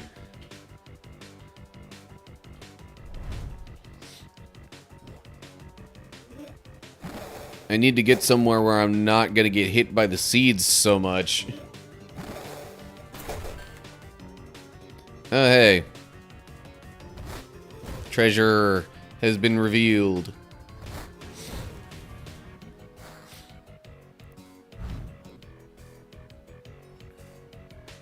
Okay, you're targeting there. You're targeting... Doggone it! Okay. I mean, I guess I could move 3 spaces to here.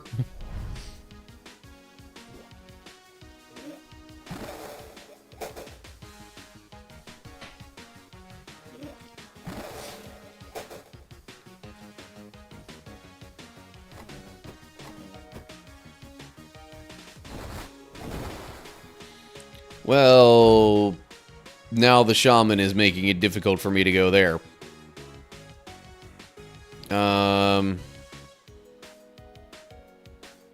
So that's targeting that way. That's targeting... Good golly.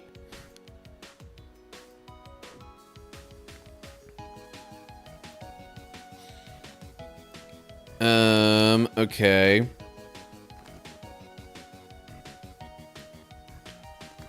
So what does this do?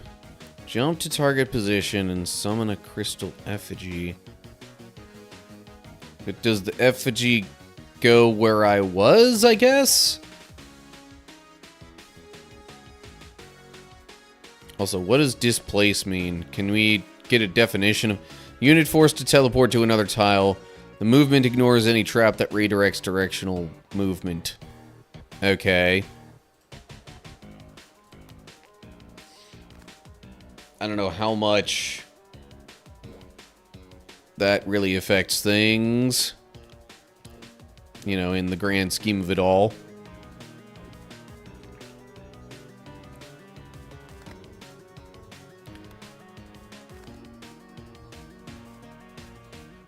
So if I go, let's say over here,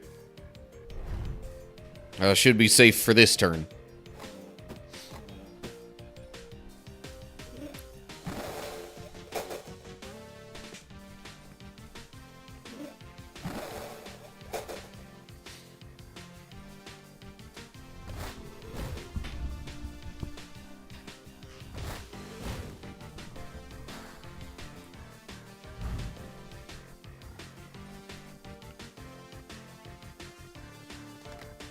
Okay, so... Let's focused over there. Hold up, what's the turner? Okay, that moves first. That's focused there, that's focused like that.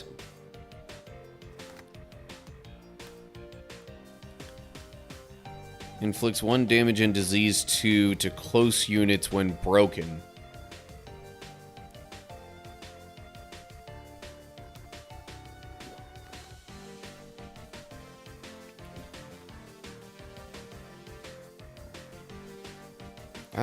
I don't know if I'd get a chain reaction out of the beetles right now.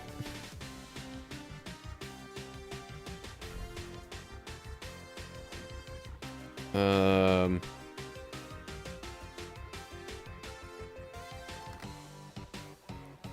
mean on me? Yeah, okay.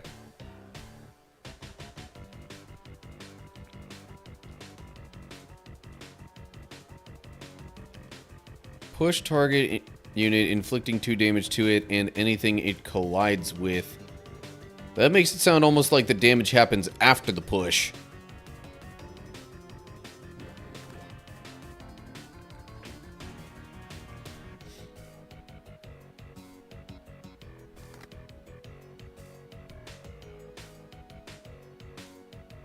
Which kind of makes me wonder.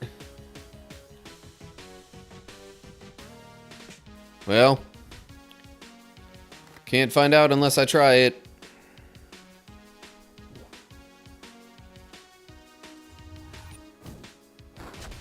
Yep, okay. The push happens first, and then it takes the damage. Haha.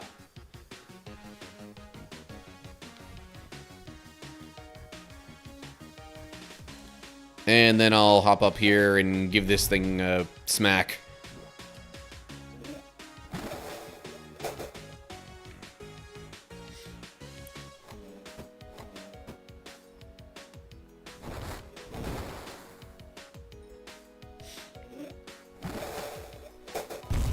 Hey! Thank you for getting rid of that other beetle for me. Inflict 3 damage to target combat unit. Kill, teleport to target position. Huh. Okay, so that's focused there. I'm gonna get rid of this thing. And then... I don't know, hop my way down here, I guess.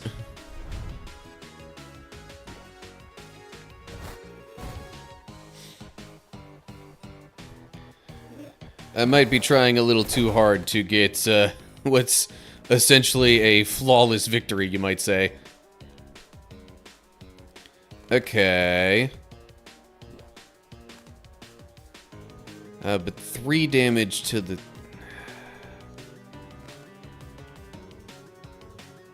Okay. I'm gonna hop down here. Bolt Smite the Shaman. Oh, that is not what I was hoping would happen. Not at all. Okay, well, if I'm gonna get hurt...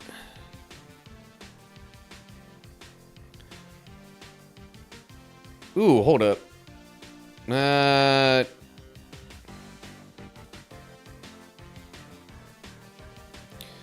if I'm gonna get hurt anyway, I will use this flame ring to kill that. Because then, when it kills, I get a copy of it. I don't know.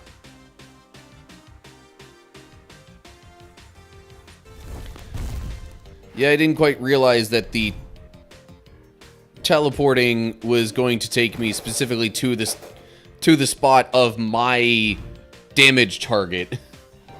But I guess that makes sense.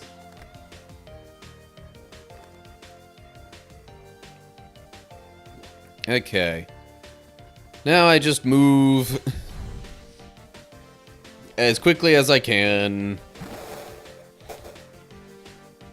to the flower over here.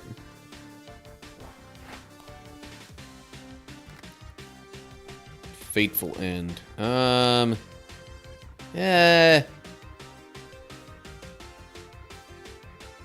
Copy of premonition. I don't...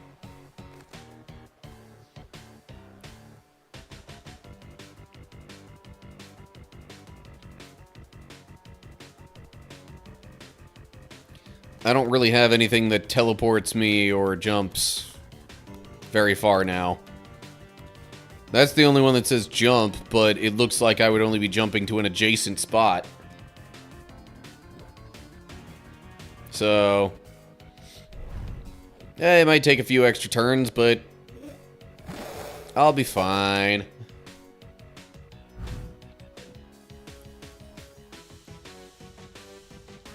I mean, yes, it is diagonal, so at least I could get somewhere a little bit quicker.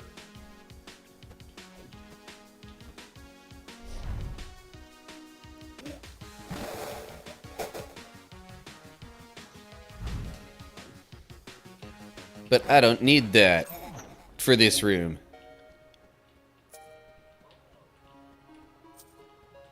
That's quite a few shards. Okay. Are there any other rooms that you're aware of? Because... oh, jeez, really? Are there any other types of rooms that you're aware of, I mean? Easy.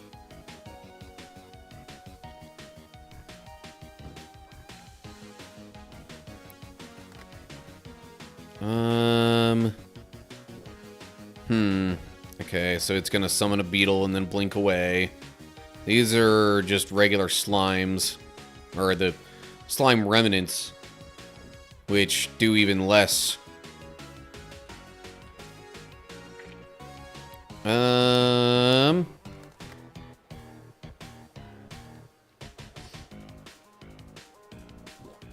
Alright, you know what? Let me get rid of one of these things.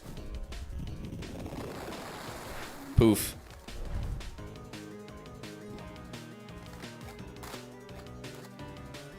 So that's what got me the premonition thing, yeah.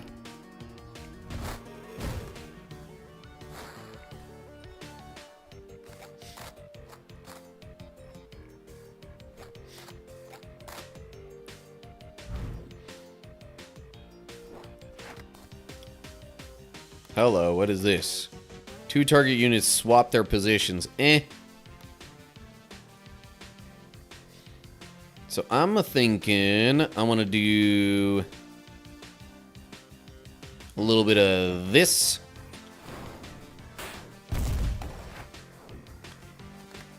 And then a little bit of this.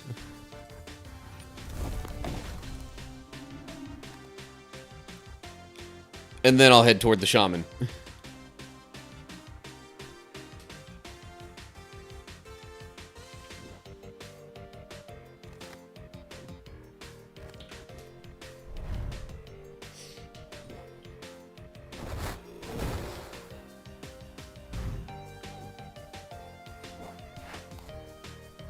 Oh, hey, look at that.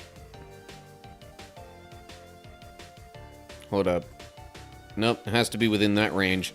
So, 1, 2. I smite thee. Kablam.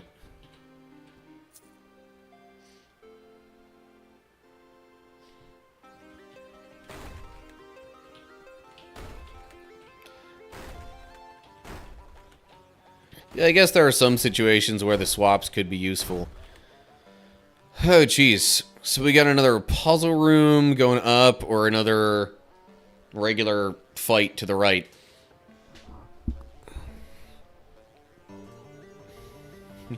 Okay. I have paused recording. That's why I was asking if you knew if there were any other types of rooms. Because I didn't want to end the recording completely until that was done. But I can just leave it on pause for now, I guess. And then if we see anything new, resume recording. Okay, well, I've got to try and wrap this up pretty quick now. I mean, not like super duper quick, but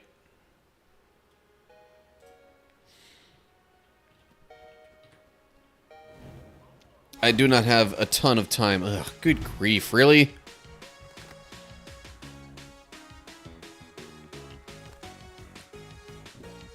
So you're focused there. Okay. 1, 2, hiya.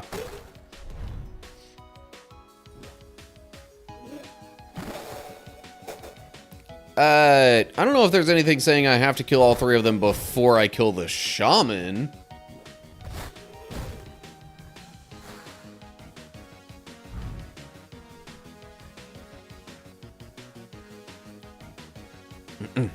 But before I win, yes. That I will agree. Okay. So, I will go here. Spark. That way. Kablam.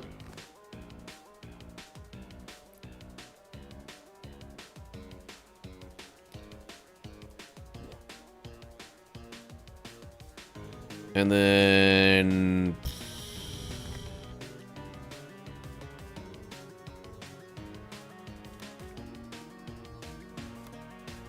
I don't know.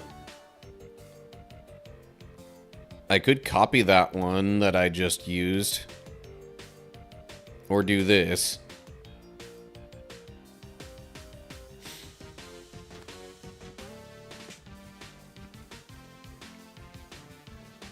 Alright, I'll hop over here for now.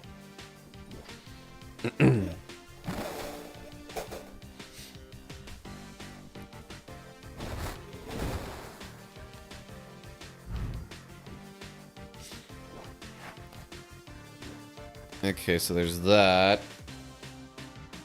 I have one thought. Okay, what is your thought?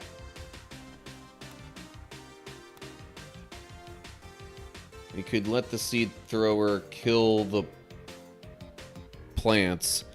I mean, that might be possible, but that could be rather unreliable as well.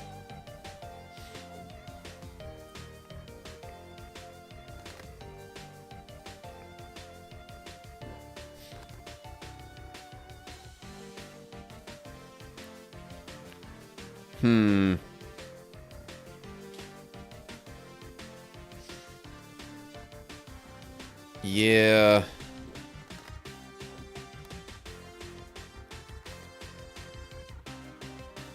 So, tell you what. I'm gonna go here and do a flame ring. Hiya.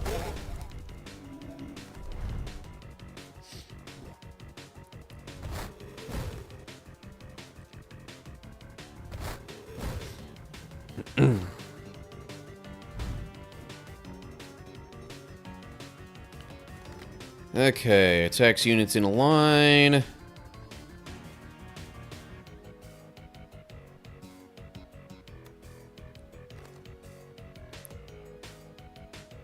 Beetle flanks. Let him do what?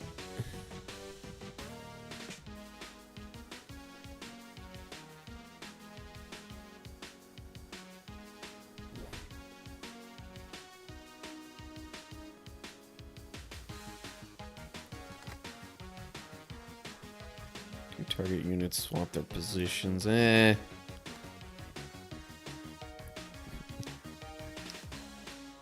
the job of the puzzle.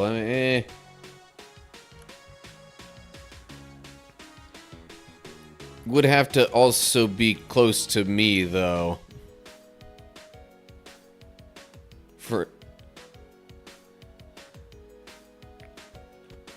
Yeah, I think I'm just gonna go ahead and do a little bit of this right now. I don't have a push card at the moment.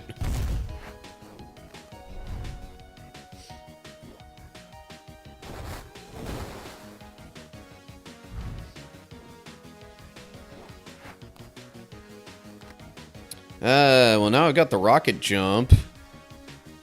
If I felt so inclined.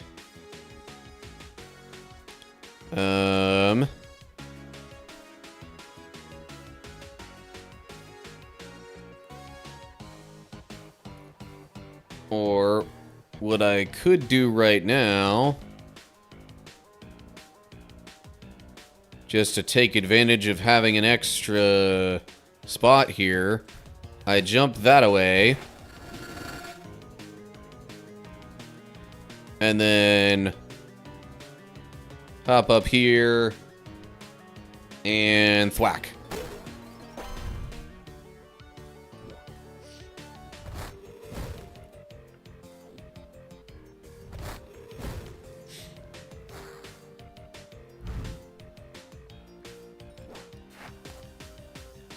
Okay. And now... Okay, burn. Affected unit takes damage equal to the burn severity at the end of its turn. Okay. No, so what I'm thinking is... rocket jump over to here.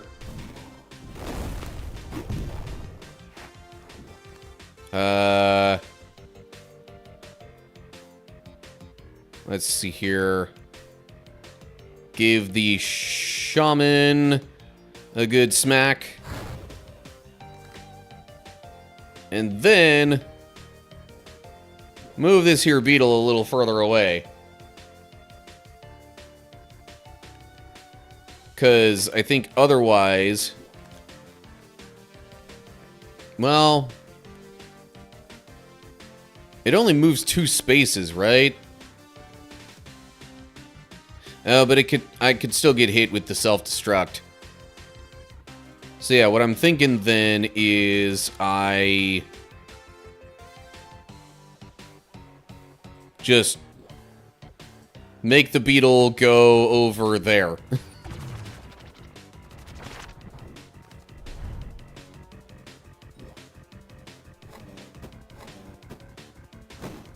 And then it burns and explodes.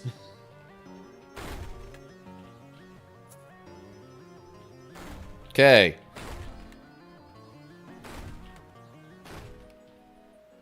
And now I've still got my crystal copy sitting there for all eternity, I guess.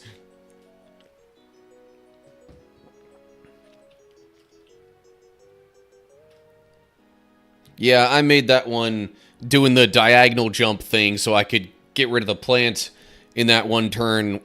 I was here and it was here. And I was like, I'm not going to be able to get to it and kill it unless I do this.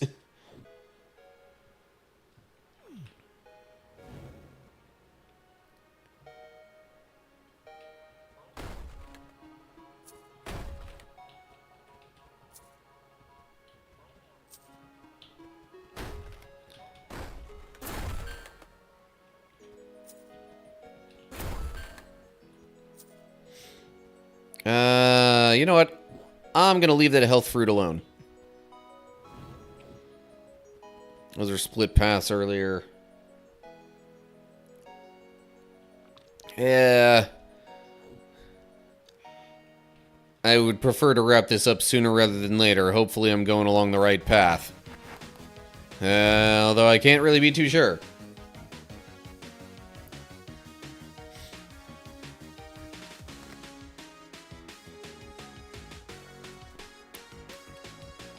Well, phooey.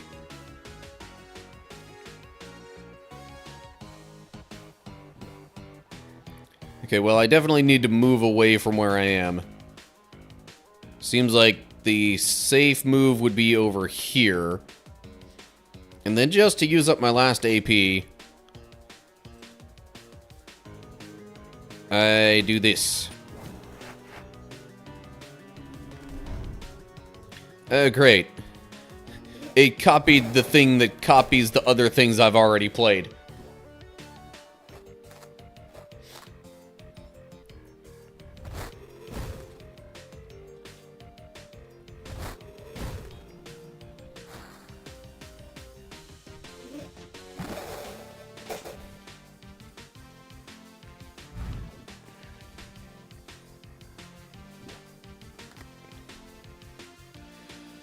Huh.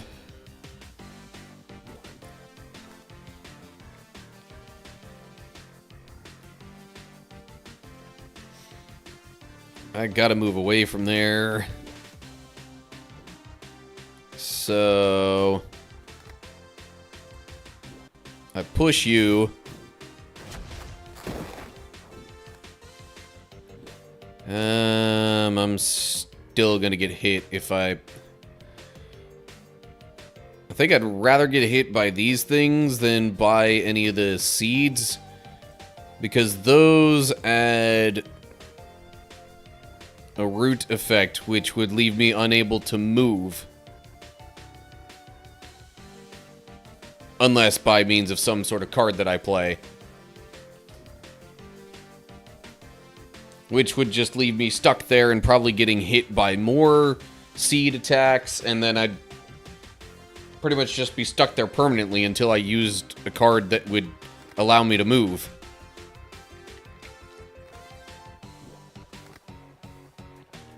So, up here I go.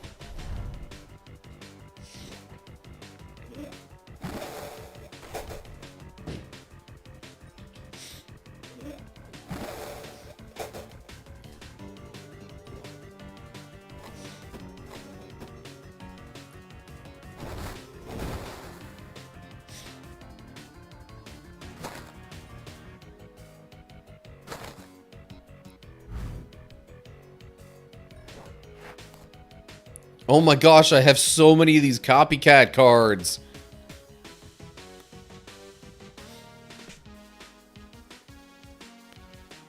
Now,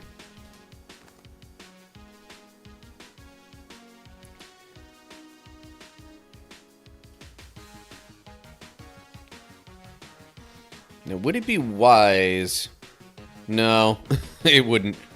I was gonna say, would it be wise to swap one of these slimes with the beetle before I deal some area damage? No, because then I would get hit by the beetle's explosion. Flame ring. Kablam. Slimes are gone.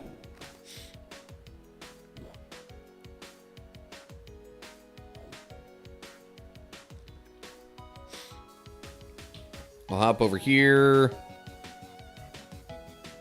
And you know what? I will use the copycat copy and get another flame ring copy. Oh shoot. I forgot to look at that. No.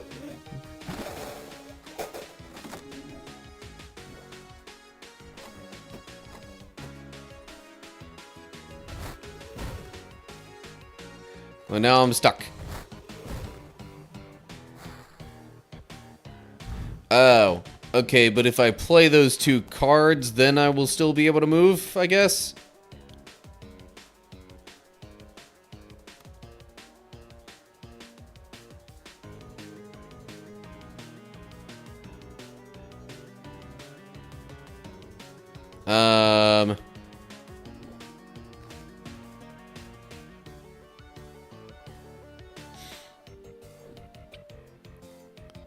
So yeah, the only way I could really get out of that would be...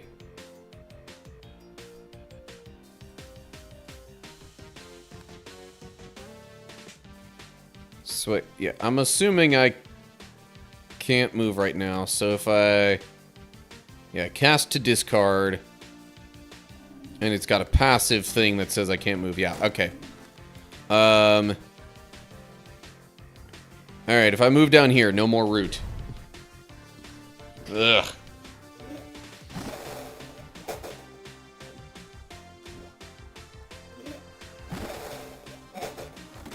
Haha.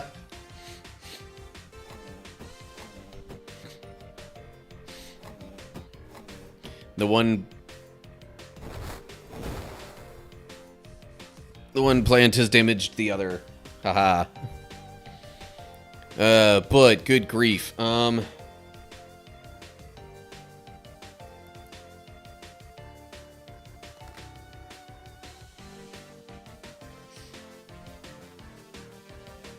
Set the beetle off. Okay, so that's... Alright. Set the beetle off for plant death. The question... Well, I can't really set the beetle off without also hurting myself.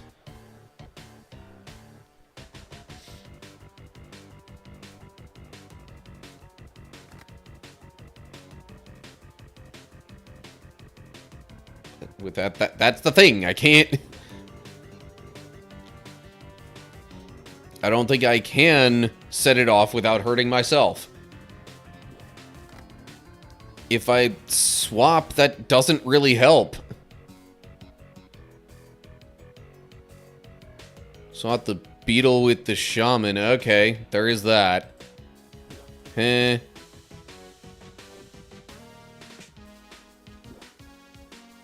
Two target units swap their positions. It's not even letting me select the beetle. Oh, okay, it had the beetle selected, but all the targets have to be within this range.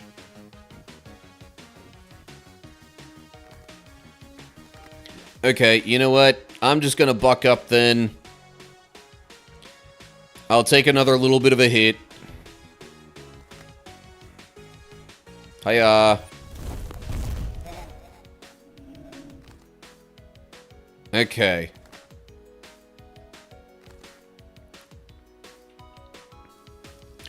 Good grief.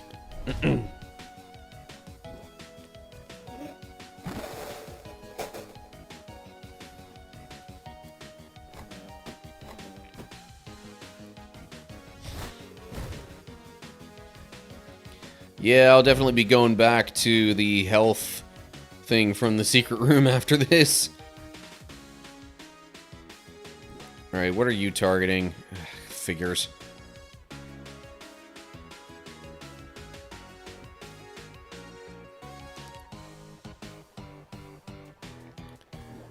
Okay, nope, that wouldn't be within the range. Alright. Oh, I put it on a spot in... It does say in an area, okay. Hiya. You are both frogs. Be frogified. I don't know.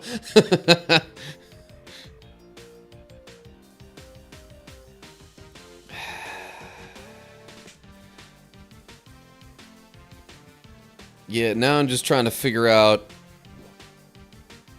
I guess I should probably move toward the Killer Blossom. That's a bit more of a problem as far as getting around other things.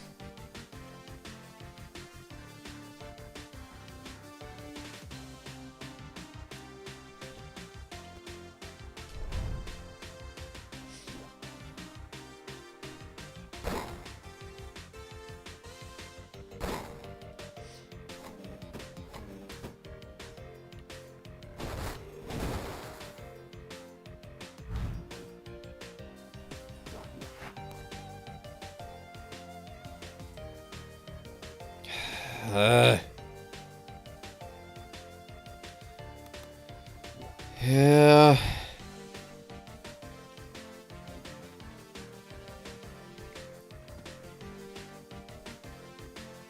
Okay, I don't think it will explode if it makes 2 moves first. I'm hoping that's the case. And then I'll cast this Flame Ring, deal a damage to the plant.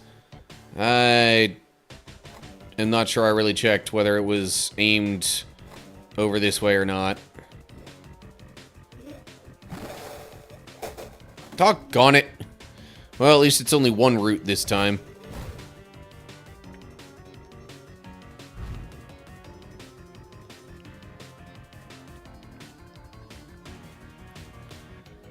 Ugh. There's just too much stuff here. This shaman is getting quite obnoxious.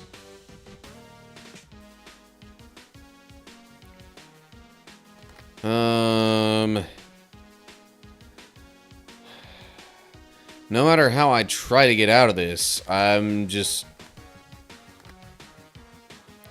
gonna need to take this hit from at least this bomb beetle.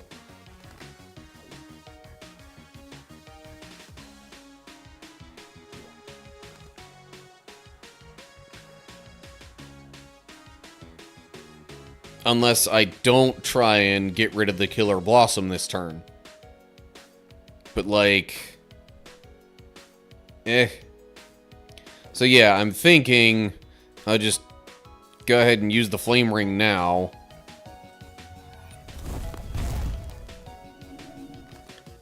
Now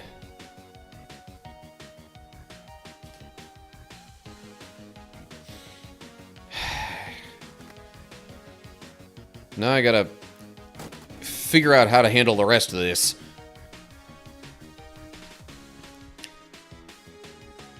Yeah. The beetles want to move towards me. If only the shaman wasn't so far away.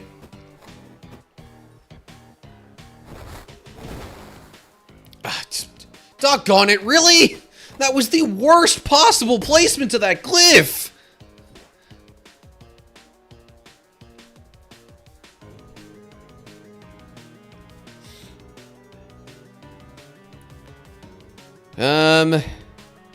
Well, I could get rid of 2 beetles for the price of 1.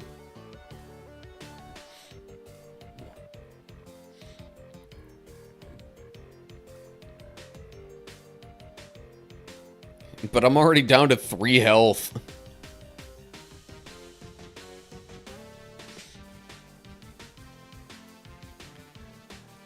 Ugh.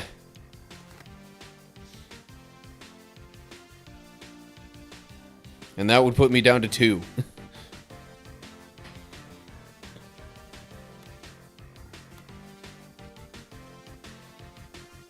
But, like, this is all pretty much going to be pointless if I can't get close to the shaman.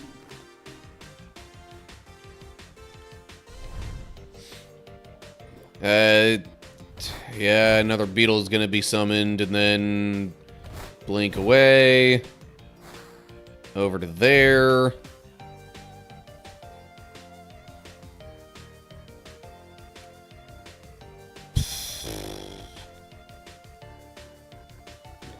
Okay. Can I... Nope, not yet. I go up here. I swap their places.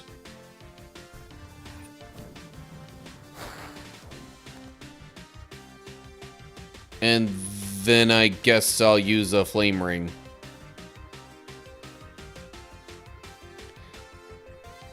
Actually, I don't even have to use a flame ring. I could just... But I think the beetle's only going to move 2 spaces and then won't explode because it moved 2 spaces. I mean, I guess we're about to find out. Oh, right. Duh. It only needs to move 1 because that goes diagonal.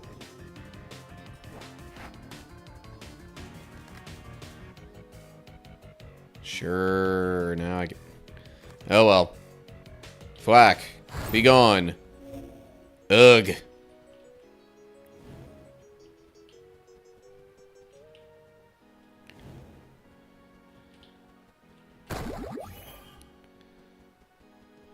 I really need more methods of healing. I don't think I left any of those in any other previous rooms either. But I will double check.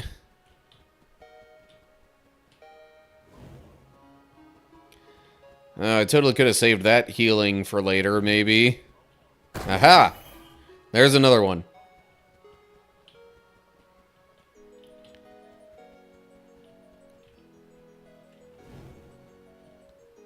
Okay, no healing there.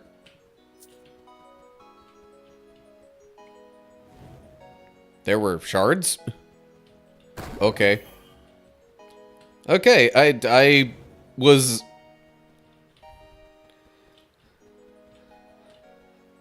I was apparently quite smart in how I went about some of that stuff. At least I was able to get back to 4 HP. Oh, hey. Barrels. Be gone, barrels. Actually, that's more of a, like, show me your secrets.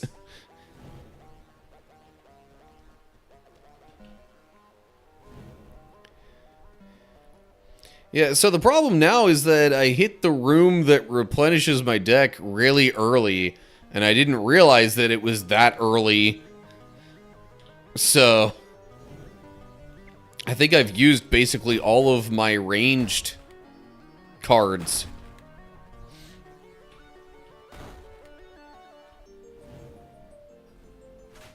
Oh, hello. Well, Beetle, yes. Shaman, no.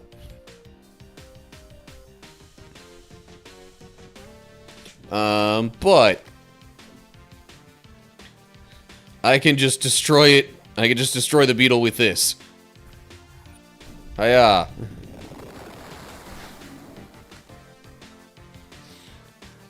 Let me get myself the health here.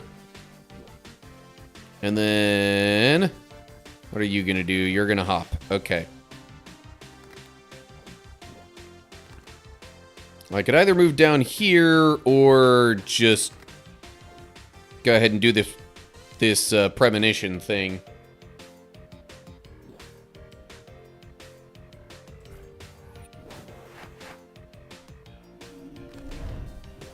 Ooh, what did I get? Oh, another Fateful End. But they have to be at 1 HP for that to work.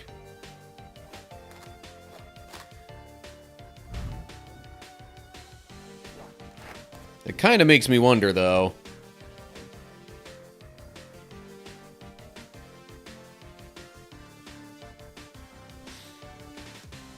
Well, these have 2 HP.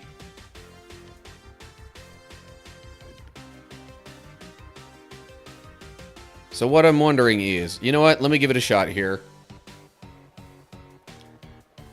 Yeah, so I smack that. And let me see if I use Fateful End. Does that mean it will not... Okay. The minor slimes do not get summoned. Good.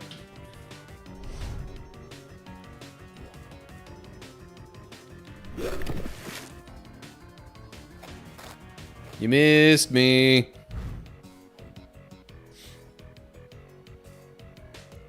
Okay, so now that's gonna hop. And only hop. So...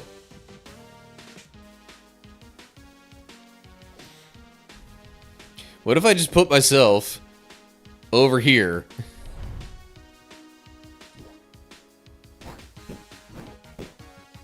That's not where I expected that to go. Well, bugger.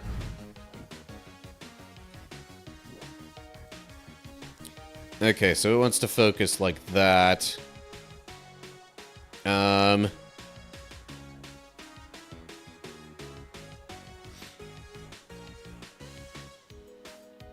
Smack. Oh, jeez, what other... there's gonna be another fight over this way, too. I'm like, I don't want to use all of those Fateful End cards, but...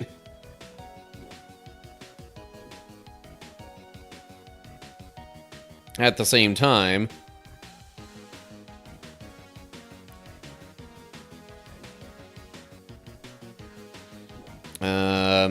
yeah, I'm just...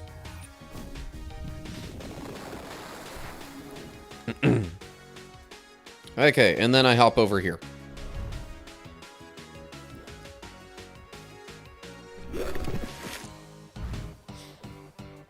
Alright, that thing's just gonna hop wherever it wants. I don't know. Ooh, hang on.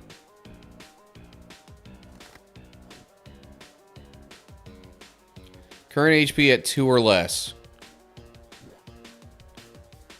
Be frogified. It can't... what?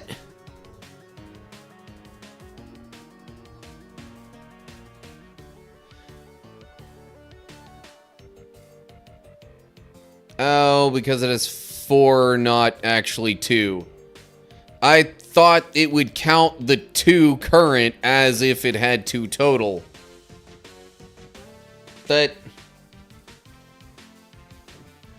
Why not just say it has 4 HP then? What's the point of saying 2 times 2?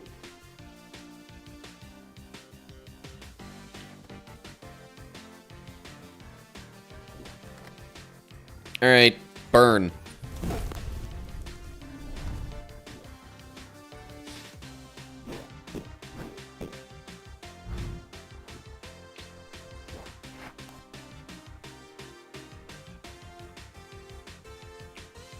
And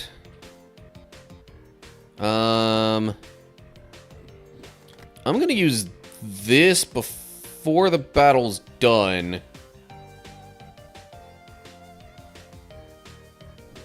Oh wait, no, it still has more. Duh. Okay. Smack. Smack.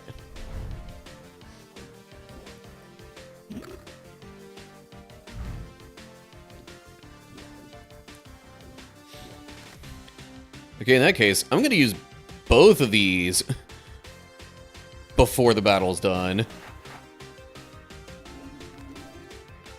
Okay, so I got a crystal trick.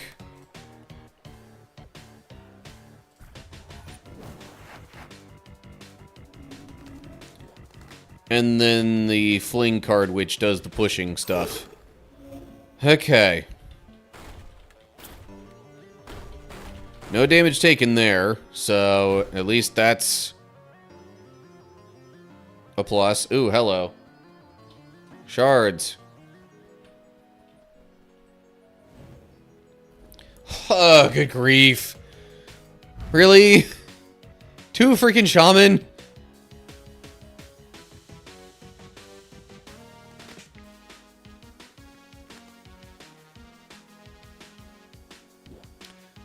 And, okay, so that thing's attack does 1.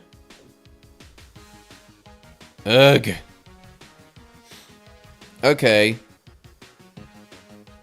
But I might kind of be able to use the push to my advantage then. You know, assuming a beetle gets summoned.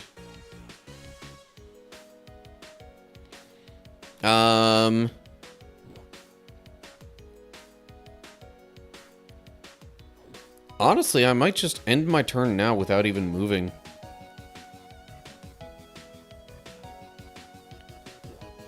Because they're both gonna end up summoning a beetle.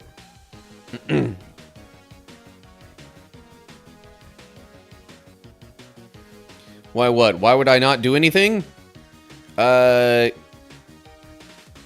I could maybe... Okay, I could maybe move 1 space and still be safe, I think. Or, like, move down here a bit, maybe.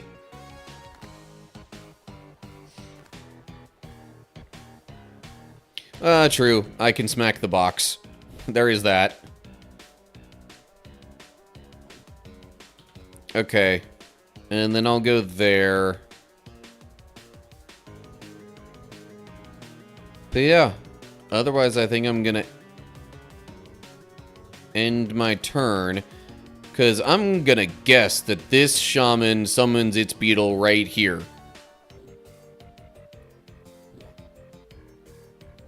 But who knows, I could be wrong. I don't think it shows where it's going to summon the beetle. Okay, now where are you blinking away to? That's what I was hoping for. Okay.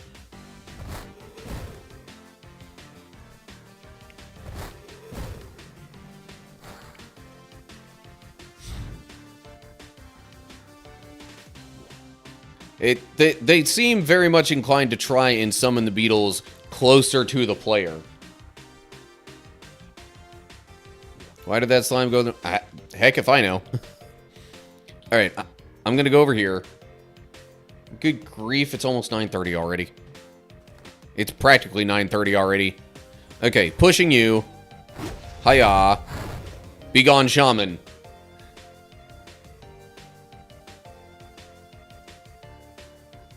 And then I will hop over here. Yeah, it's 9:30 Central Time, which is normally my I absolutely have to end this now time.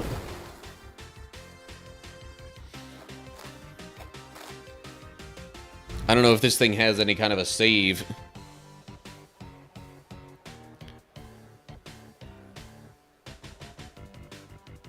Did that seriously just circle me around to another part of the dungeon?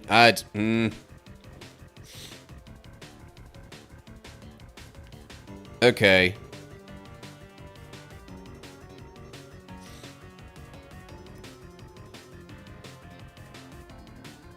Yeah, I might have. This is way shorter than the previous dungeon. Like, why did it suddenly get so much longer?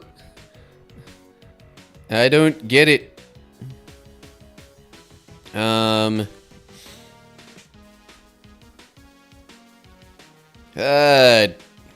Dare I let myself take some damage here?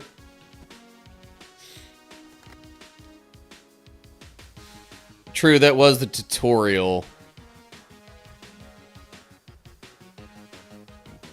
I didn't realize the regular one would be this much longer.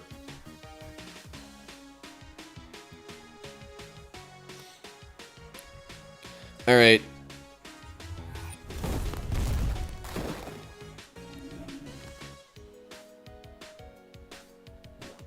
And then thwack.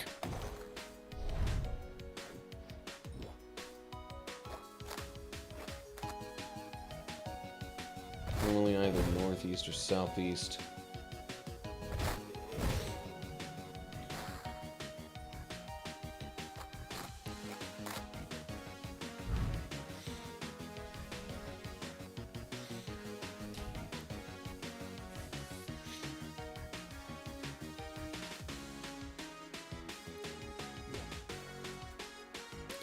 Okay. Hear me out. I hope this doesn't come back to bite me. I'm gonna hop over here. And then over here.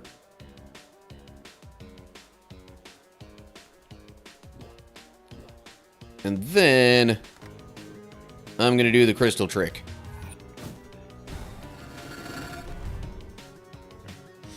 I wonder if the beetle will fall for the fake.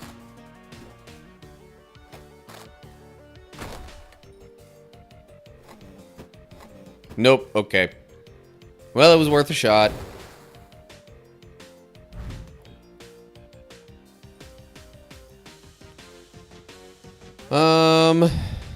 Let's see here. Ooh, okay, there's a thought. Swap the beetle with the slime there. Man.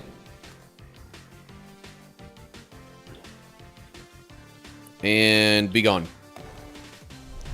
Hopefully the beetle can't go, like, through my statue. Oh, but then my statue's effects still wound up affecting me.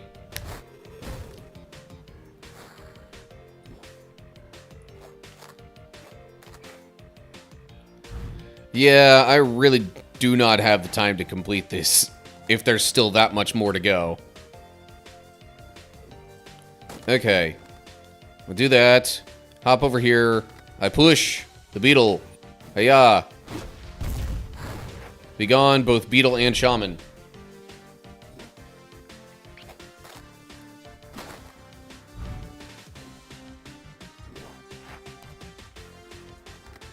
Another crystal trick. Ooh, hang on. Attack. Attack. Ah, that didn't quite do what I was hoping for. Man. That's a bummer. I was hoping they'd split here, and then I could end it with the flame ring.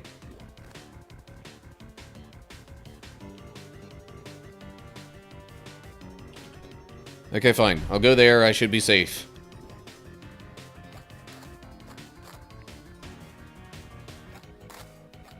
Okay, this is fine. Smack. Smack. Win.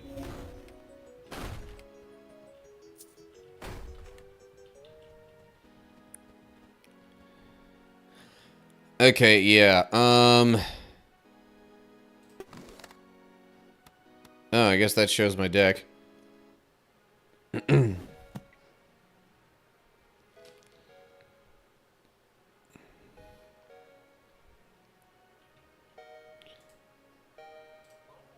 I literally don't even seem to have a way to, like, exit and save. That is a big...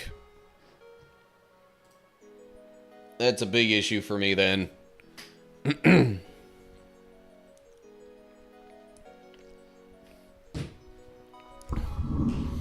I need to be ending this ASAP.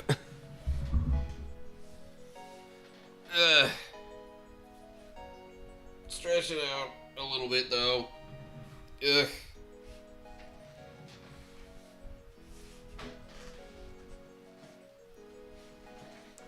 Ugh. Okay. Anywho.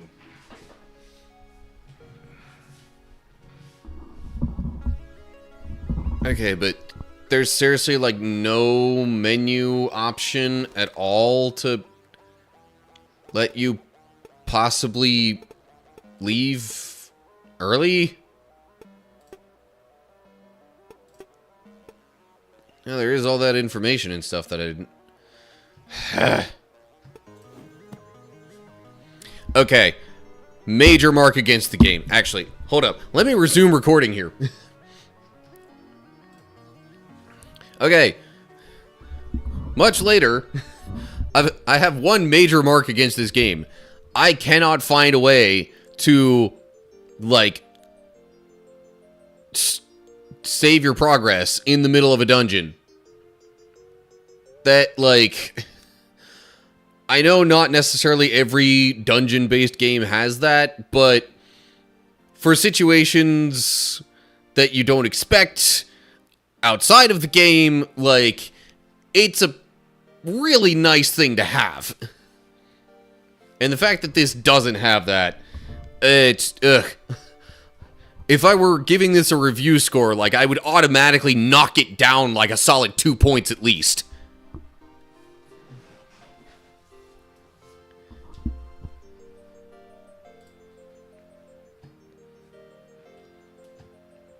Anyway. Okay, last room. Yippee. I'm probably gonna die, given this assortment of enemies.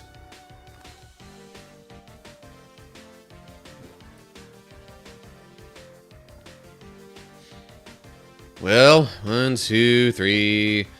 I don't think I'll get hit this turn.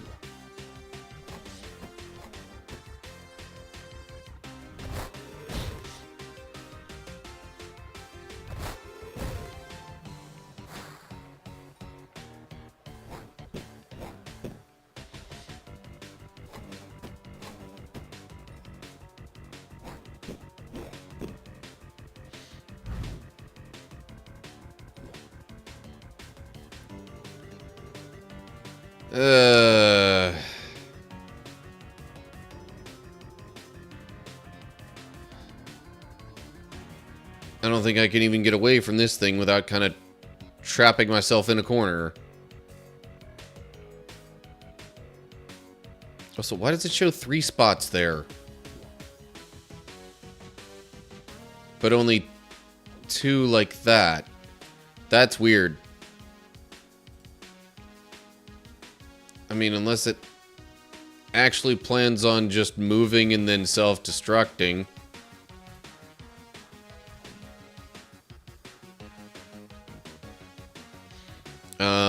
Okay. See, that one's kind of like that, too. Well, phooey. What are you planning? You're just gonna keep hopping around. So are you. This is a practically impossible situation that I've got here. In fact, it may quite literally be impossible.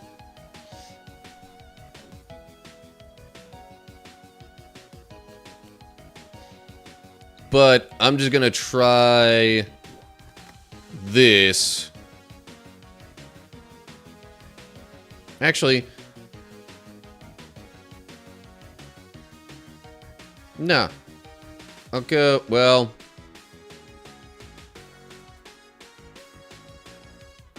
I don't know, I'll go there. See what it does.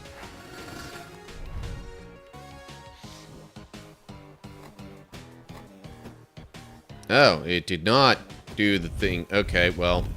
Ooh! Hey, beetle chain reaction. Okay. Not the way I had planned that going, but it kind of worked.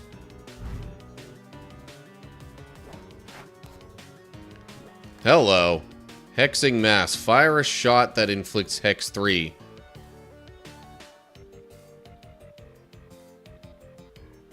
And the stupid glyph had to be placed there. Good golly.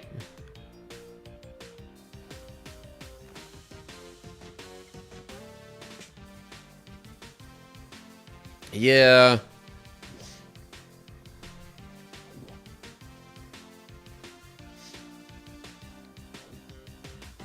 But I am left with, like, nowhere to move. Yeah, I mean, I could hex that and that would help. I wouldn't have to move, I guess.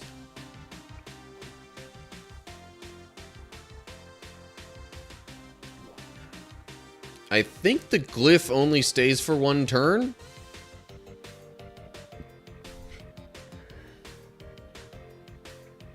Or I could just go back this way and see what happens. I don't know.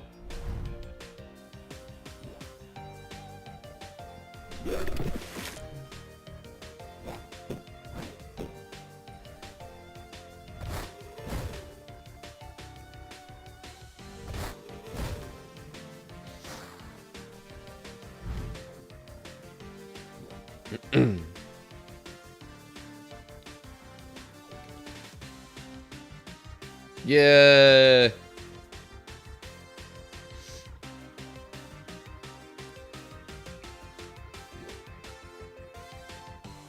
Okay. They're both just gonna hop. So I guess I'll move back over here.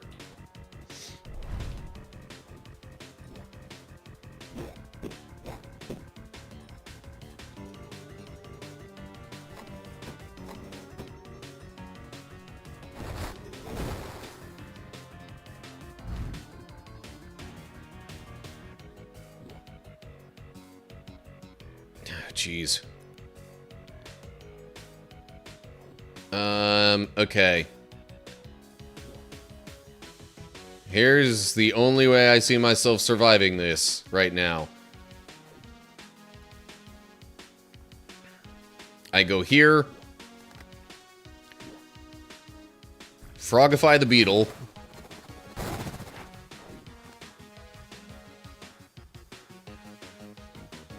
And then I can go either up or left.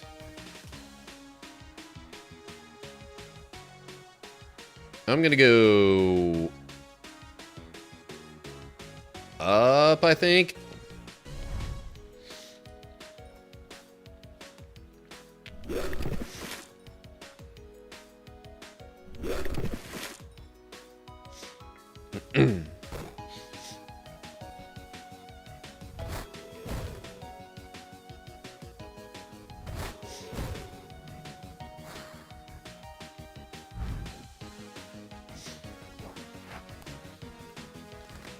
Oh, there's the crystal trick again.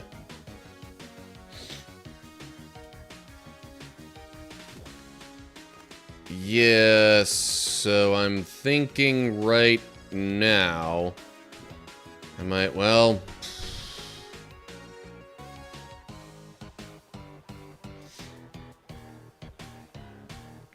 okay, let me go up here. Flame ring. And then just go back down, I guess?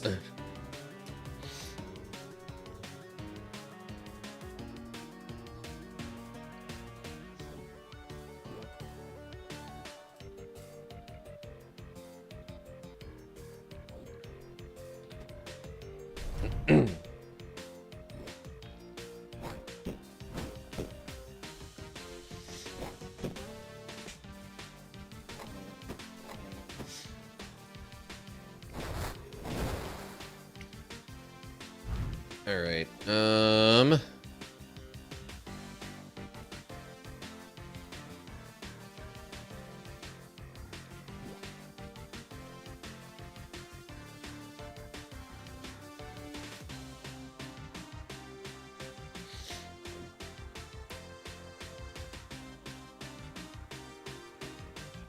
Alright. And you know what? Smack times 2.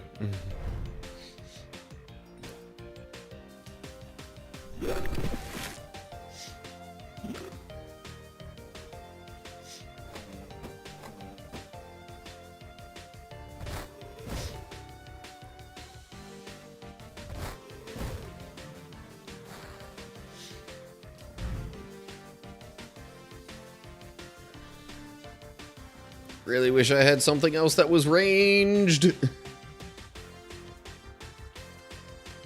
Oh, man. Okay. So this time around, I'm thinking I'm just gonna go... You can deck check. So I do have a couple of other things that would be helpful, but... Problem is, I gotta use the stuff I have first.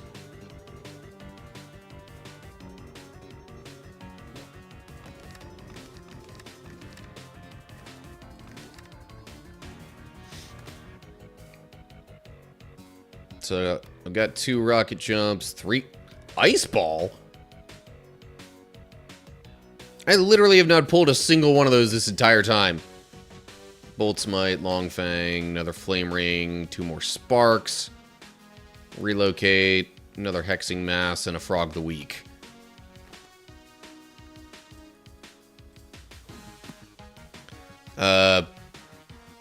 But for now, I think the play is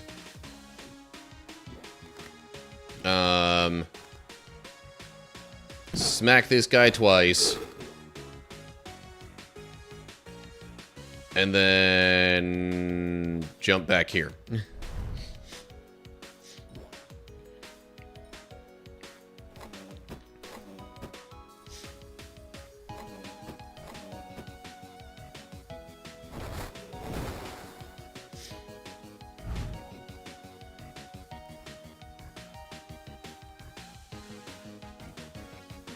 Alright.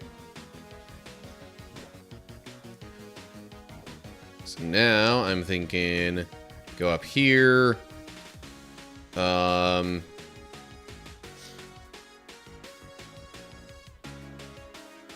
I disarm the beetles? I don't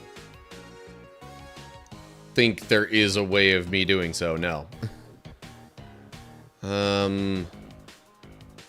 I'm gonna crystal trick myself over here.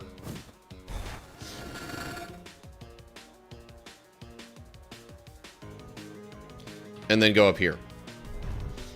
Just in case they happen to hit the crystal, then I won't get affected by the crystal,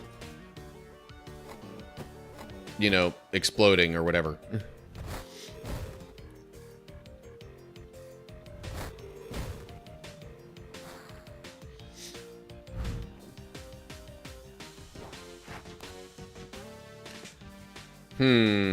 Okay.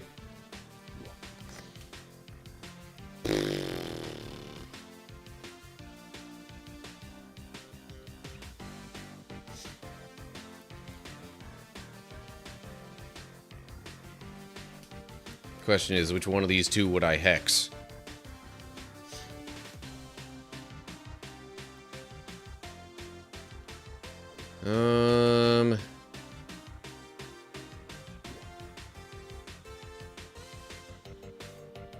Or I guess I could... Hex the... No, the dragon's just gonna hop this turn.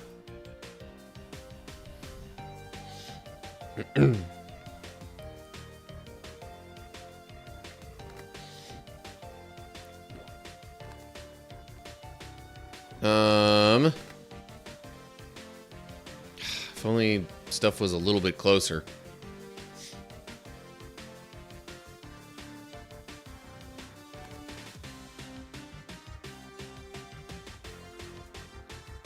So about crystal breaking, yeah, what?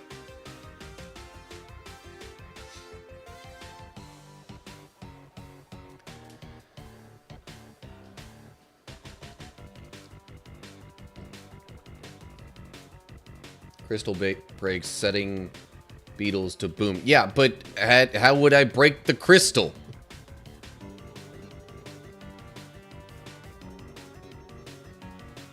Especially without, you know, hurting myself.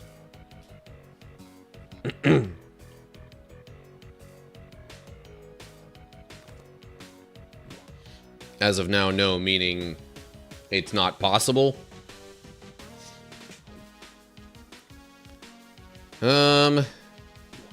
Okay, I think... I'm pretty sure the bomb beetle's only gonna have 2 moves.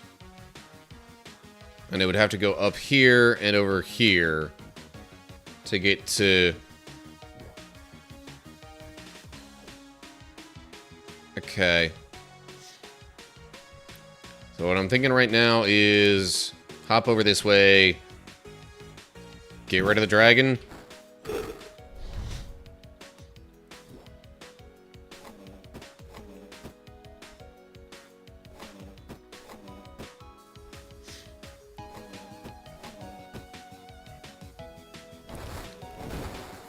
Oh, you freaking... That is the most annoying possible spot that could have been placed. Why? This is literally impossible for me to get out of now.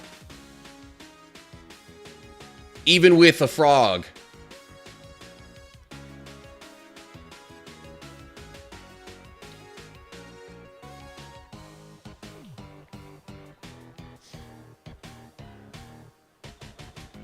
I mean, okay, so best case scenario, I turn this into a frog. And then what? Like...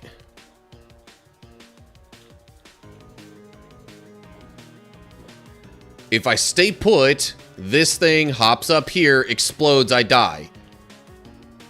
If I turn that into a frog, it... I don't know, goes up there... Or over here, and then this moves one closer, explodes, I die. If I turn that one into a frog...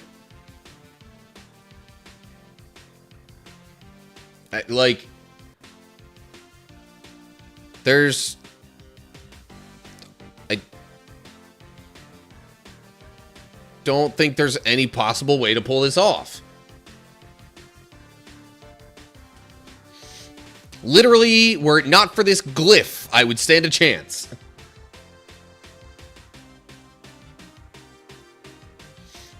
There is a card that can help. What? Yes, I could turn 2 of them into frogs, in theory. But that would leave me with no actual movement.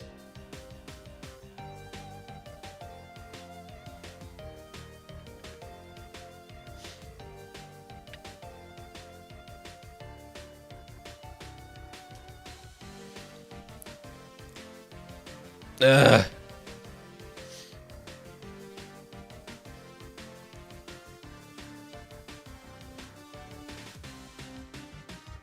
And I can't even turn that one into a frog from where I am.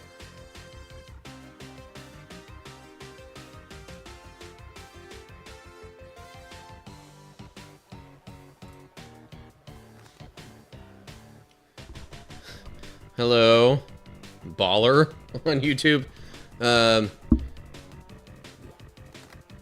Yeah. Oh. Right. Okay. So... Okay, so actually... These would both turn into frogs.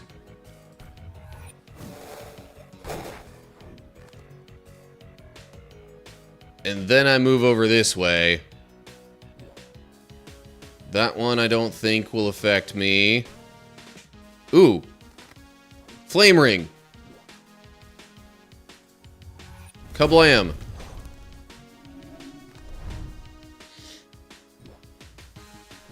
Alright. For now, I live another day.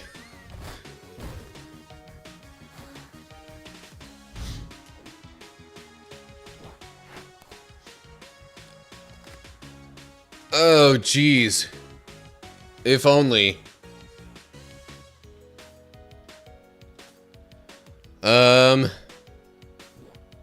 Okay, hang on. How do I possibly get out of this, though?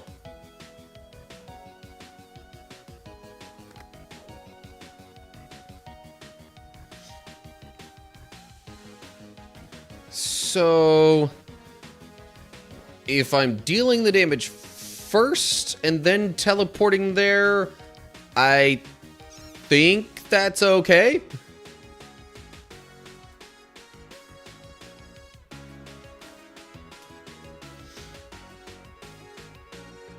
I'm gonna try it on this one. Okay, did not damage me.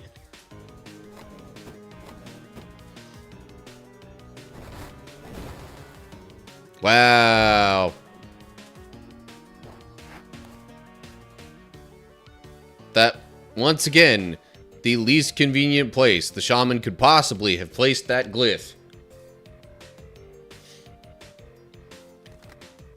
Flame ring, I could hit the shaman once with flame ring. But then I could practically guarantee you that on the next turn, it would summon a beetle here,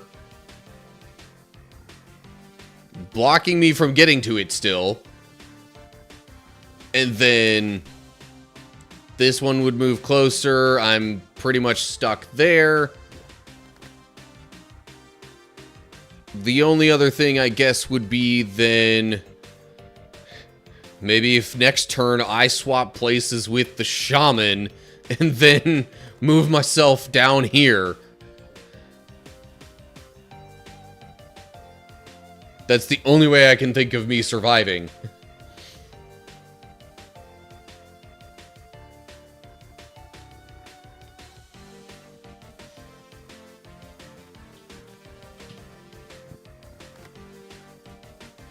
Hiya.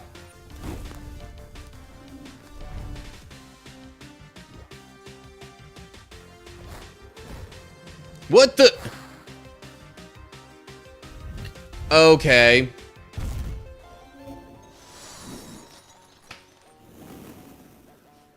The one time out of like a freaking 20 turn battle that it decides to do that?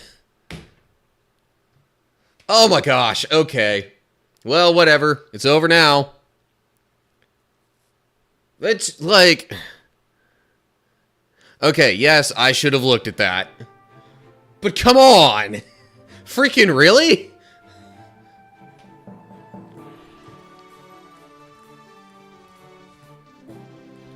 Whatever, I was done for the day anyway. Okay. I gotta wrap up this stream now.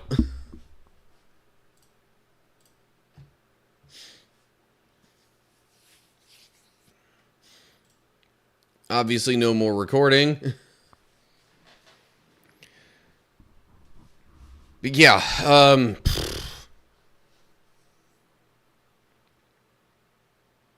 I don't know.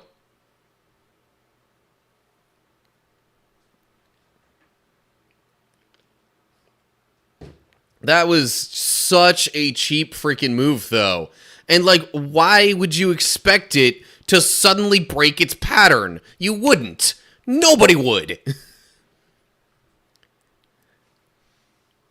Like, just having that in there practically purely for a gotcha kind of moment is just annoying. There's no other reason to have that in there.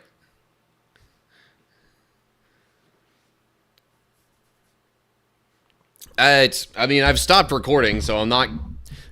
My other thoughts are pretty much just going to whoever's watching right now. But, good grief. Anyway, yeah. Whatever. Since it's more of a first impressions thing and not necessarily a review, I don't necessarily have to give it a score. Anywho, okay. That's going to do it for me tonight. I'm still going to raid because why not? I'll just immediately leave afterwards. Alright.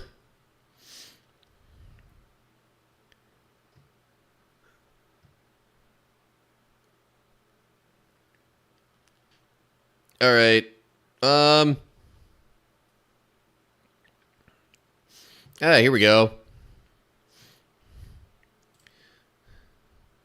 Someone I view a lot, but who isn't usually streaming at the same time as me. Hold up. Path Split was also a gotcha. Yeah, well, okay. Yeah, how the heck was I supposed to know where that was going to go? And how long it was going to take me? Anyway. Okay, well, still, the general gist of what the game is like would have still been communicated through all that other stuff I did. Even if I completely remove most of the second dungeon. But anyway, okay.